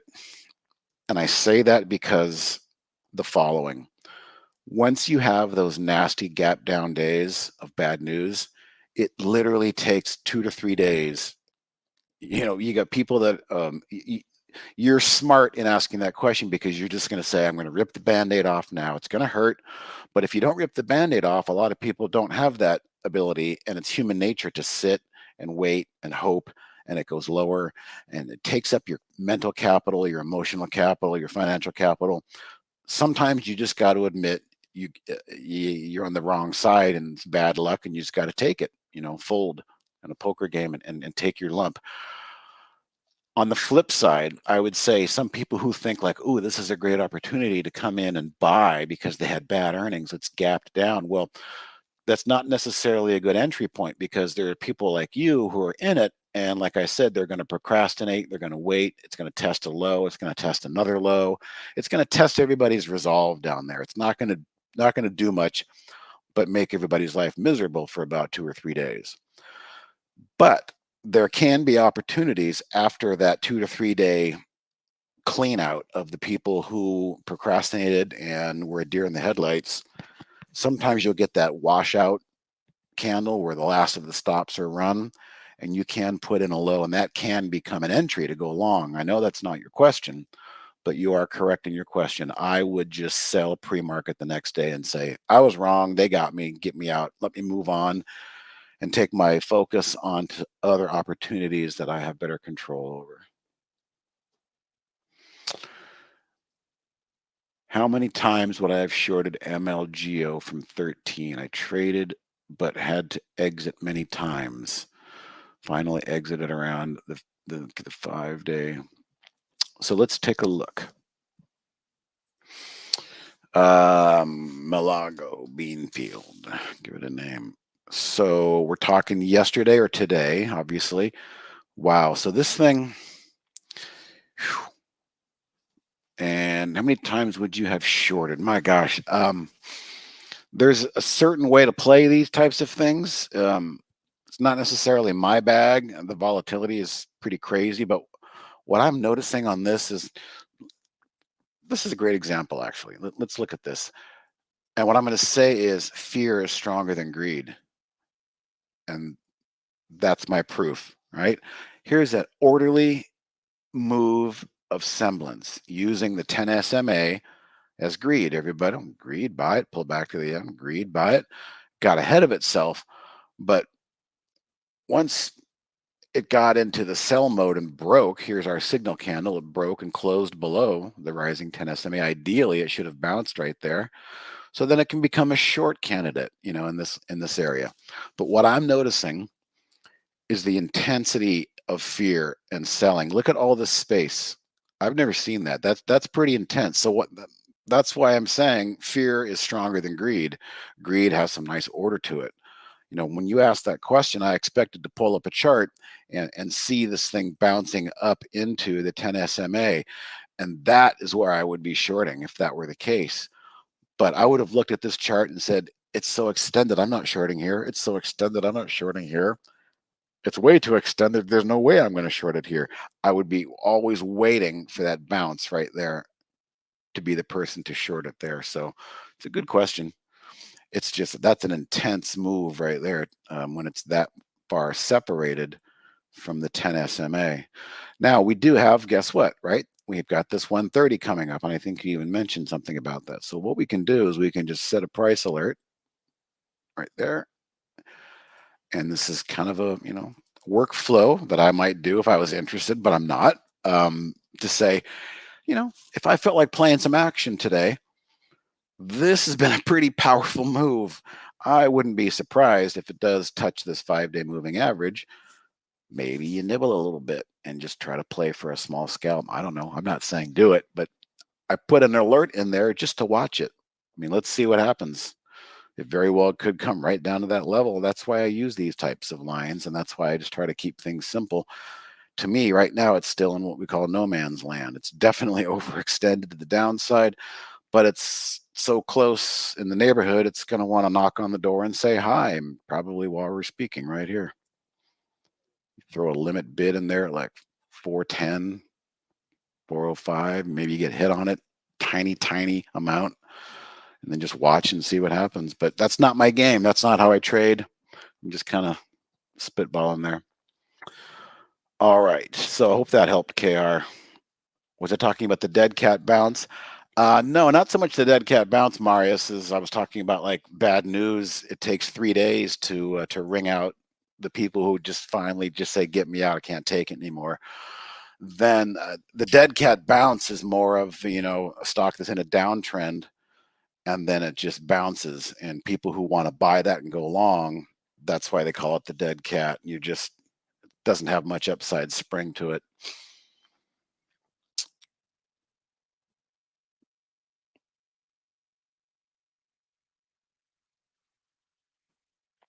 Oh gosh, yeah. Okay, so um,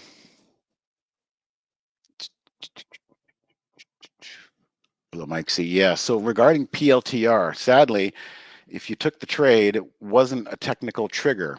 It never traded up through the number, but I totally understand sometimes, and I do it too. I'll jump in and maybe anticipate that it's going to trigger. But we can't really say that for our email. So we do have a black and white, you know, trigger point. And technically the trade did not trigger. Now, extremely disappointed with the way this thing opened up and traded.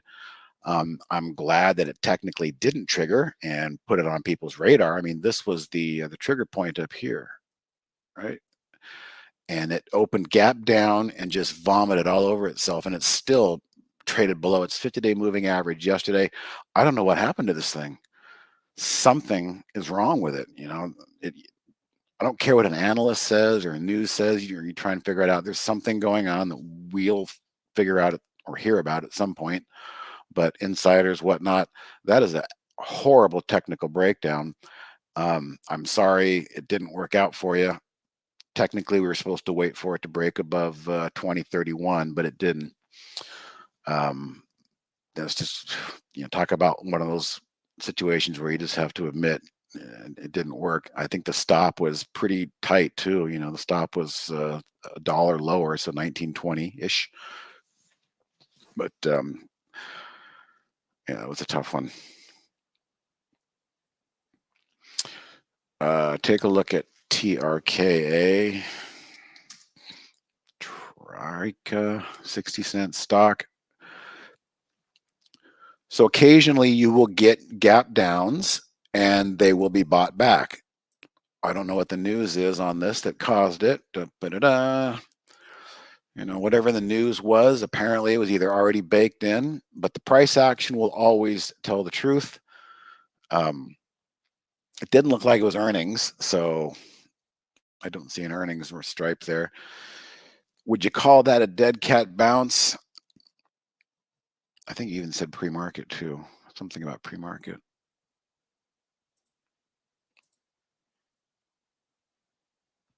Why is it not? There it is.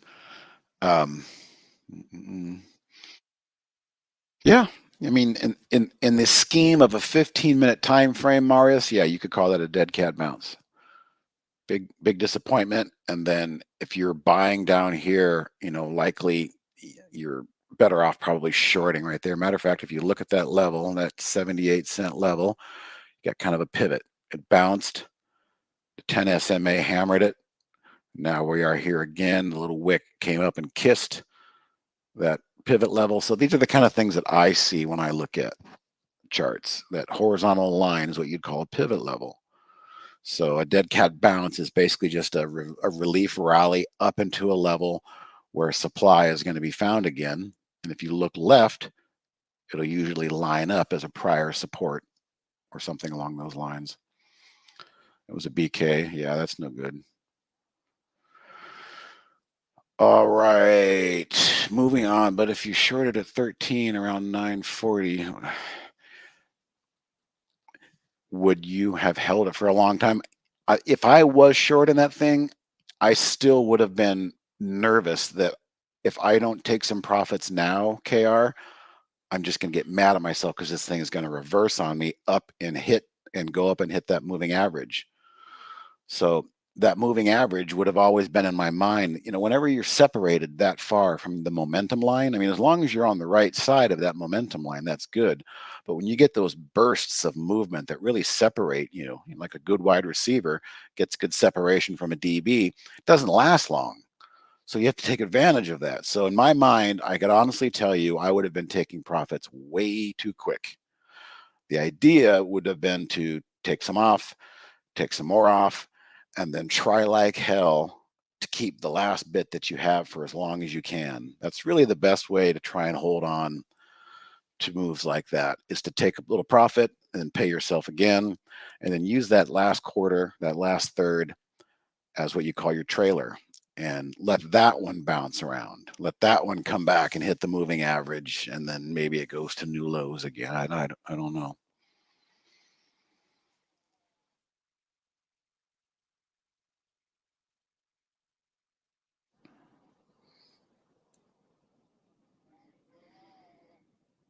Is KTRA about? I think you're talking about this one.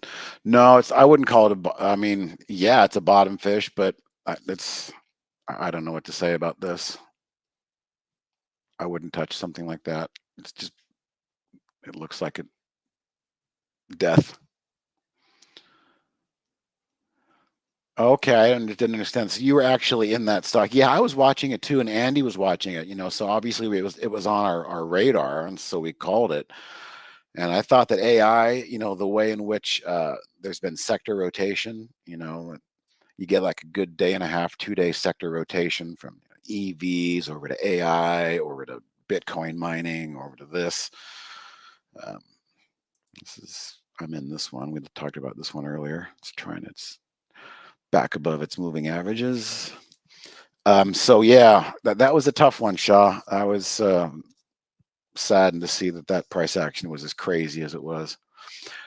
You know what else was on my short list was Upwork, and I'm actually, I lamented the first day I looked at it, which is right here. I looked at Upwork and I said, "Oh my God, I should have called Upwork. Look, it's running." And then just like this market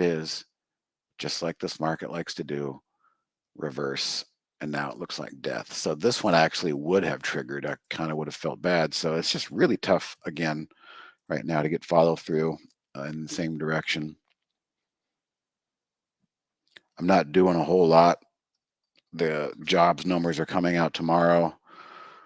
Um, whatever they say, I don't care, because they just revised the month later and then they revise it again 2 months later. And then sometimes you just say, what's the point if you're going to revise it that much 2 months later?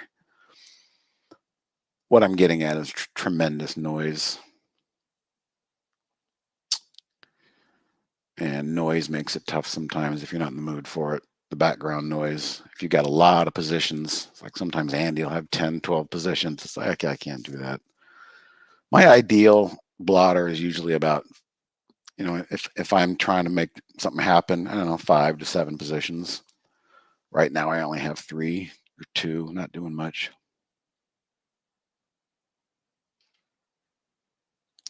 KTRA. Okay, let's take a look. My bad. KTRA.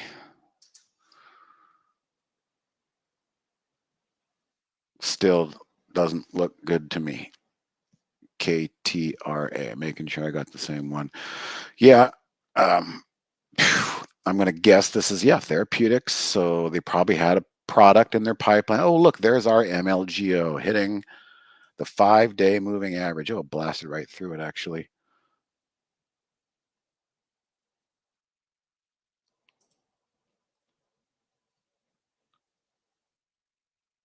Interesting. Why did that doesn't look right?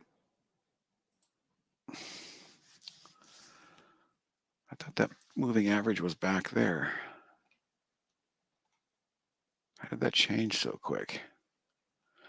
I guess that's right. I mean, when you have a price movement as vicious as this, when a new candle draws, which is what happened. Oh my God, what a tremendous move. So the new candle draw popped that moving average all the way up there, even though the price level it was sitting at was true. That's weird. All right. Regardless, KTRA, TKRA, neither of them look good to me. It looks like death. What I was saying is, especially a pharmaceutical, they lost obviously a product or something, and they're just in survival mode based on what that chart looks like.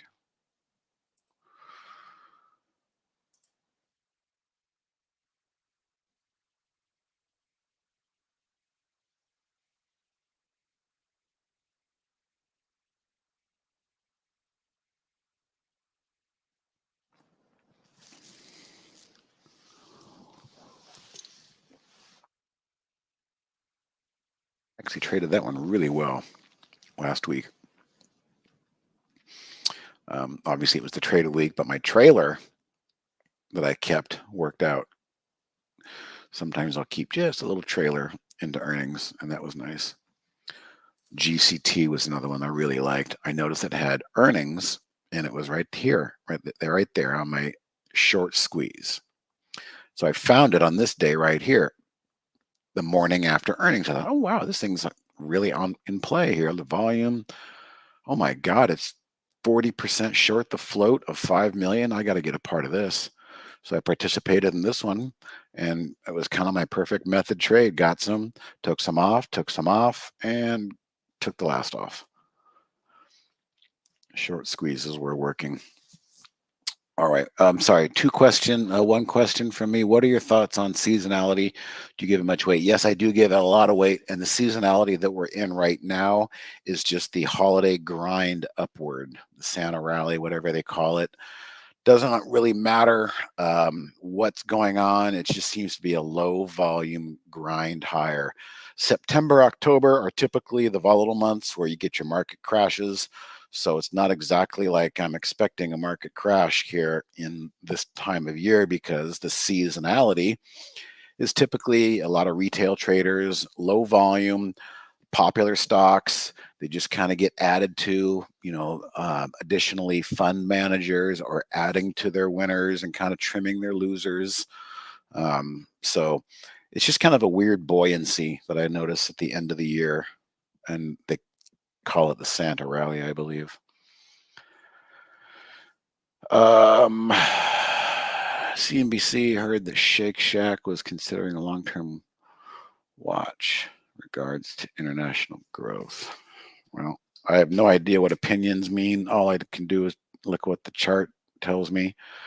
And the chart is underwater. It's under all moving average, it's under the 200-day, but it does have this going for it. All right. This 50-day moving average is basing and curling, and we'll call that a mustard seed of positivity. But as you can see, the 200-day acted as support, and then it acted as resistance. So we've got to get back above this 200-day moving average. I would say if you can start trading back above that 200-day moving average, then the stock is back above all of its moving averages, and it's a sign, a bill of good health. Right now, honestly, if you want to buy into that story, you've got a good pullback in terms of a contrarian entry. You didn't chase it up here. You're actually nibbling, if you wanted to, down here in the net, the safety net, if you want to call it that. But what you don't want to see is have it bleed back down and close below that 20. If it gives up and closes below that 20, then all bets are off. Then the 50 is going to come into play. So, for now, it's just a no man's land. But long term, if it needs to do something, it needs to close above that 200-day.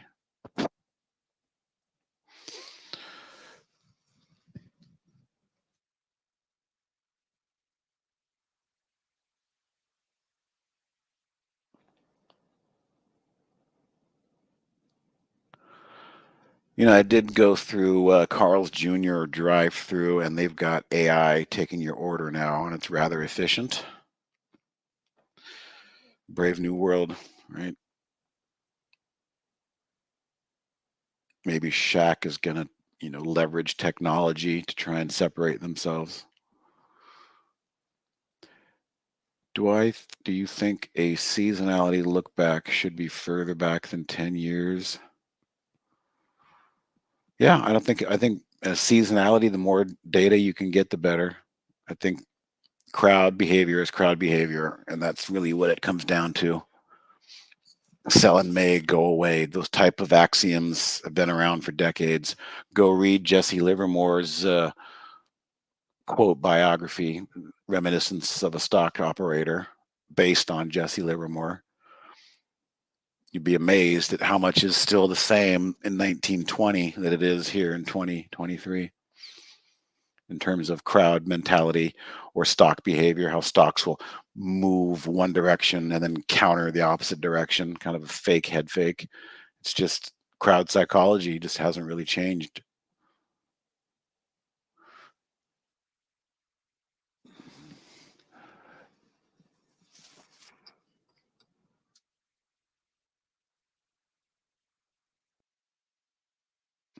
So Barry is pointing out back channel, this SLDB was the latest one that popped up on his. So last few candles have been pretty strong over there. Maybe I should start paying attention to what Barry's doing with this scan. I like it. What else is on there? SPWH. Oops, SPWH, come on. That one's going down. GTH. Well, I'll let him explain that. Anyway, where am I? So if I need better seasonality charts, mine only look back 10 years. I don't know. I don't really look at seasonality charts. I'm just going off of like my mind. I'm using my 25 years of mental experience and knowing where some of the seasonal pitfalls are. And I mean, that's literally one reason why I wouldn't dare short the market right now. It's just seasonally, it's you're going against the current unless a black swan event comes, and nobody can ever predict a black swan event. That's why it's called a black swan. All right, caught up on charts. How's my CAUD doing? Nothing. Oh, this freaking shot. I was in this thing overnight and I couldn't get out. I couldn't escape. Couldn't get a profit out of it. I sold a little bit after hours yesterday. I was in a meeting and then wound up flattening the trade.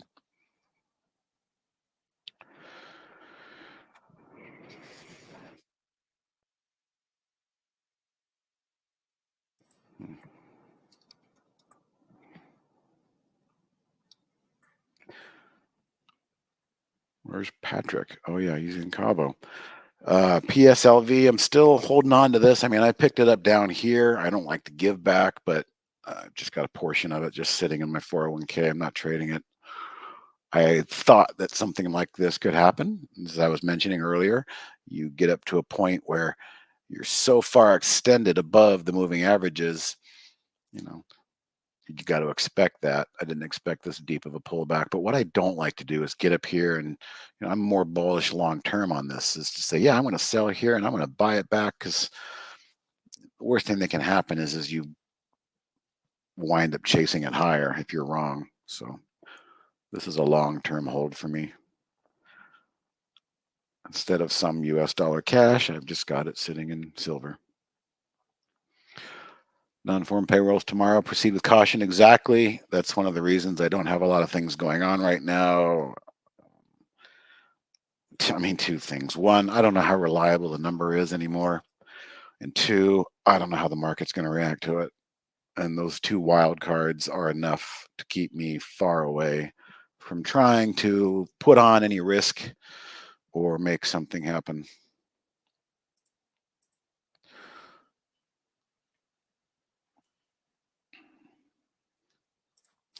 People talking about Amazon. What's going on?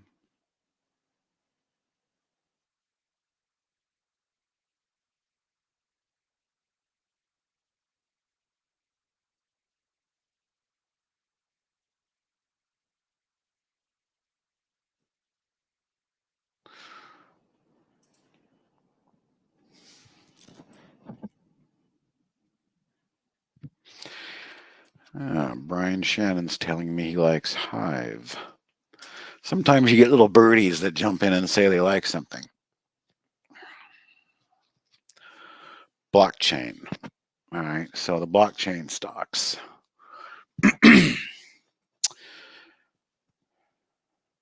Starter position. So that's the way to do that.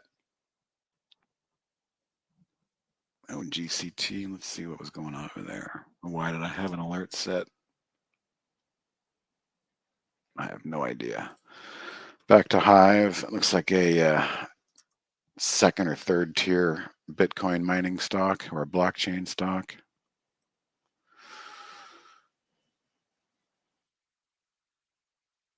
Okay, whatever that means. But we go to the top tier, Mara and Riot, and we can see the strength. See that big move, so big push, and now we're in consolidation mode. It's probably the same thing with Riot. Big RIOT, probably big push and consolidating now. Yeah, same thing. Look at the rising 10 SMA is coming up to meet. So, excuse me, the Bitcoin blockchain stock sector, they're still on the radar. So what Brian is nudging me is kind of a secondary play he found. So you can come over here to the competitors, and you can go through and look at competitor stocks. They're not always going to be perfect, but however he found it, it's a $4 stock that broke back above. Look at the technical story it's telling us here. Rejected, rejected, rejected, gained. It's just how much of this is it going to give back, right? This is coming up to help. So that's why Brian says starter position. So he's just like kind of putting it on the radar. Me, I'm not in the mood to buy anything. I'm not in the mood, but I'm going to watch what I'm going to do with it. I'm going to say, I want to keep an eye on this. I'm going to put it on the heart, which will put it on this list over here. And I might even just add it. I might even just put it on kind of a watch list. So we're going to send it to, I've got 401k watch, just ideas to trade long. Now, if I start to see that thing coming through here, I'll know maybe I should participate. But for now, just watching. Also note, it's found that 130 and now it's pulling back. You know, maybe it's going to pull back right here and find some more support. But there's just so much space right there that at any moment they can just kind of just drop it down and run the stops. I don't like that. But I see what he's looking at. Okay, where are we? Yeah, I mean, gold and Bitcoin tomorrow, the dollar, all of it. You know, and again, like I said, Mike, one, I don't know how much to trust the numbers, and two, I have no idea how the market's going to react to it. Even if I did think that I knew what the numbers were, I could be completely wrong in how the market reacts to it. So it's just kind of a double variable that I don't want to deal with. I can't stand going into big numbers or Fed meetings with a lot of risk on. It's nerve wracking. I hate it. Yes, Finley, can you share your opinion on the ASAN short idea?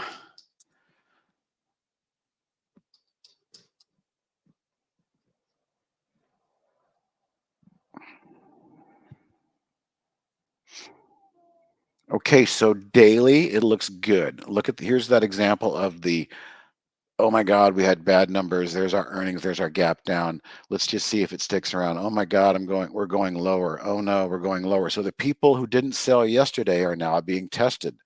And so intraday, you've got the moving average holding. So as long, I mean, you could take an entry right here for a short. I mean, if this thing takes out lows again, put yourself in the shoes, you know, psychologically of the people who are stuck.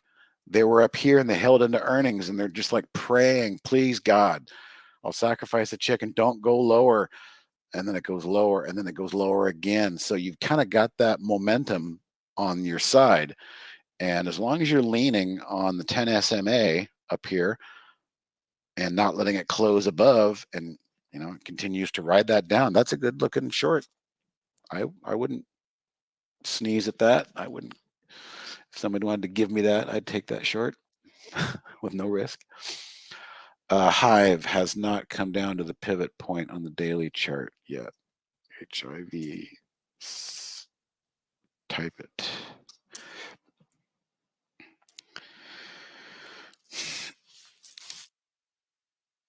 Yeah, that pivot. You're right. I mean, I could easily see it coming down here, and I might even just put just a little alert in there as well, in case they try to run the stops, just to mess with them. maybe right about there. I'll put that in there as well, just to tickle me if something does happen. What do you think of ZWS, Summer? ZWS. Water Solutions, industrial. It's like an infrastructure type stock. Approaching prior highs, makes money, fundamentals look decent. The good news is the general bill of health is the 50-day moving average. It's above its 50, and the 50 is starting to curl back up. That's the good news. That's the general bill of health. Short term, it doesn't really know what it wants to do here. It's kind of curled under the armpit of these shorter term moving averages. So, this is kind of your window of range, possible range right here. You want to keep this thing. If you're an investor and you believe in the story of the stock, you need to stay above a rising 50-day moving average. In my opinion, and Brian taught me this, once the stock breaks its 50, its general bill of health is not good. And you can see all that mess. If you just use that signal candle once it breaks and closes and confirms that it's given up that moving average, that's when you just rip the Band-Aid off, and you can save yourself a lot of anguish and mental capital and financial capital.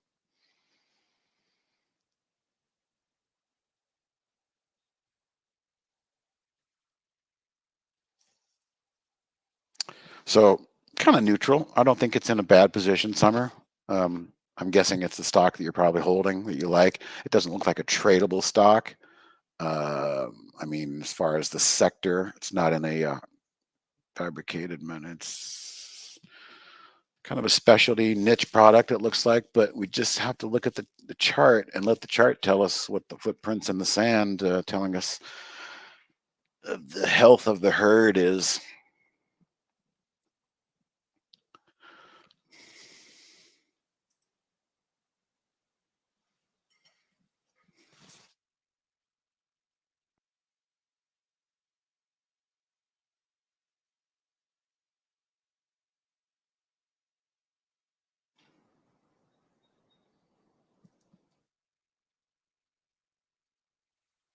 This is really the only stock I'm kind of just keeping one eye on. Again, there's only 4 million in the float. It's an IPO. It opened up above 12 and just kind of grinding itself back through the beginning data points. So now that we have 10-day moving average, now we have a 20-day moving average. So now I have something I can visually reference against. And I can see that if we close right here, right now, that's a doji, but it's above the 20 and it's above the 10. There's only 4 million in the float. This thing could get stupid just for one day. That's all I want. Just get stupid for one day and let me pay myself here and there, and I'll be happy, I'll get out like a surfer. All right, good, Summer. I'm glad that's helpful.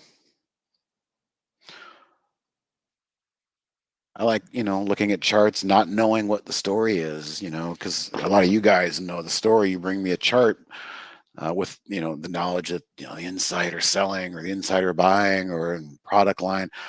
I don't concern myself with any of that stuff generally. I just kind of try to read the tea leaves. And 25 years of staring at these things, it just kind of sticks out. And I try not to complicate it and overthink it with what if. Certainly not what an analyst thinks. Analysts are the most useless people on the face of the earth. They don't work for you or me. They work for somebody else who's usually on the other side of their opinion. And if you read Reminiscence of a Stock Operator, they'll talk about that. How there's a lot of misdirection and deception from the big guys out there. Oh, I just tuned in to hear the most cynical comment I could have heard. Which one was that? Your last comment. About analysts. I'm kidding you, of course. Oh, analysts. Yeah, they're horrible. They're most disgusting people on. Well, it's funny. I go through a list of upgrades and downgrades in the pre-market, and only to see, especially if I get one stock being either upgraded or downgraded by multiple analysts, and it sometimes is interesting on the day of, to take a look at those stocks. But you're right. I mean, I have to always warn people. I say, well, here's a price target that this analyst has put on, $40. The stock's sitting at 20.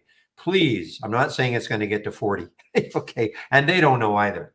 And as My you say, favorite, they're probably trying to my, get all their customers out. yeah, yeah, my favorite is when it's like they downgrade a stock after it's already fallen 40%. Well, that's the other thing. I say Yeah. to people, oh, this is a downgrade. But before I tell them what the downgrade price is, I want to put the chart up. And let's just say, for argument's sake, the downgrade price was 40, and I pull it up and it's at 23 already. So I mean, what's the point of that? Yeah. Or, hey, I'm going on CNBC at 11. Hey, can you do me a favor? I need to get out of some of this Mhm. XYZ. Can you just talk up that book and tell them how much you like XYZ? And I'll be, sitting on the offer. And that's just how it works. I don't think that really happens. Do you, Steve? Yeah, it happens. That's why I was saying the Oh, Jesse Livermore book, it's been happening for a century. Nothing's mhm. changed. It's human behavior, it's crowd psychology, it's all that mixed into one. All we have is different technology now.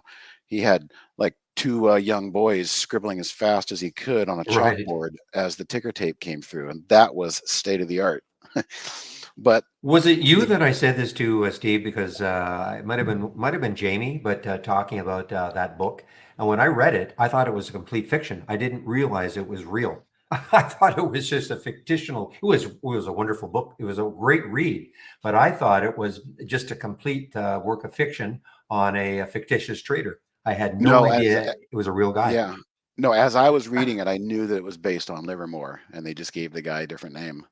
But Right. they No, they they I, did I, they I had called no him the idea. boy plunger because Right. he would go so big. But they did in fact call Livermore the boy plunger, and they made reference to that in the book too. Right. This young kid who'd show up at these bucket shops and just like break the bank. Speaking about a plunger, look at this TDC just getting absolutely slammed here. TDC.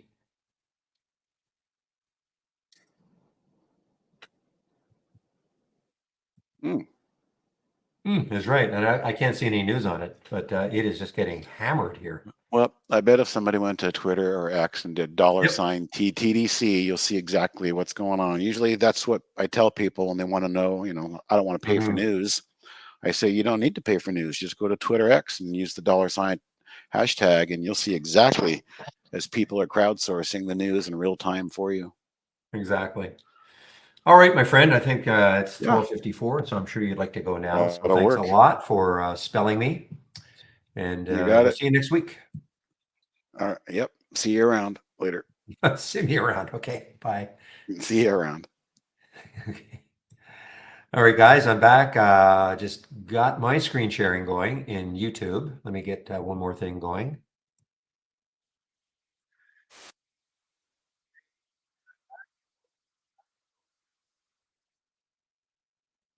And let me get rid of the announcement.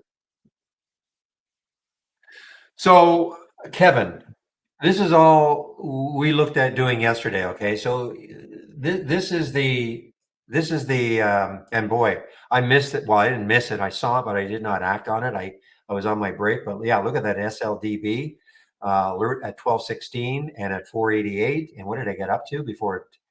Well, I don't know if it's fallen that much, but almost a dollar move from the magic scan. The magic scan. So all we did yesterday is I said, okay, wonder what would happen because this relative volume here is 8. And I said, what if we just reduce it to 6 just to see what would happen? And so, for instance, if you look here, alt showed up here at 829. That's because it was not a relative volume. You see where the relative, if you can see my screen, you can see it says 807 right there, 8.07. So that's when that relative volume of 8 kicked in at this price. But look where it kicked in at 6, 762. Okay. There was at 659. But so we're toying with the idea of just reducing the relative volume in this scan to 6 instead of 8. And I'm just sort of running them side by side. You'll probably get the same. We'll get the same alerts probably, except the one that the relative volume is reduced to 6. You'll probably get it earlier. That's all. But as always, okay, just because we get an alert in the scan doesn't mean you just take it blindly, okay? So we'll have to check it out. For instance, the CXM, I wouldn't take it right now because, I mean, the way I look at it is that there could be some support around 1108, I think. I think that's the next low looking left. But that's really in a nutshell about what it's all about. Okay. Now, when you say, can I create a price alert automatically based on a scan rather than manually? A price alert, I don't know what you mean by that. You can't like to put a price alert on the chart. It will not auto. No, you have to manually put the price alert on the chart. And yeah, guys, I would actually experiment. There's nothing magic. I mean, when I put when I put the normal option activity scan together years ago, I think the relative volume was 8. I'm sorry, it's 3 here, but it's 8 in here. It's 8 in here, okay? Nothing magic about it. I was really trying to just reduce the number of alerts I got.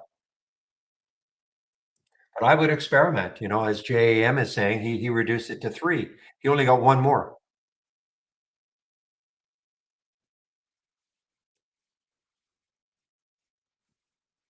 And if you want to take this, all you have to do, if you want to reduce it to 6, you can keep them side by side or just reduce it to 6. All you have to do if you've got the scan is right click on it and configure all. Okay. Both of these should be selected. If they're not, just check them. Edit the selected. And you see where it says relative volume? That'll universally change both those strategies, both those scans to 6. Well, whatever you want. See, right now they're so if you wanted to do, create it at 6, you just move it to 6. You want to try it at 5, you want to try it at 4, up to you.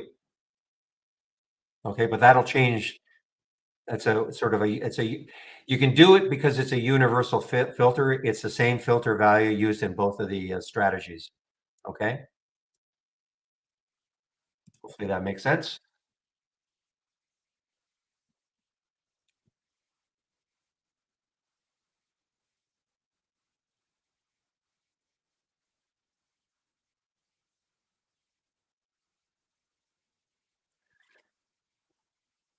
Yeah. So, okay, are you talking about getting a real time alert when it breaks the pre market high, Kevin?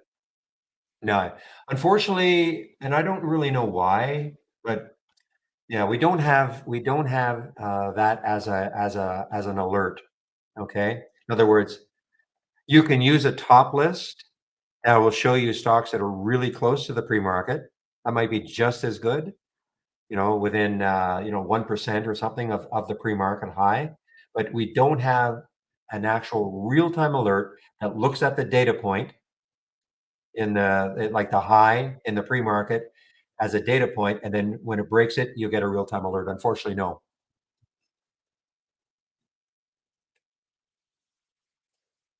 But you could set up a top that will show you stocks that are really, really close to the pre-market high, as an example.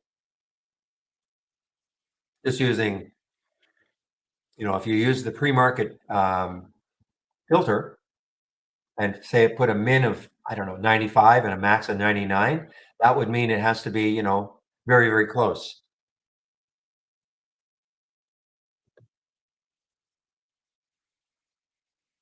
If that makes sense. You understand how to do it then, Kevin? Using a top list?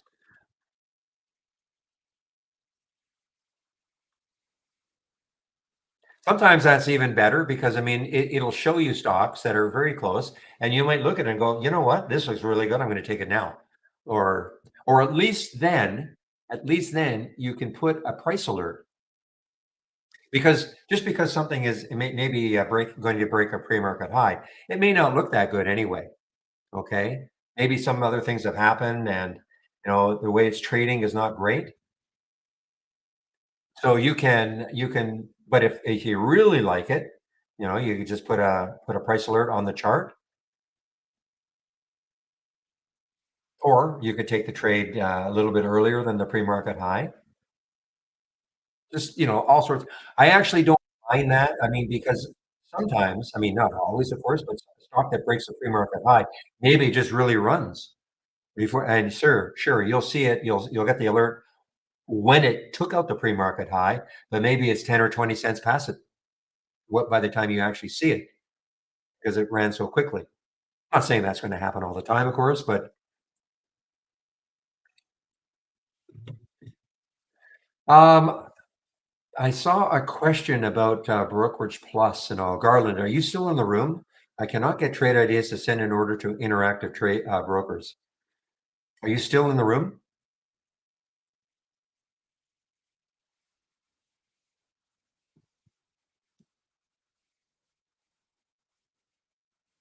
I apologize. I was on my break. I just happened to.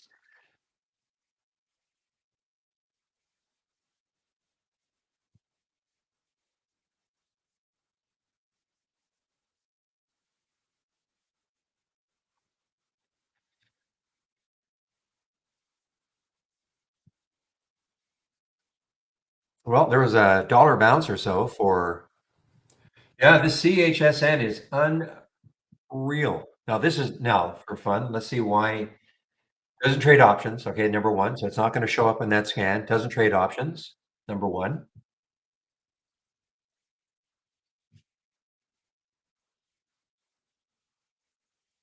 Now, I'm wondering.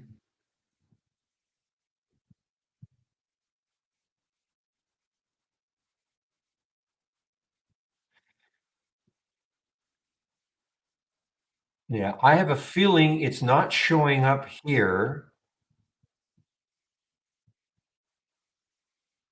unless it showed up. Okay, when did this happen? We got as high as 985, but it should have been showing up. I mean, certainly the volume is high enough. It might be the earnings filter, even though it's a stock.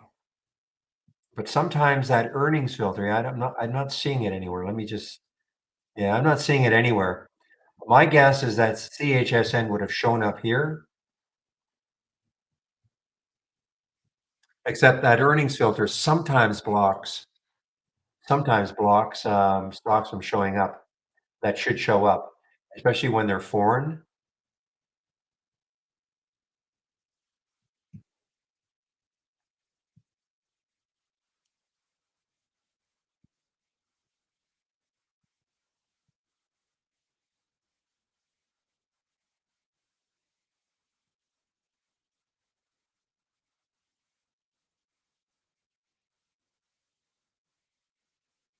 Yeah, that was the reason. That was the reason, guys. So that's why CHSN is not showing up in the momentum scanner. And that's because that earnings filter, even though it's a stock and it's, in theory, it should have earnings at some point. Um, Sometimes that earnings filter, and this is what I'm talking about. Right click configure. So you see where I've got this earnings per share filter. And the reason I have it here, it's a bit of a hack. If you don't want to see ETFs, if you just want to see stocks, well, you can. This again, it's a bit of a hack that you can use. So if you put a minimum of 0.001 and a max of minus 0.001, because stocks have earnings, be they positive or negative, whereas ETFs, etc., don't. But every now and then, this blocks a legitimate, legitimate, like a company stock from showing up here. And that's the reason.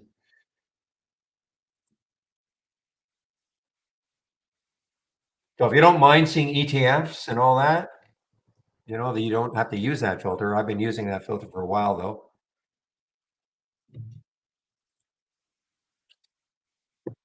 Yeah, I just on the combo you created, I removed it and there it is. Obviously, it would have shown up a lot earlier.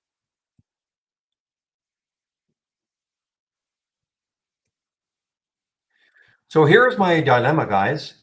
I want to concentrate just on those scans, the combo scans.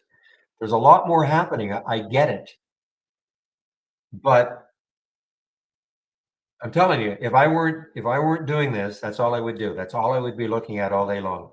Now, the only issue could be is that some days maybe I'm only going to get one or maybe even none, maybe only two in here. So I'd have to look elsewhere if I do want to trade. It's not going to be an active scan, and for some, you might not like that. So that's why I do have this up and running because it's certainly going to give you a lot of stocks that aren't going to show up in the combos.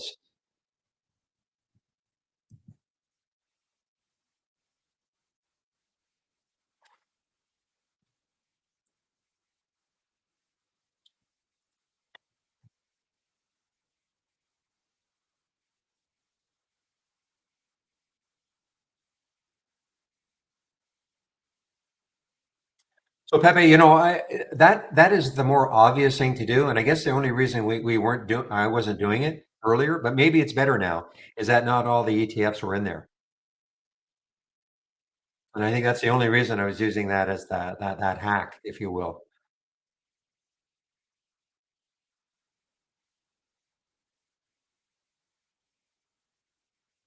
If that ETF symbol list was completely up to date, but I think I used that. I mean, this is years and years ago, but I was still finding, some ETFs showing up.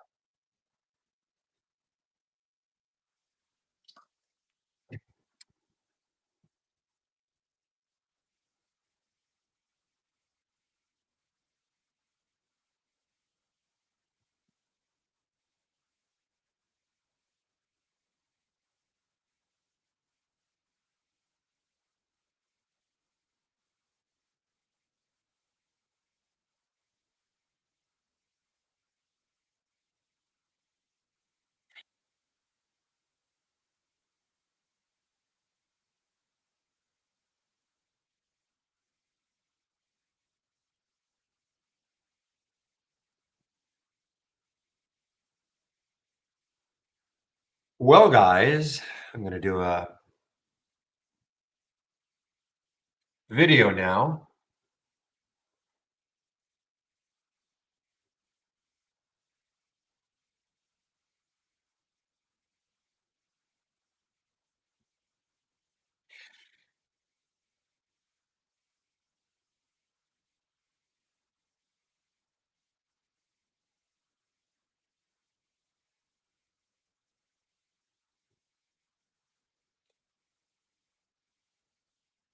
Okay, so Iris, all you have to do if you got this one, all you have to do is uncheck. Okay, just to show you, all you have to do is uncheck it.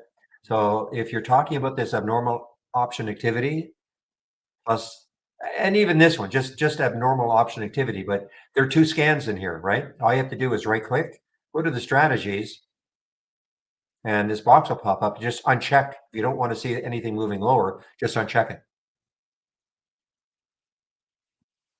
Okay, so let me do that. That's to anybody. If you don't want to see this, if you don't want to see these giving you alerts of stocks that potentially short, okay, which is the ones in brown, there are just two scans in here. Right click, strat, go to strategies. The box will pop up, and all you have to do is uncheck if you don't want to see stocks moving down. So I don't have to create it for you. You just uncheck it.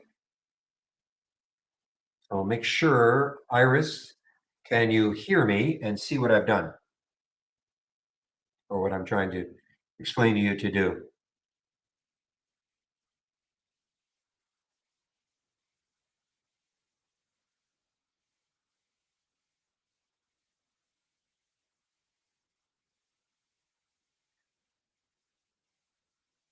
Iris?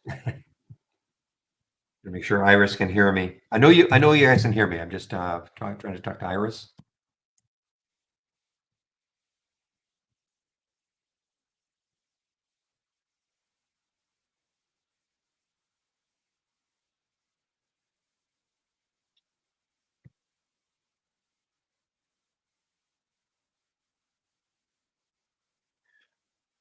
All right, well, I'll move on. I have to wait and see if Iris can hear me.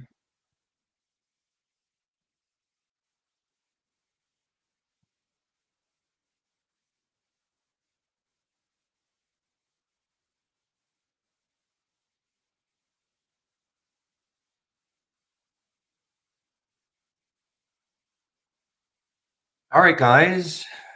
Let's see. I'm just waiting to see if Iris answers me before I do my video.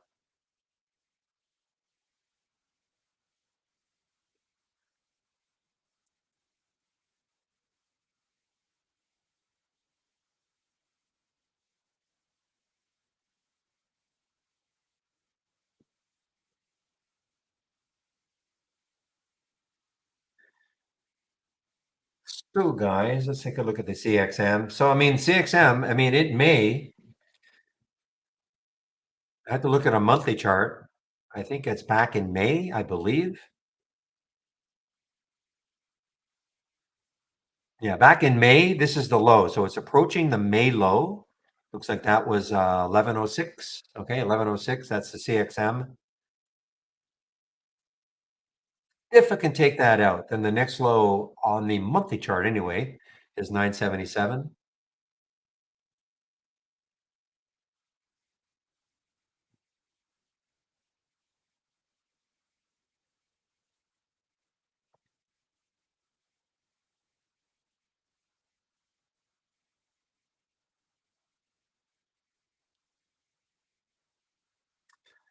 Okay, well, guys, I was waiting for Iris to answer me in our YouTube room, but I think she might be have me. Excuse me, she might have me on mute or she's gone. So I'm gonna have to do my video now. So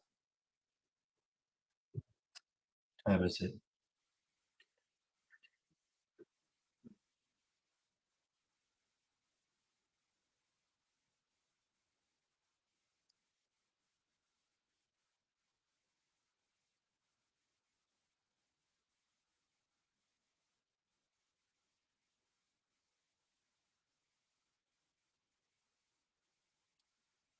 Okay, guys. So I'm muting myself now.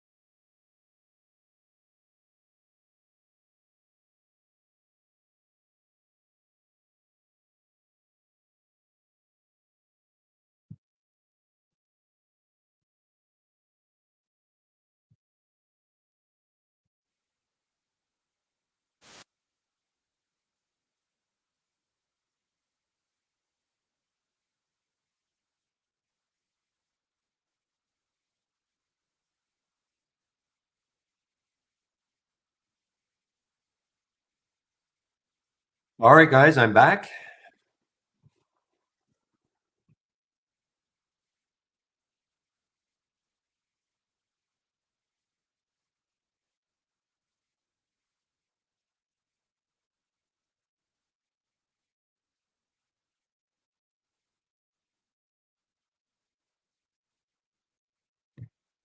Okay. Darlin, so you figured it out. Okay, good. I was trying to answer you earlier, but I didn't get a response. I know it was on my break when you posted that.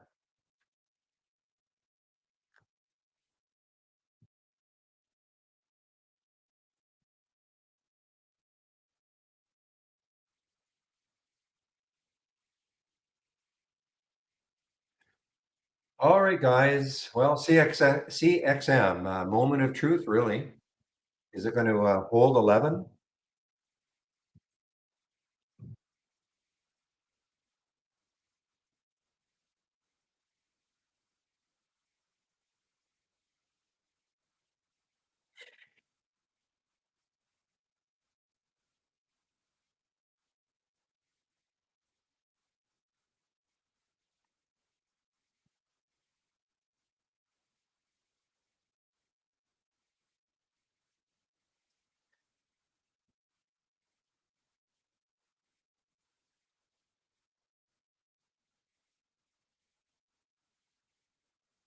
All right. LGMK, another low float. LGMK.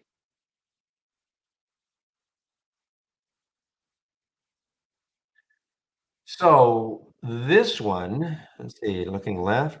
I mean, it's got a little bit of room. Not enough for me though. I'd be way more interested if somehow it took out 141. Maybe not today, but maybe next week. Why? Well, looking left, the next high is way up here at 2. So this Lilium has been on a bit of a tear. I know a little bit about this company. This is out of Germany, takeoff and landing.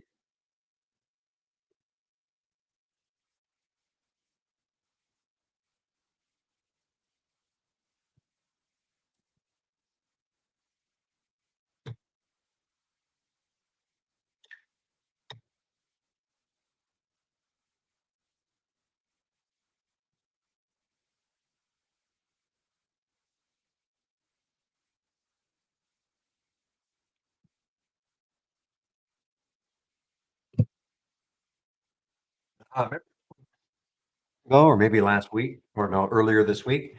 SSNT guys. Yeah, this was on the big day on the 4th. So this week, SSNT.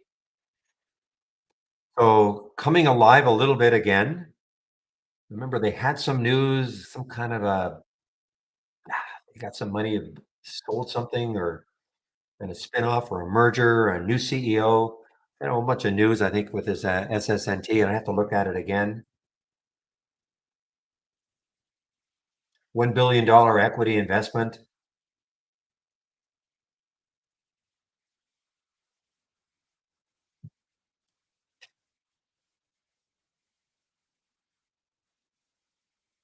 Well, I'll stick an alert over 10. Let's see if it even triggers later on.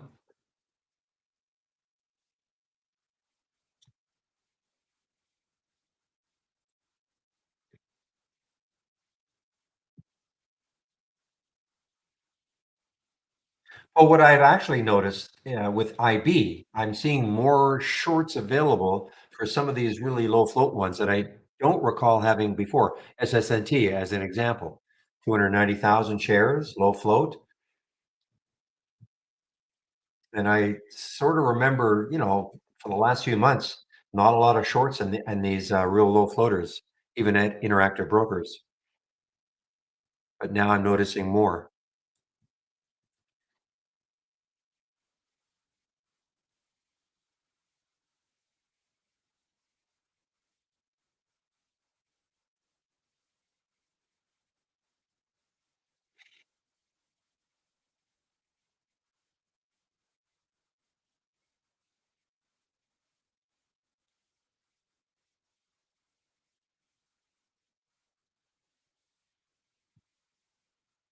but not CHSN. No, no shorts available for me for with CHSN, which is too bad. This is like the W buy yesterday. You know, big huge pop.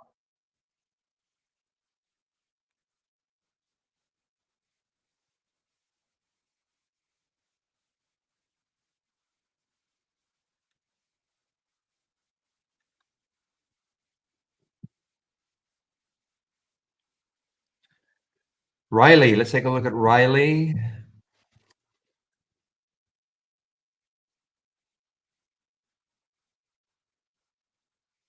Wow, no kidding. Yeah, this has been a very, very active one. Remember this week?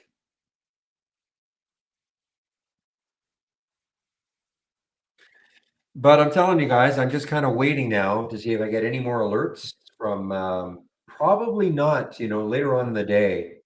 Usually later on in the day, not going to get too many alerts from the that combo.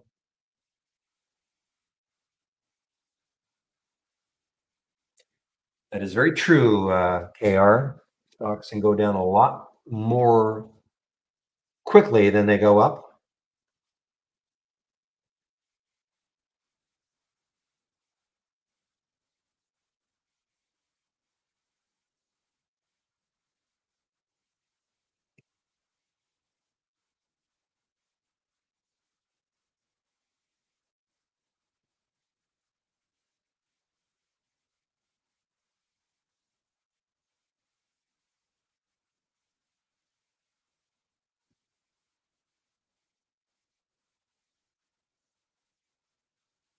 Hey, a Uruguayan stock, SATL, making a little bit of a move here. Good volume, actually. 57 times normal volume right now. 1.4 million shares have traded. Volume just started to pick up.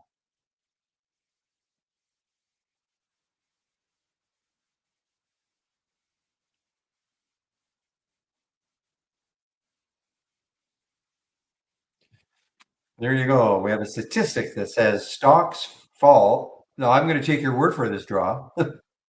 You're just not making this up. But stocks fall 3 times faster than they rise.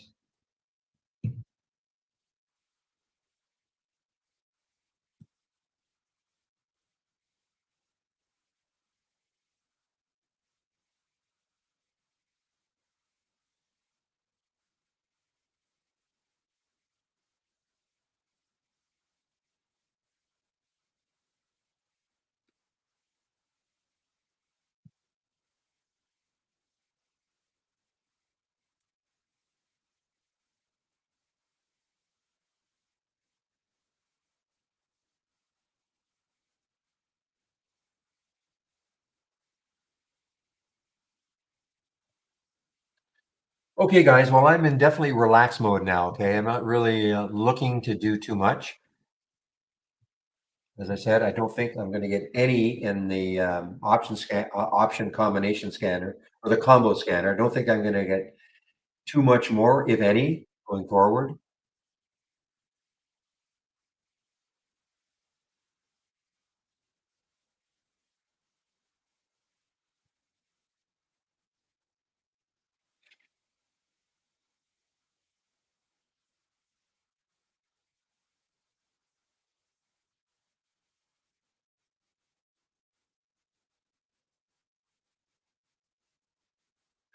Probably a good time to ask questions if you have any. And again, don't be shy. Don't think a question is dumb or we all started out news at some point. Okay.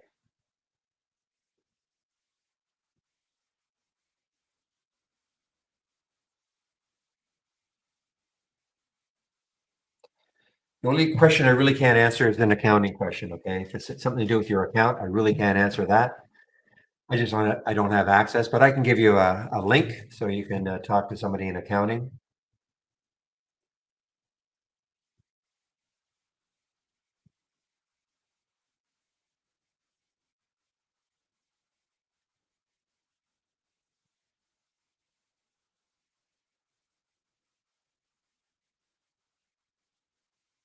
Maybe look at Chewy, guys. Last time I mentioned this one, it was actually was a decent short on the 20 break. Sorry, the not the 20 break, the 19, well, right here.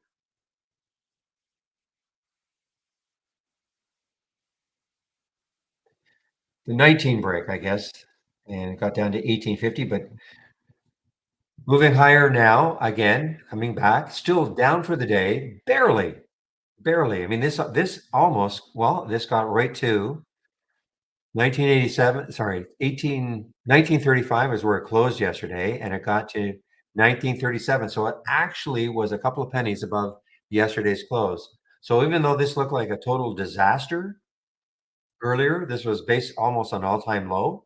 It's had a nice recovery.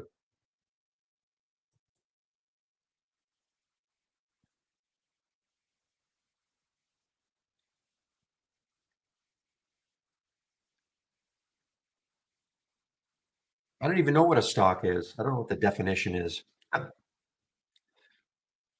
piece of paper that shows that you own a piece of the company, except we're digital now.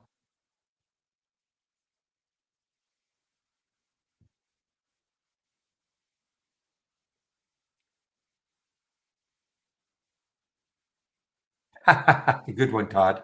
Unless you were short, then they go up three times faster than they go down. Nice.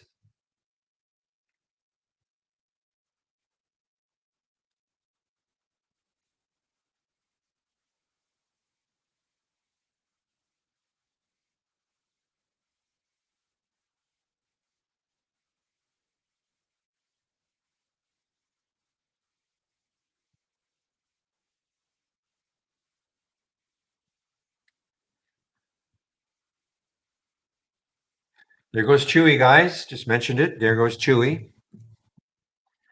CHWY.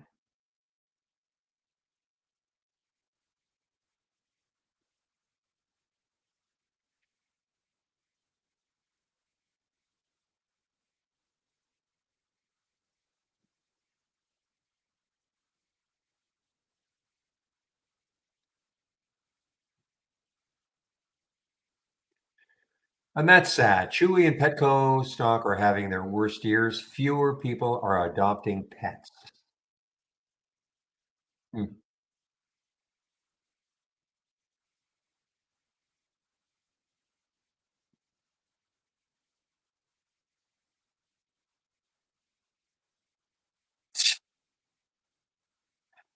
Ah, William, you know, hardly anybody, real will get it. Some of the older, well, I don't know how old real is, but will understand why you said that. Chewy Chewy from the Kingsman. But my guess is that most people are, what? Why did he say that?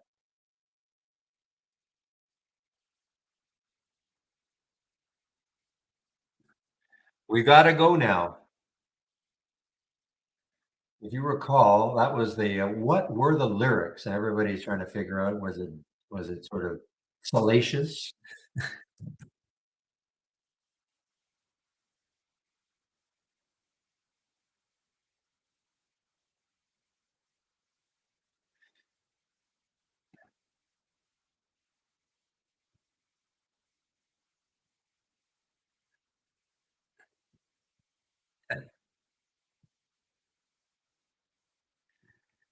Louis Louis. Yes, sir.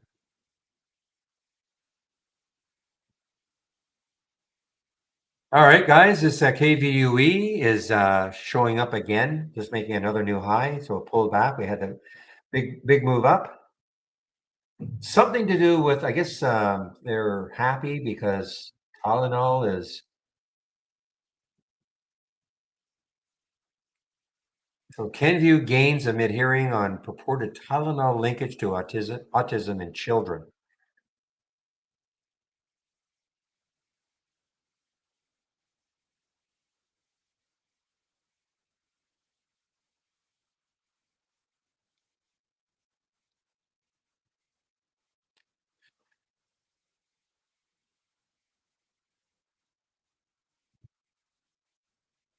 Just not as much, perfect. Just not as much, I guess. Well, I guess a lot of people adopted pets during the pandemic, to keep them company. And I feel badly for those pets because a lot of people were adopting pets for all the wrong reasons and then they just sort of abandoned them. Not I don't mean abandon them. Well, maybe I do.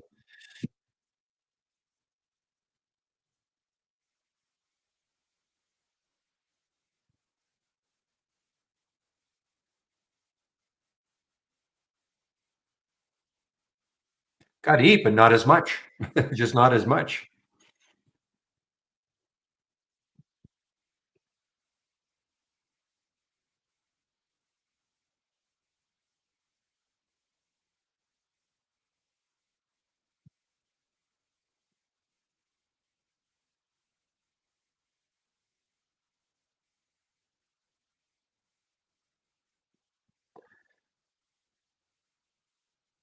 So I don't understand this. I honestly don't understand this. It's gaining because but have dropped since the company was spun off from J&J, at least partly due to investor concerns about the overhang from the Tylenol potential litigation liability.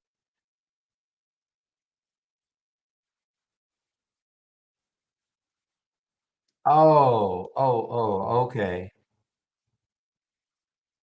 Are they suggesting that the ruling will be in favor of Tylenol, saying, "You know what? We don't see that Tylenol could cause, autism in children." Is that what this is supposed to be, I guess?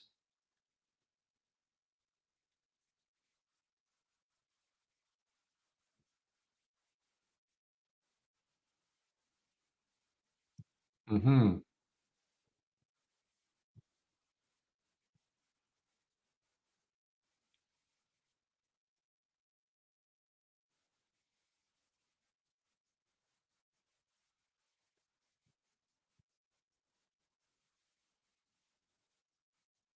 Said this earlier, I don't know why, but this seems like a Friday to me, so I'm taking tomorrow off. I'm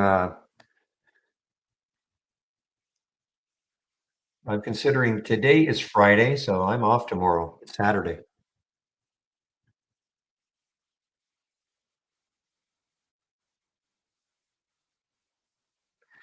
And of course, I'm kidding, but it just feels like a Friday to me. I don't know why.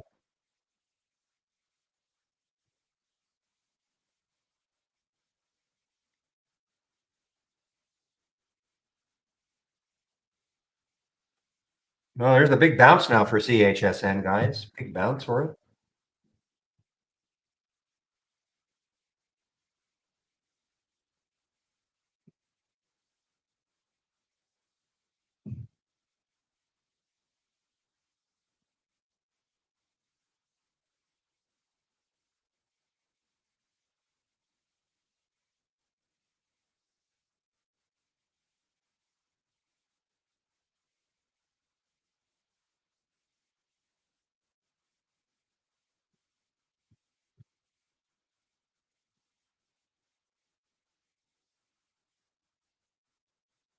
This is a vacuum. That's why you hire people, William. Leaf blower Tuesday.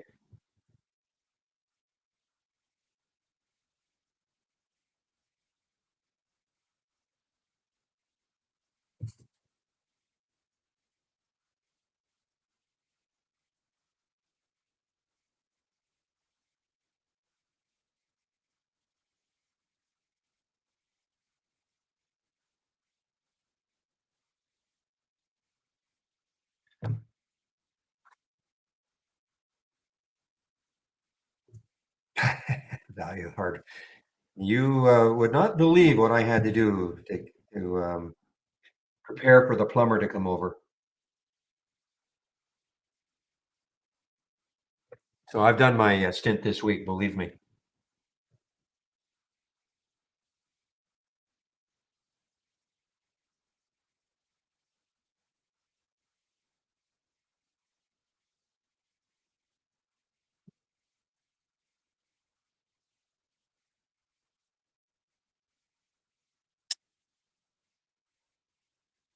Okay, guys, I'm not really going to do too much more. I don't think, or really don't. I'm not going to give back unless I see something really setting. Especially if I do see something later on in the combo, I might do it.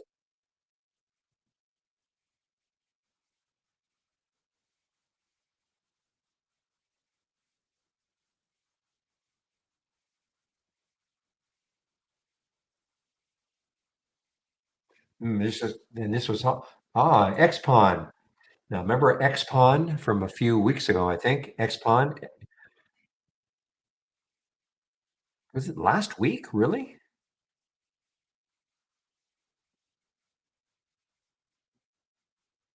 Could have sworn this was a few weeks ago. Anyway, there's XPon, guys. So XPon just got halted on the way down, or it just resumed. Sorry, it just resumed, but this got halted on the way down, I guess. XPON.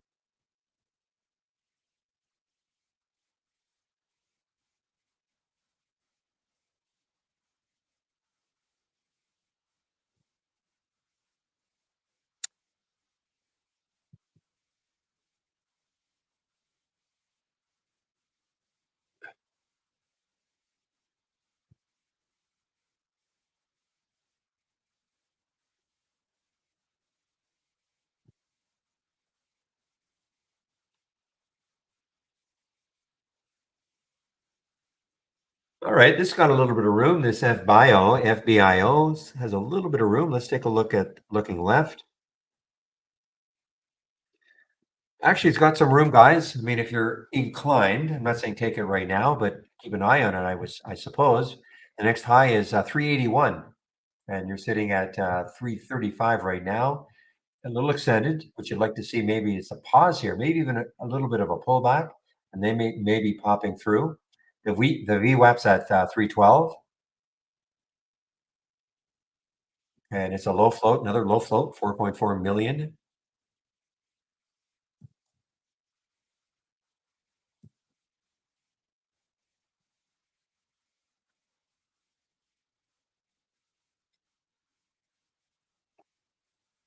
What happened to W buy yesterday could I don't that's a rhetorical question, right? KR, I mean, nobody knows, but I mean, sure, could it?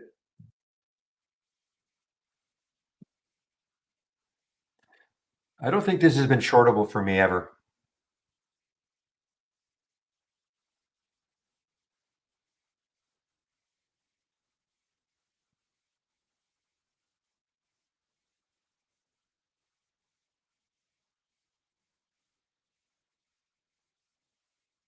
Yeah, it's below yesterday's low, yeah.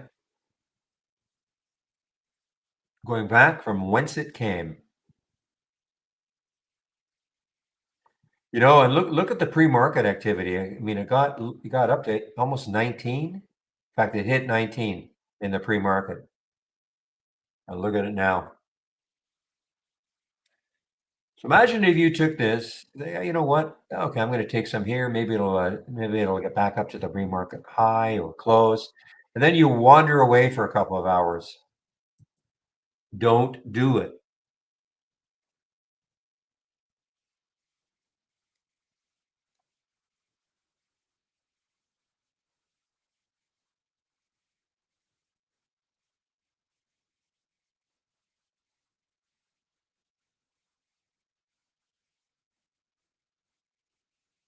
It's your opinion, Marius. Okay, that is your opinion.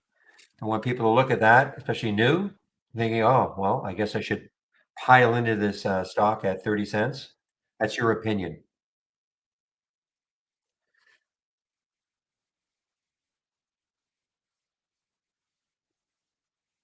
Yes, we saw Alt, Michael Anthony. Yes, showed up several areas.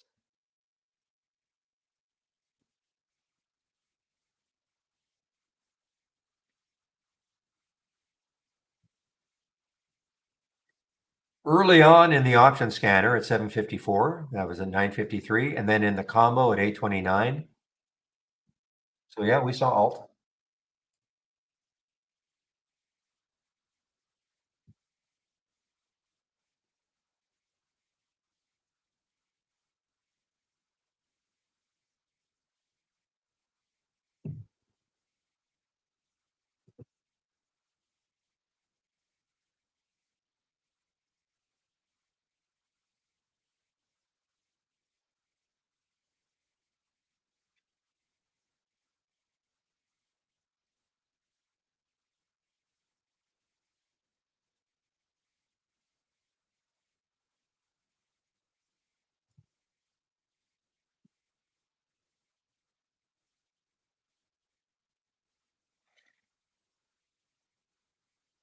It's sort of a feeding frenzy, Big O. I mean, somewhere in the world, some group decided, you know what, this is a low float. We're gonna. I mean, remember, we're in low float mania now. Since earnings season is. I mean, we still have. There are still some stocks releasing earnings, but from my way of thinking, we're out of earnings season, and so what happens is traders turn to these low, like a lot of other things, like low float stocks.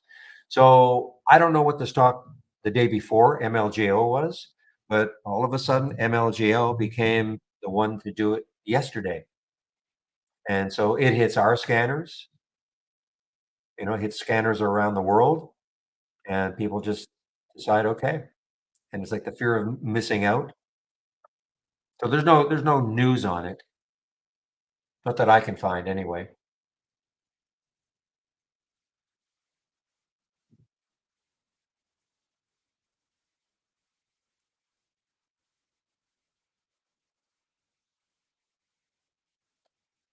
They may have had some silly news on this one yesterday. I can't really remember, but I mean that's the reason. That's just the reason. Drive yourself crazy. Not just you, Big O. You drive yourself crazy. Sometimes you see these moves and you scour for news and you can't find anything. You just have to accept it. 2.7 million in the float, China. 2.7 million in the float, China. I'll say it one more time. 2.77 million in the float, China. So, it's sure it's a pump and dump. All we try to do, we don't ever pump and dump. All we try to do is we can, the software will locate it. And then, if you can find a way to get in it, well, and make some money on it, great. Just don't take too many shares because they're very, very volatile. Try to have a stop. I mean, you have to have a stop, but sometimes, your stop, depending on how fast something like this moves, you can blow right through your stop. So let's say you had 1,000 shares, you put a stop in at, I don't know, we'll just say for argument's sake at 750, and it gets to 750, but it may blow right through 750 down to 730. So you may not get out all your position. You always have to be totally aware of that. That's why you never, never, never, ever wander away.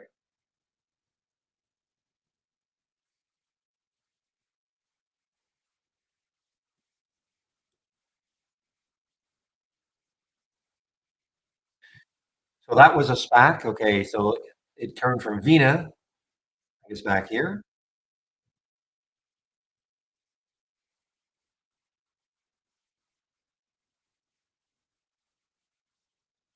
So that was last year, almost a year ago, right? 12 to yeah, in the month of December last year.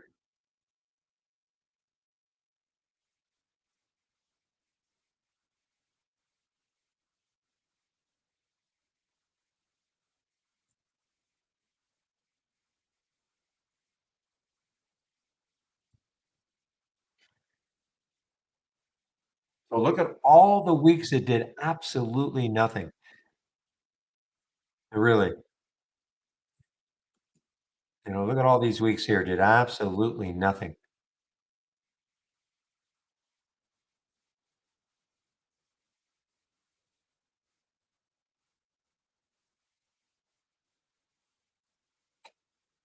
Yep, exactly perfect.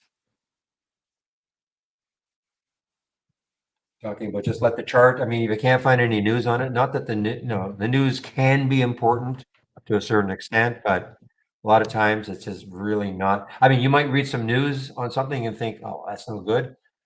Why is that going to move? And then you see this, then you see it move up 200, 300, 400%. And you look at it and you think, well, that's impossible based on that news. Well, doesn't matter what we think. Now, what could happen, of course, is that the next day it just craters because, the news is just fluff.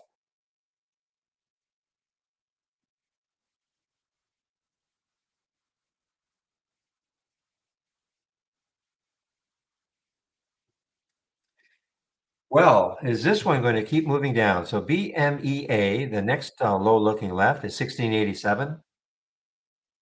Talked about this in the pre-market, actually. Actually, not in the pre-market. We were watching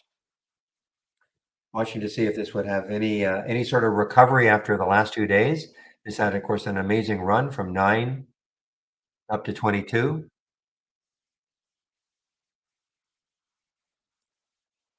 This one meaning BMEA.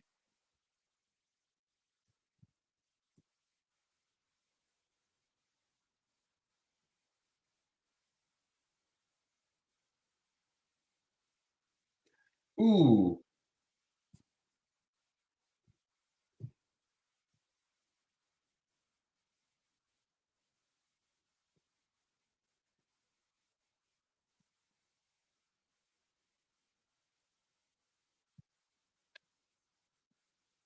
Okay, give me a moment, guys. Somehow the video did not get sent. I gotta try to find it.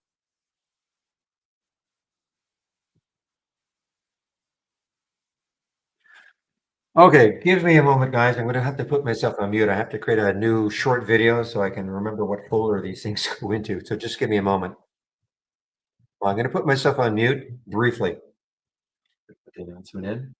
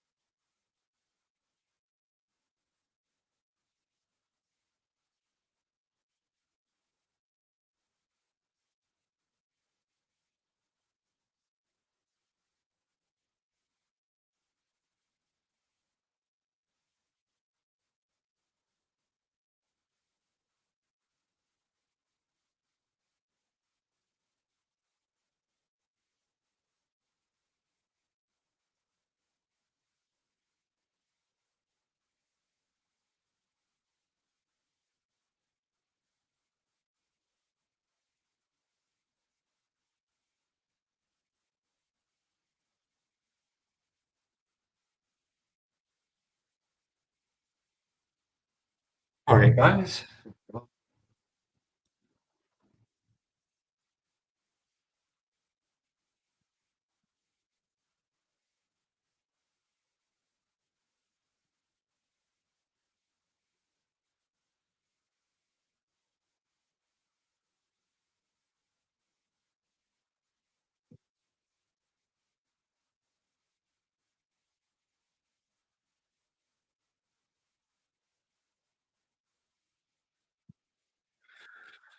Well, this one is actually, I mean, if you're inclined, I mean, this is over the whole number. KVUE, it's got a little, not much room though. The next high in the daily is 2126. So, I mean, if that stalls it, and when you look left, I mean, this is, obviously a great run from 20.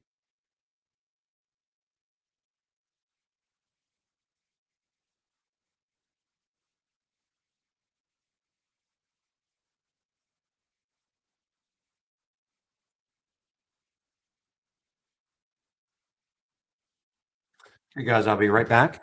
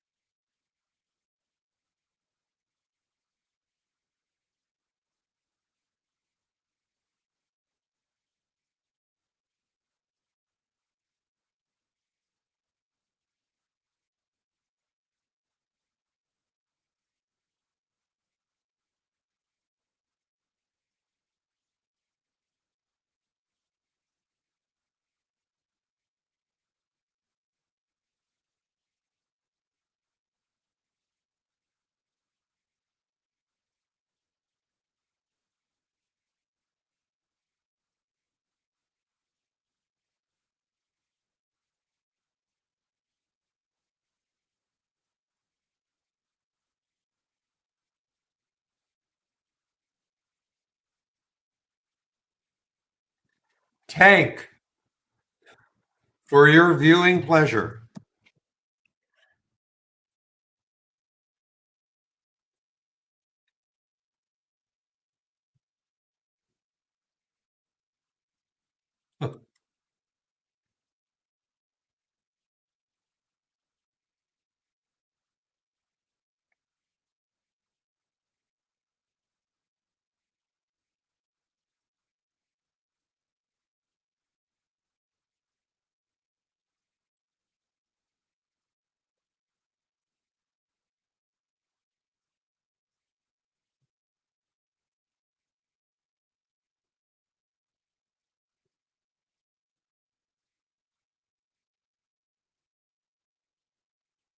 Excuse me, I'm just going to finish up something. Just I'm eating something. Just give me a moment.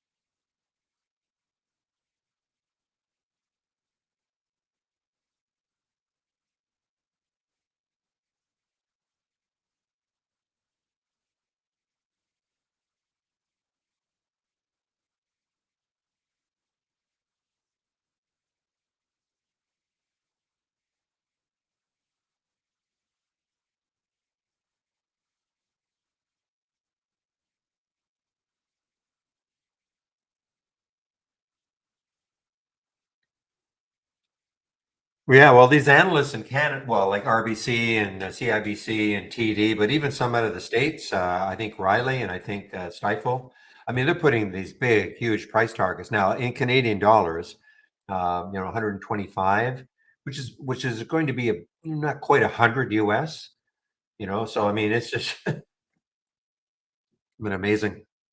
Of course, all-time high, so there's nothing blocking it chart-wise. Anyway,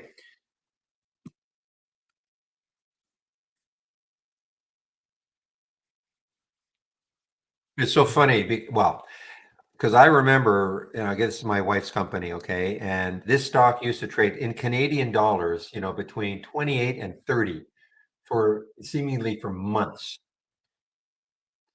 And the day, and we got very lucky. I'll never forget this. It popped up to about $34 Canadian. Right now, the stock is 100, okay, 105 Canadian. And we were going to sell it all, but we had it in this mutual fund, and they said, well, you can sell it, but it's going to take a week. This is a company-run mutual fund, and I said, "Are you crazy?" And so we held off, and my goodness, and we were yelling at them, saying, how is that possible? This day and age, it's going to take a week for you to get that thing sold." Yeah, 30 forever, exactly. And my goodness, thank goodness we weren't able to sell when we wanted to. And now, the rest is history.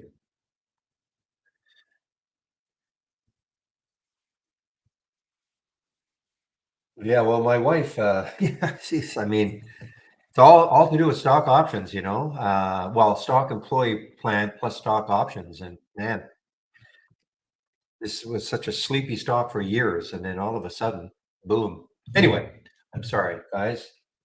Digress on that.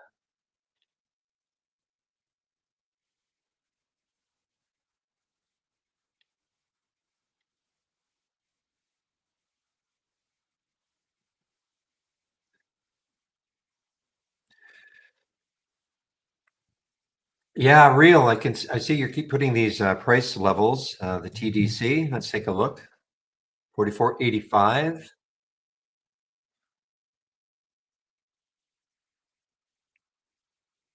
But I'll be honest, guys. I'm just cruising. Unless I see something that's really crazy, I'm probably not going to trade. I'm waiting to see whether or not we'll get another one. I doubt very much we're going to get anything from the auction. Plus 10-day daily breakout scanner now. Too late in the day.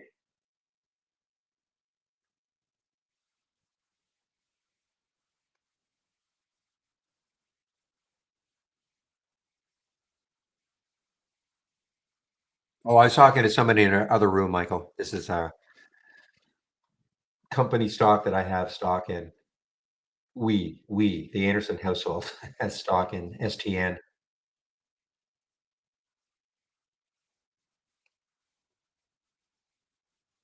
And one of the traders in the other room told me that he had taken that stock a long time. I never, ever, of course, tell people to take the stock. It's just that he had decided on his own to do it a while back.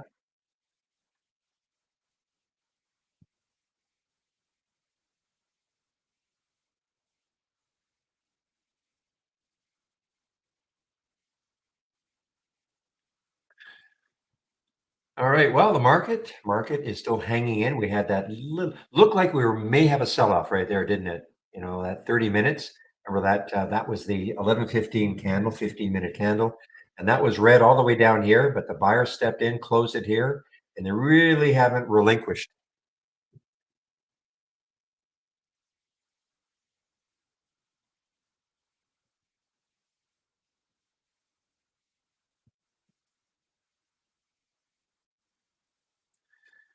So, did anybody have shorts for this one?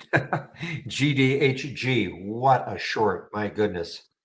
And I mean it showed up here at $18. Potential short at 10.18. It's $4 now, but I had no shorts available. I didn't see it at 8.18. I was really ticked off, and then I looked. I probably saw it around 10, and then I looked. I didn't have shorts available anyway. So, but if you had shorts available for that one,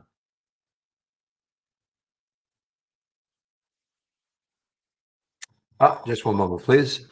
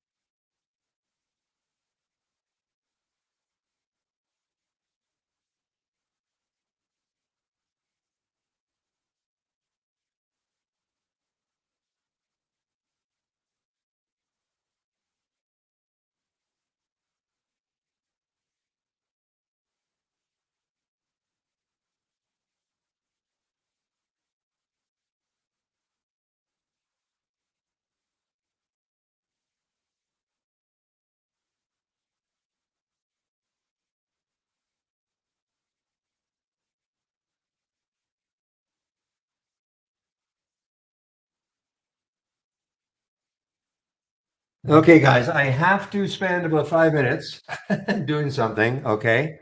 Sorry about that.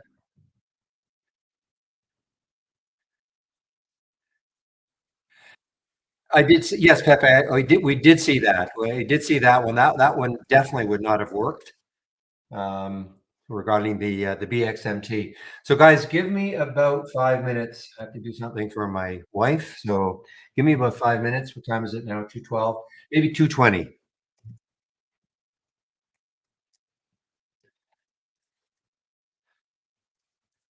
Okay. I'll be back in about 10 minutes.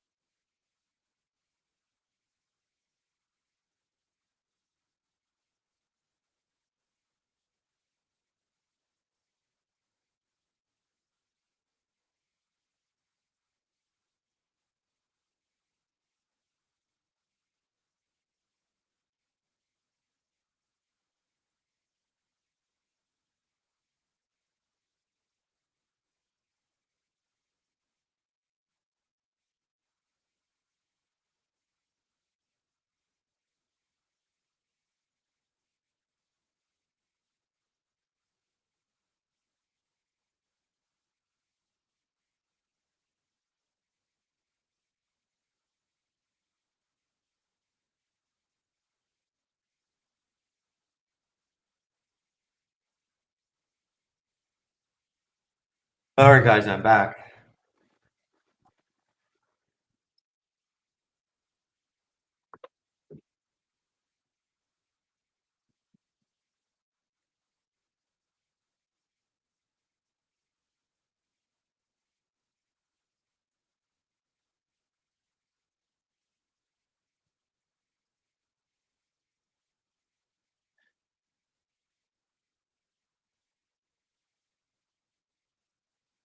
Yes, Michael. Yes, STN. Yes. Um,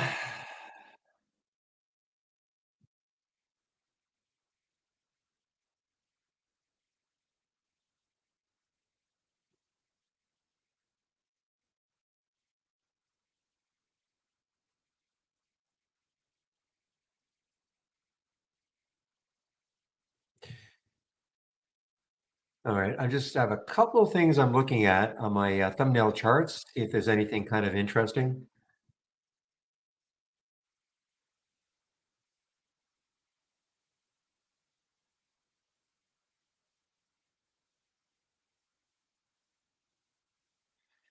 So this had some news. This had something to do with Boeing, right? ASLE, something to do with Boeing. So it's still up for the day, but dropping. ASLE through the 200-day moving average now. This has something to do with Boeing on the positive side, but I mean it's still up for the day. But basically, since the market opened, it's been dropping. ASLE. All right, guys, 220. So I am going to just talk briefly about.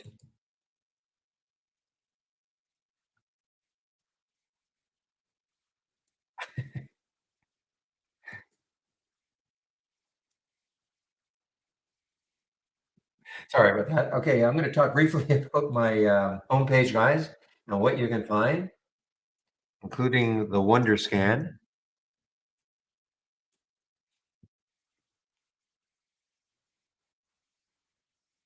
We used to have the Magic Scan, the options Magic. This is the Wonder Scan.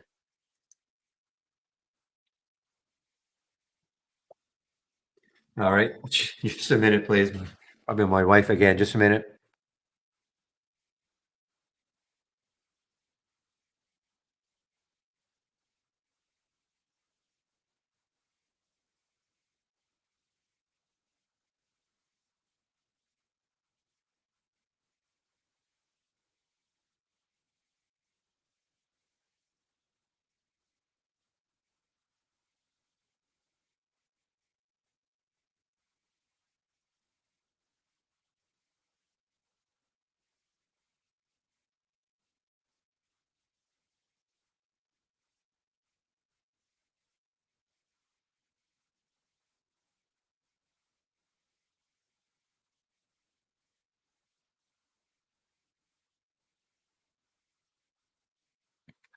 All right. So on my homepage, what are you going to find?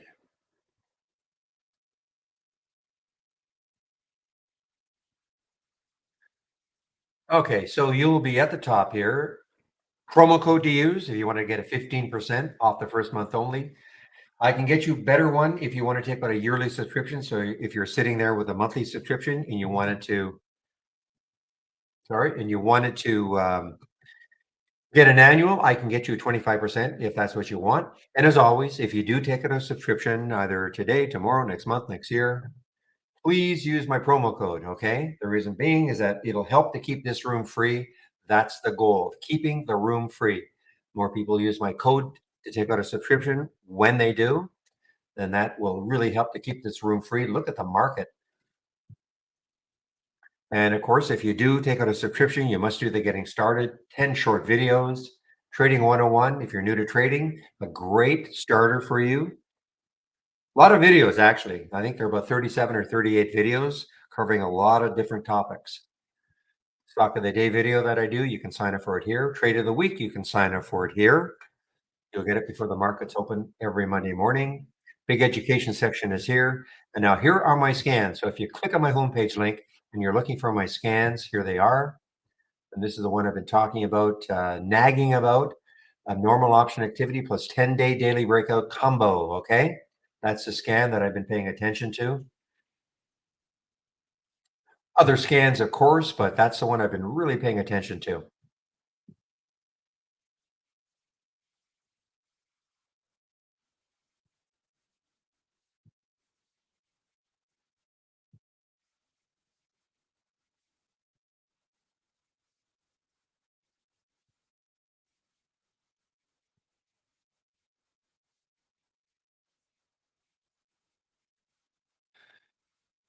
Excuse me. So this is halted, but must be halted on the way up, right? I think 8 is higher than the last time I saw it. Yeah, so CHSN halted on the way up. Talk about a rocky one today, up to 10, down to 5.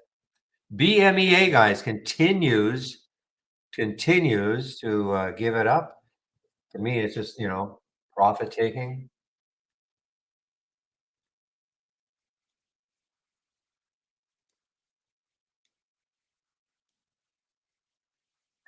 So this was the news, I guess, this morning. It actually spiked up into the 200-day moving average, and now though, this is spikes after mid-stage data for diabetes candidate. Okay, that is today. This might have, I think this was the news that got it running. It's definitely a diabetes drug, and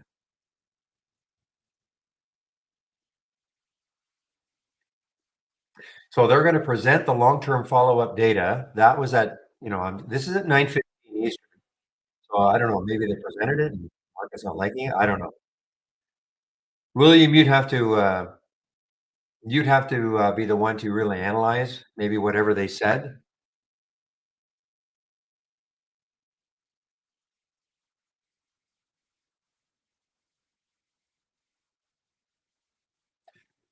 Just go to my homepage, Marius. Go to my homepage, okay, and it's right here.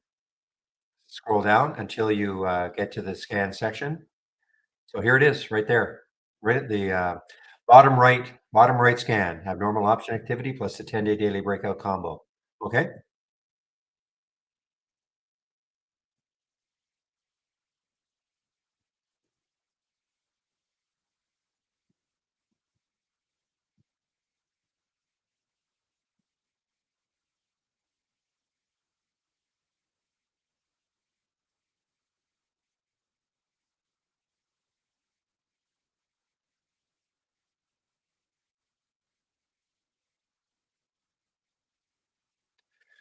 Well, this is really starting to crater here, guys. The next low looking left for BMEA is 14 or so.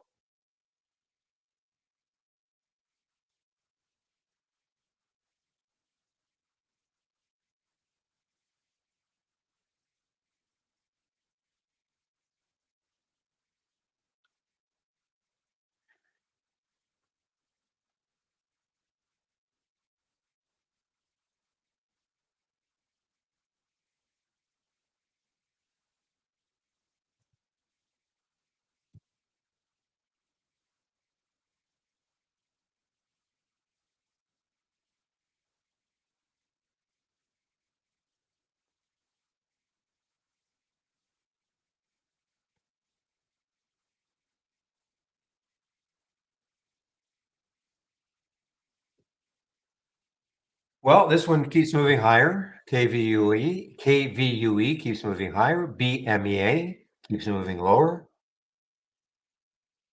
Now, the KVUE could be coming right into that resistance area, 2140. That's the next high, I think, looking left. On the daily chart, if it breaks through that, then 2218. So there would be still room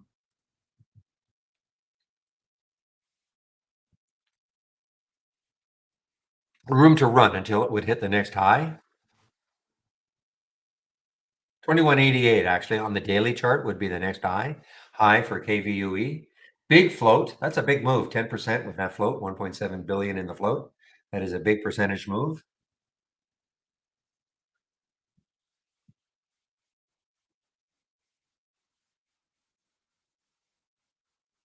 If this is a 5-minute halt, this will open in now. And there it is. So CHSN just opened.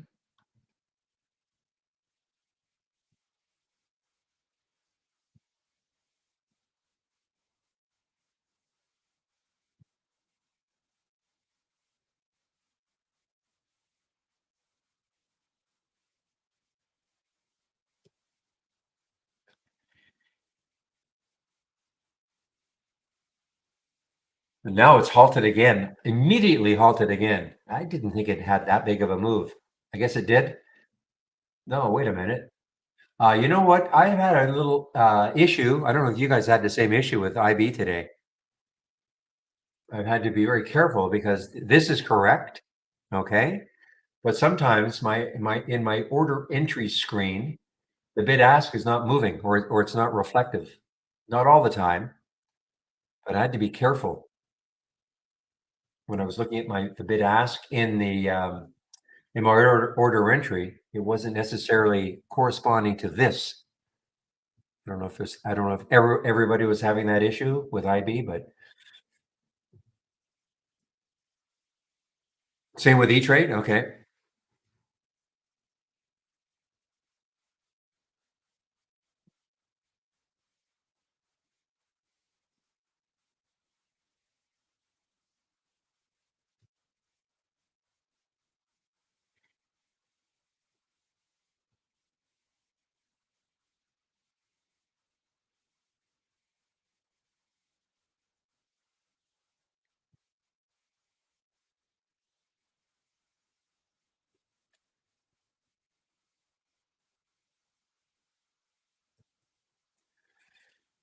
Boy, this is really, really dropping now, guys. This BMEA. I mean, that went from 17 down to 16 in, well, that's 15 minutes, almost 15 minutes. This candle will close now. 1739 down to 1620 in 15 minutes.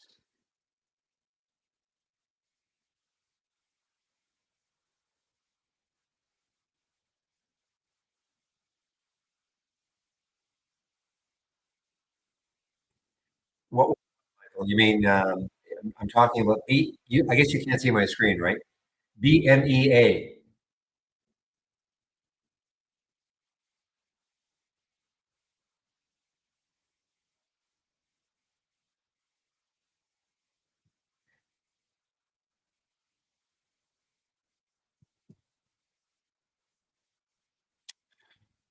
And continuing. So I mean, the next low looking left is 1399 or so. To be exact, 1409. 1409 is the next low looking left for BMEA.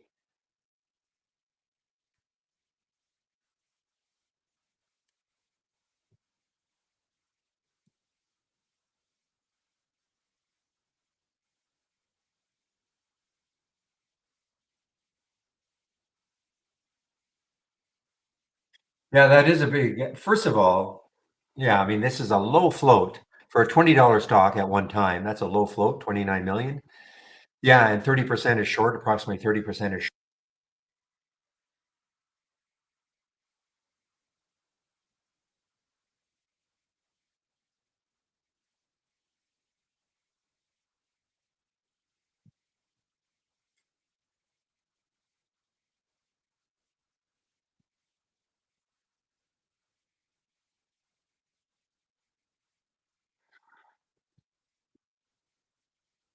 Well, I remember this one, guys, KYMR started down here at $10, a couple of months, up to 23, coming right into the 200-day moving average, KYMR. 2318 is the 200-day moving average. It's butting its head right against it. A lot of shares available for me, about 1 million at Interactive Brokers in terms of shorting if I wanted to.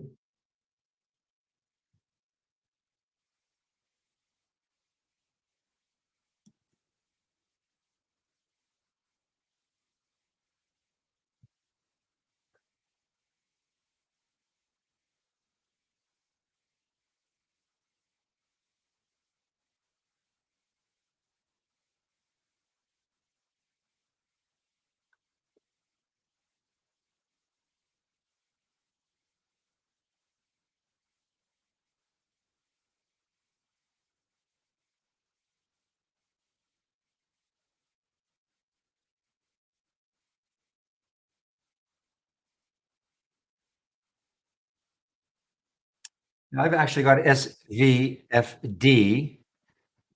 thumbnails. Yeah, it is hanging around that, excuse me, that 460 mark.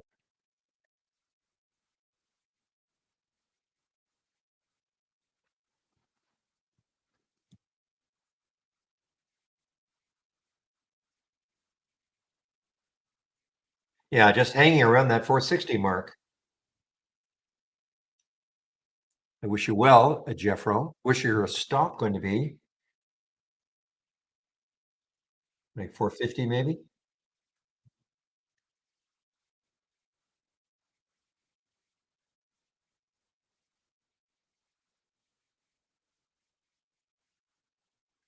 You know, for about 1,000,000 shares in the float, this has been, pretty relaxed for quite a while now.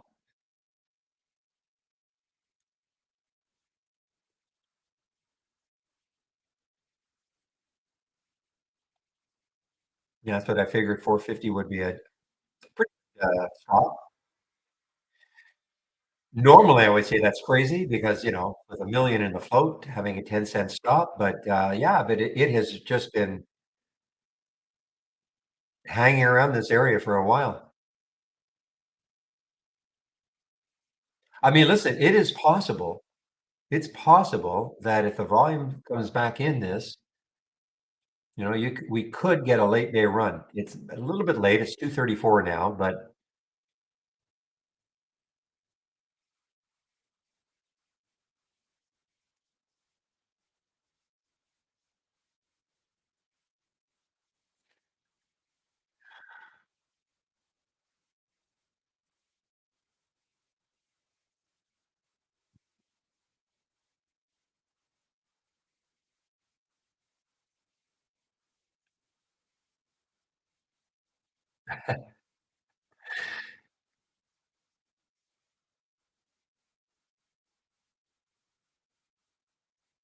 my wife told me to memorize this phrase in Spanish. Hablo español solamente un poco, casi nada. So here's the catch, you guys. I'm drifting, guys. I'm drifting.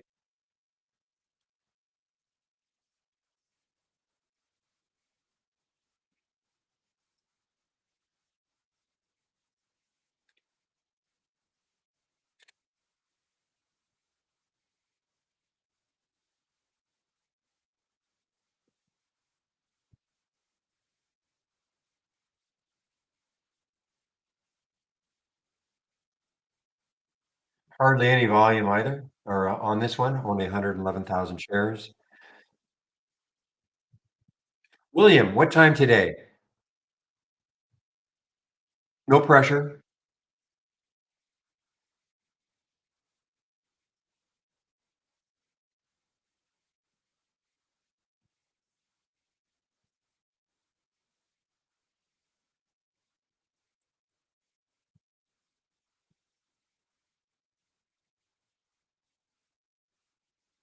Okay, guys. So William will keep when I take off at around 3 o'clock Eastern. William will keep the main room open until about 4:05. He says 4:05 at least. Okay. So before I do take off, I'll put the I'll put the main room trading link or trading room link and support link into YouTube, so you guys can head over if you want to for the last hour.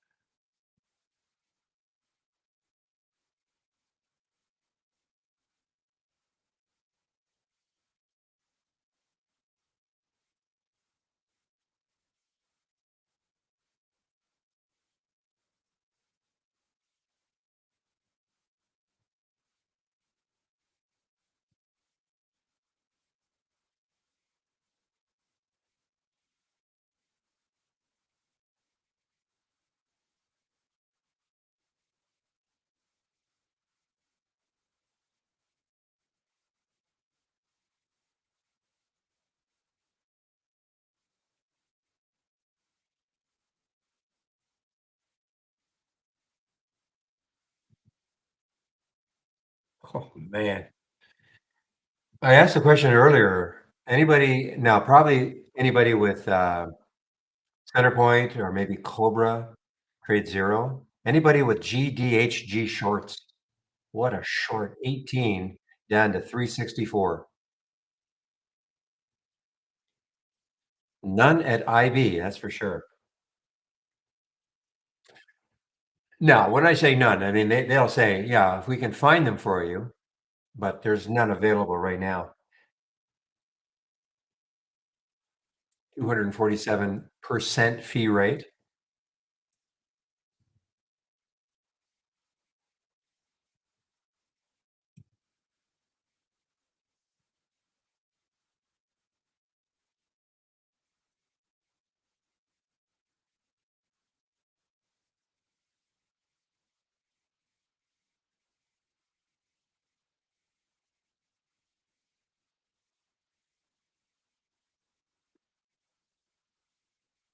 Gosh, I mean, this is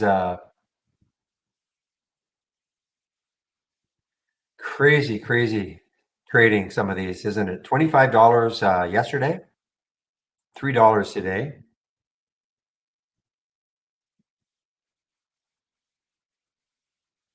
All right, let's take a look at Danco and MLGO.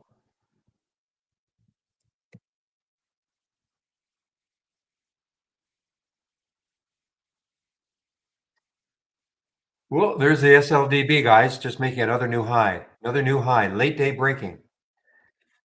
Oof, MLGO, you went long at 256. Okay.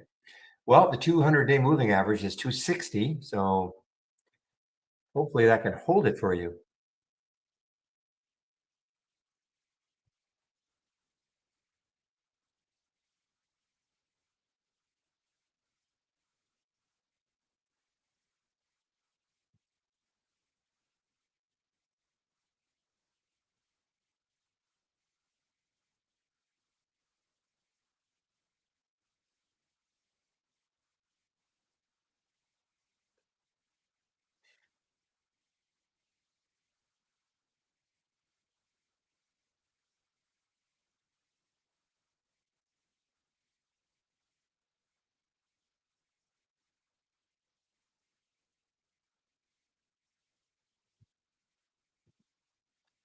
Meanwhile, again, guys, BMEA just continues.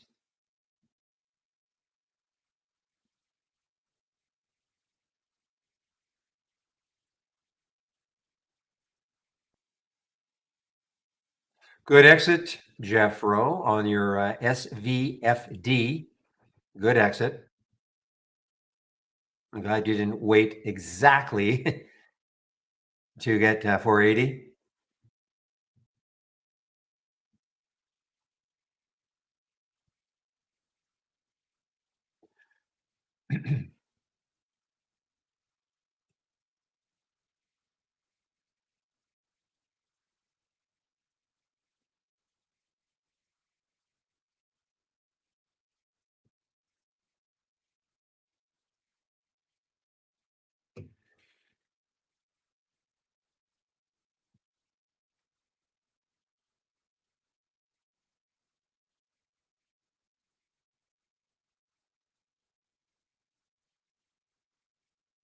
Well, this SLDB, what's going to happen tomorrow? Let's take a look at the.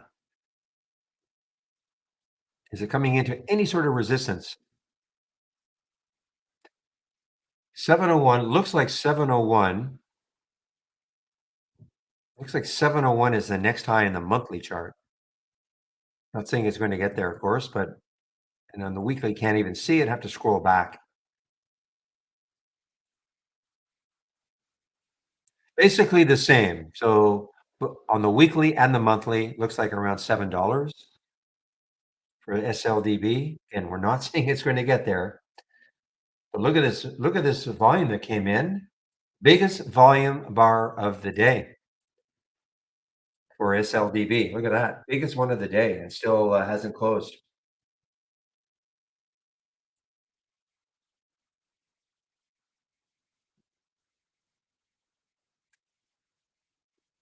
Gains on FDA's fast track tag for Duchenne gene therapy. Okay.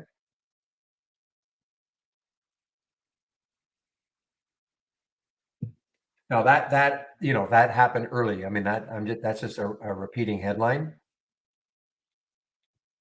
This I see this at 8 o'clock Eastern time,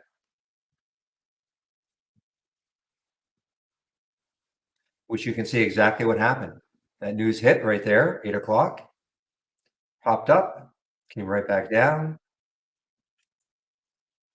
and now it's yeah, it's even taken out the pre-market high, which was is something considering the spike.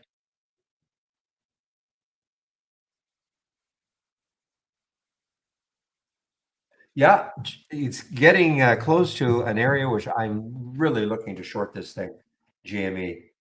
Not today, but yesterday's high, it did take it out briefly. Volume is picking up a bit. The next high looking left is 1673.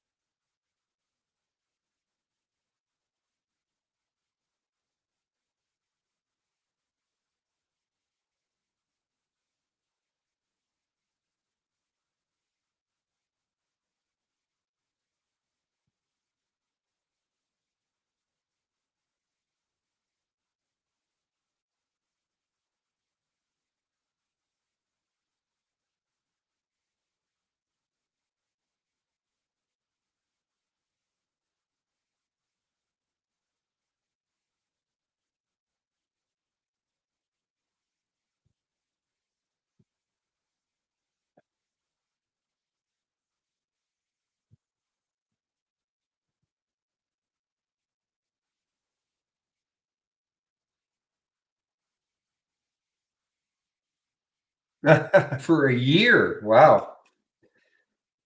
For GME.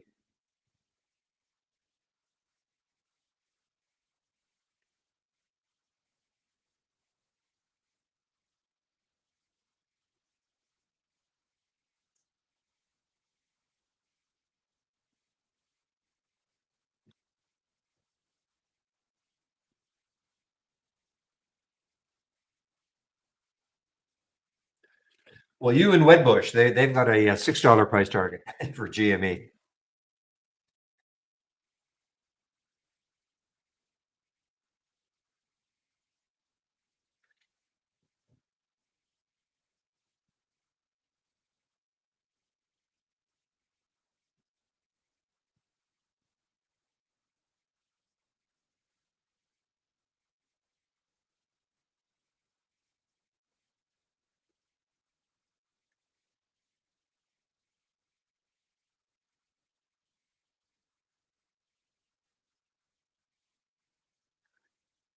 Well, this ASLE, what a choppy looking daily. Looked pretty good at the beginning though, and then just been selling off.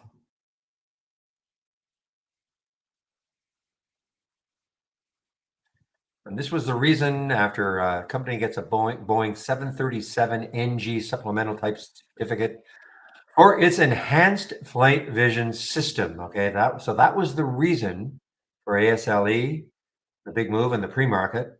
But since then, it's just basically sold off.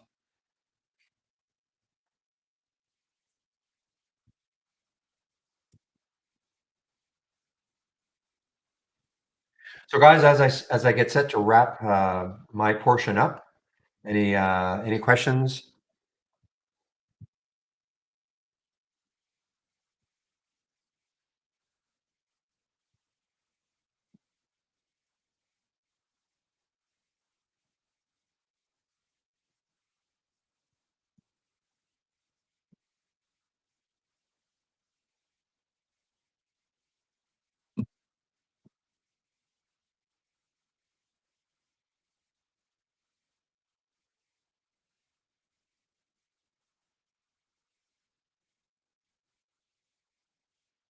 Now, was that a true move? I don't remember this happening. 926. Was this a true move for this SLNO on some kind of news? I don't remember this. I mean, that's incredible if that's true news. Or was it something else happened? Because that from $4 one day up to 30 the next, and it's held, so it's not one of those low float pumps. It's a low float, 16 million, but I don't remember this.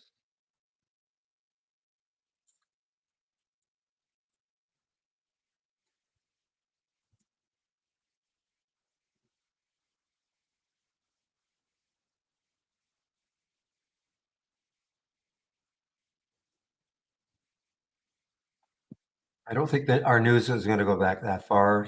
September 26th. Let me just see if I can see anything.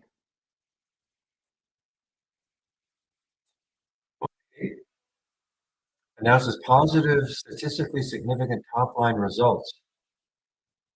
So that was on the 26th. So I guess that was a true pop on that news, man. And it kind of held. I don't remember that.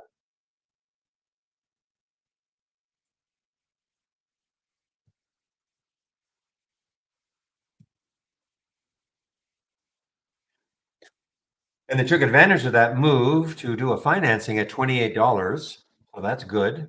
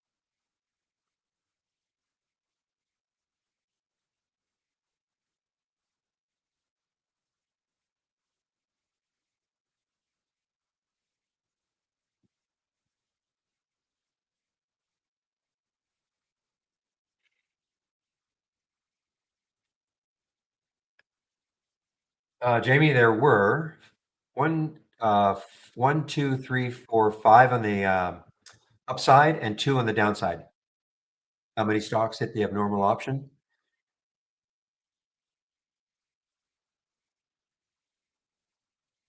And this same number of stocks, just reducing the relative volume to six. What that did was it allowed us to see alt a little bit earlier. Everything else, I believe, is going to be exactly the same. Yeah, everything else is the same. It by reducing though the relative volume, which is 8 here to 6 here, this alt showed up at 956 at 762, as opposed to at well only 5 minutes later. But look how fast it moved. From 762 to 829. Still pretty good here, but I am gonna look at this one tomorrow. That's why I have them both.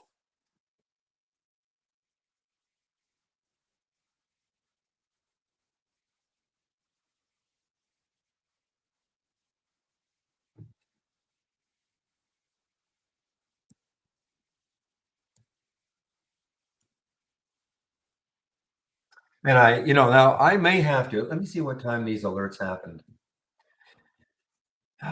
Okay, I don't really have to deviate. I thought some of these alerts happened before 9:45, but nope.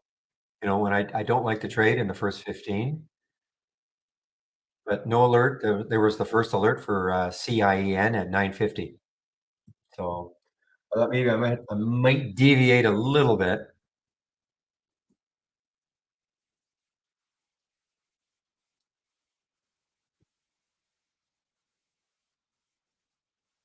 I think you're right. You are right, Pepe. Yes. Yeah, what Pepe is saying is that yesterday alt alerted before 9:45.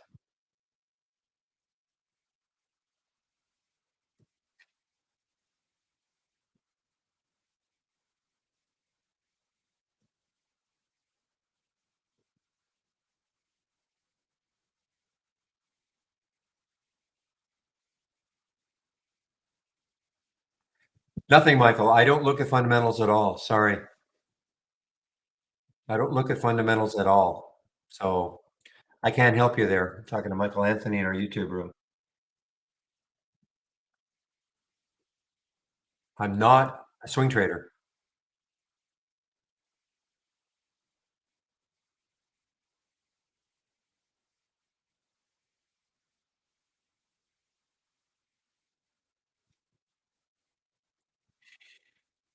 How did you modify the strategy, Pepe? I will see them early. I just won't take them. But how did you? Oh, I see. You mean to take it in the simulator in auto? Oh, I see. Okay, gotcha.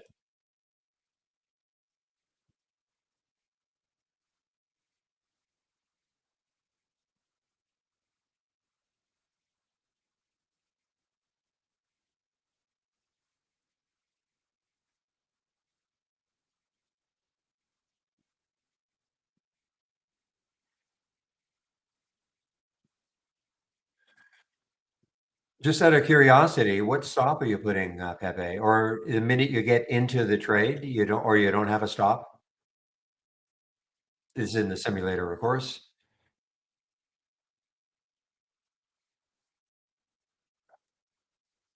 Yeah. Okay.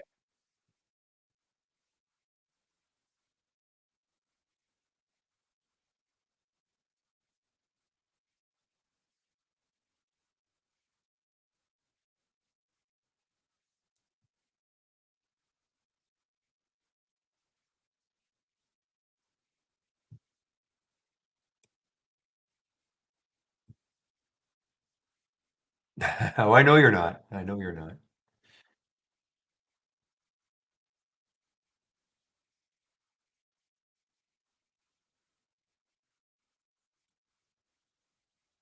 Well, the good thing too is look at the spacing here: 9:50, 10:01, 10:30, 10:45. If you don't want to go short, 12:16. Look at the spacing. So it's not like you're getting three all at once and trying to scramble to figure out what to do. I love the spacing. Well, I mean, we don't know. I don't know what's going to happen tomorrow, but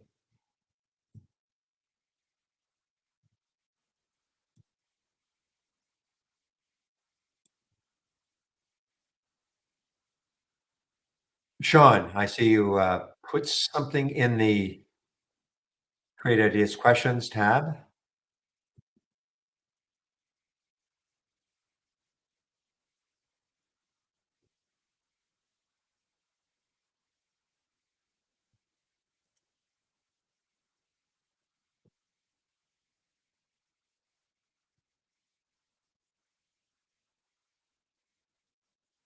Ah, no, not really, Sean. I mean, I can private message you right now if you want. I'll click on your name and hopefully you see it. And I just typed in test. Okay.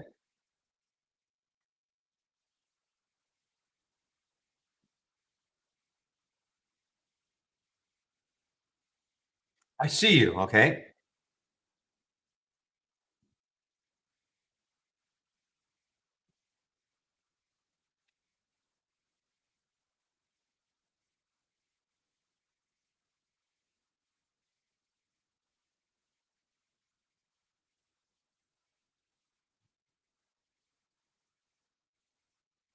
Oops. This MLGO is now showing up on my 10-day daily breakdown really late. So I know some of you are trying to go long it, but this is very, very late, very, very late. And the reason, of course, is that in order for it to be a 10-day daily breakdown, it had to take out 2 days ago, the low of 2 days ago, which was a feat that it did.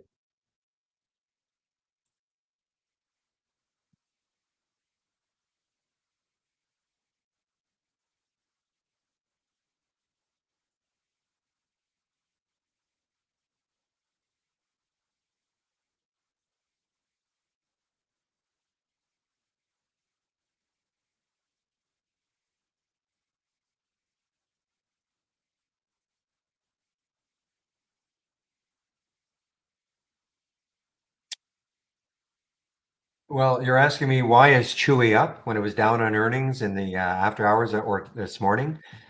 People played bounces. I mean, it's that simple. There's no. If you're asking me, did the company come up with some news that's saying, hey, I know we came up with earnings, but here's some news that's going to cause it to jump. No, no. I mean, it's understand. I mean, it's just this was at an all-time low down here, basically almost at an all-time low. But bottom fishers came in. That's all. Okay, Sean. Yeah, I you probably don't have to private message me, but okay, keep going.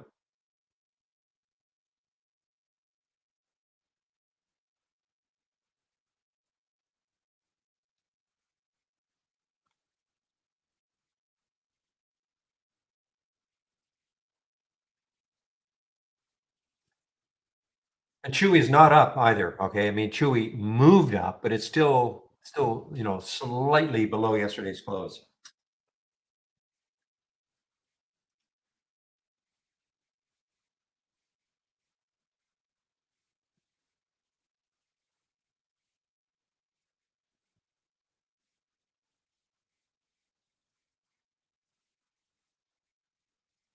I'm waiting, Sean. I do see you have a question about setting up the scanner. I'm just waiting for whatever the question might be.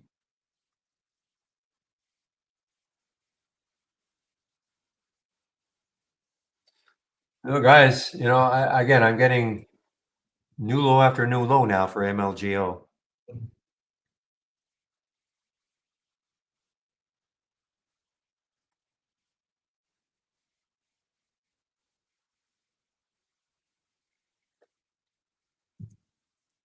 Okay, let's take a look. Well, we can create any scanner. Let's take a look at alt. You're talking about right here or right here.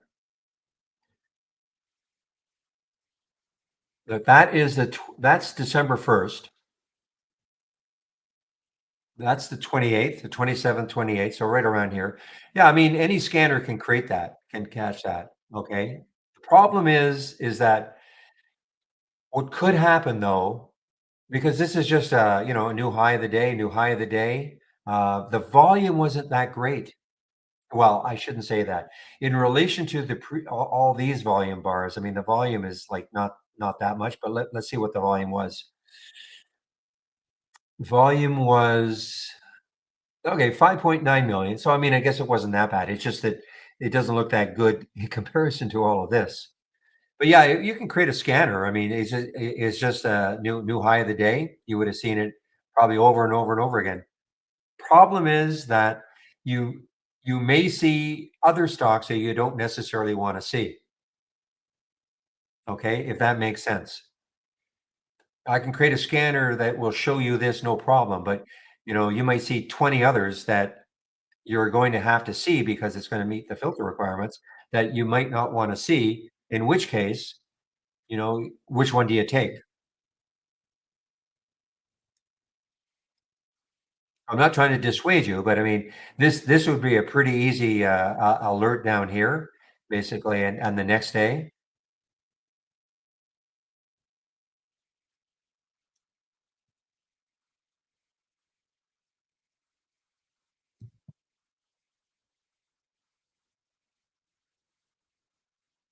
Well, again, if it was, I don't have it up and running, but we do have a scanner,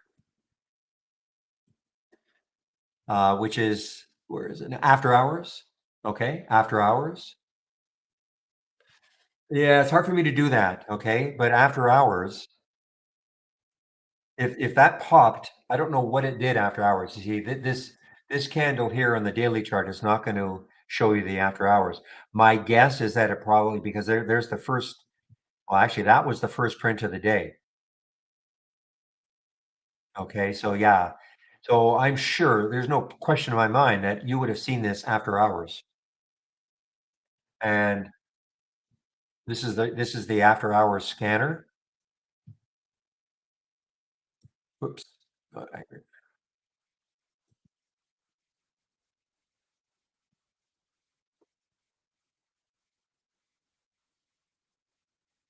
I don't look at stocks after hours, so that's post market movers. Okay, post market movers. almost 100%. I can't tell you exactly when you would have seen it, but and of course, you're not seeing anything now because we're not in the post market.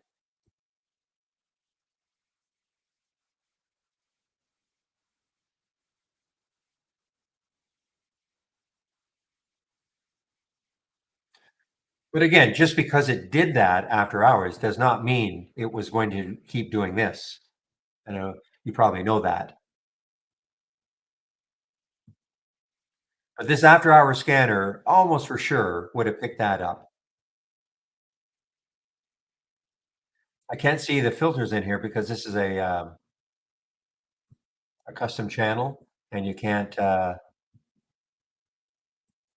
wrong. You should be able to see. There we go.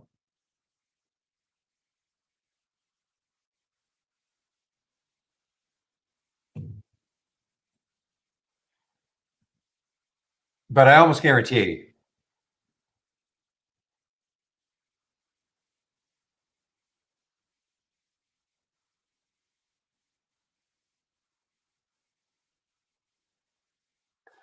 tell you what, I have overtime here. Let me see if I can bring it up.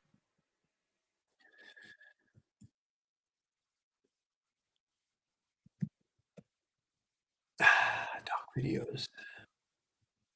Just give me a moment, okay?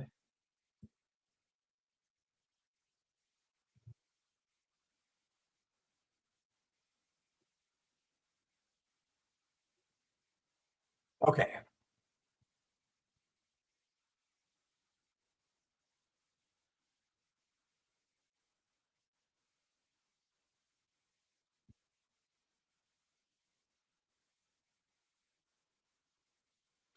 Don't do this anymore, but this is what I used to do. I used to do a lot more work after hours. I don't do that anymore, really.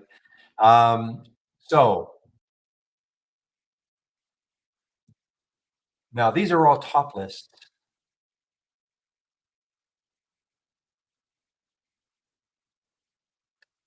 And I had another one that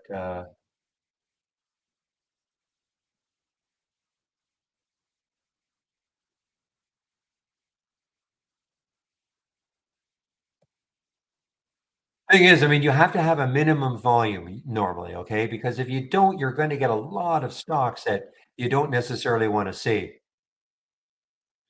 I don't know. I don't know if I have. Let me see if this is the one.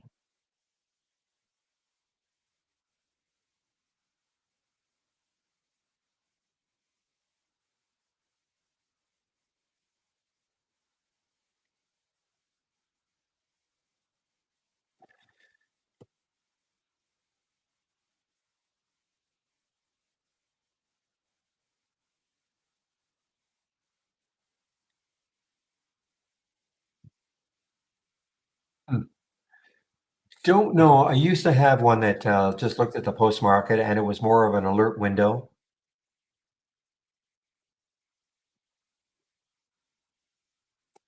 But I must have got rid of it because I just don't care anymore about this, quite frankly, what's happening in the post market. So I must have got rid of it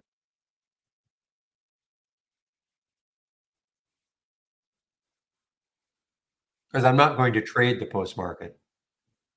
And what happens is when you turn on your computer the next day, okay, you'll see that you would have seen that this gap. Trading in the post market's very, very tricky.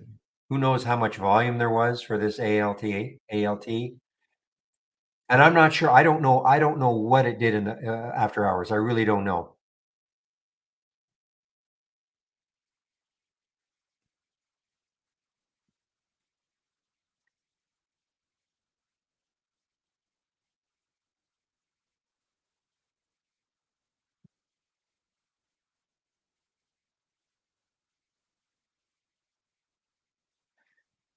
Sorry, I guess I couldn't be more helpful. I can't believe I don't have.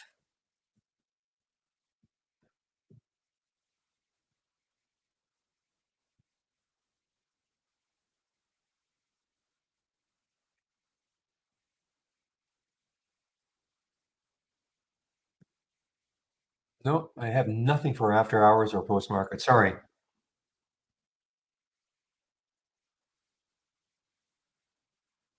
Oh, absolutely, Sean. Absolutely. Everything you see here, everything you see plus others, this is what I'm currently sharing. You know, I know you're not a subscriber, so but this is what I'm sharing. To click here. These are all the scans that I'm currently sharing. Okay, which is, and I call this one. This is the Wonder Scan right now. Okay, a normal option activity plus the 10-day daily breakout combo, courtesy of Pepe. Okay, so but I'm sharing a lot of other scans. And all you need is the standard service. But remember, if you're going to sign up, please use my code. Okay, it will really help the room. One subscriber at a time.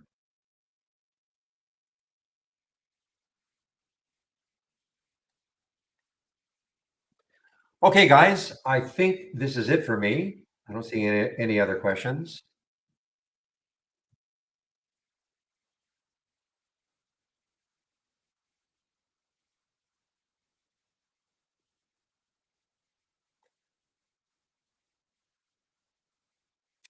Okay, so what I'm going to do now is put the trading room, the main room in our YouTube. I'll put the link in so you can head over and listen or not. No listening, but you can talk amongst yourselves, post amongst yourselves, okay? Until 4:05. So as always, thanks for all the help. Can't wait for tomorrow and see what sort of alerts we get from that scan. So thanks for all the help, everybody. I'll stop the screen sharing right now and muting myself in the main room. And now the same thing with YouTubers.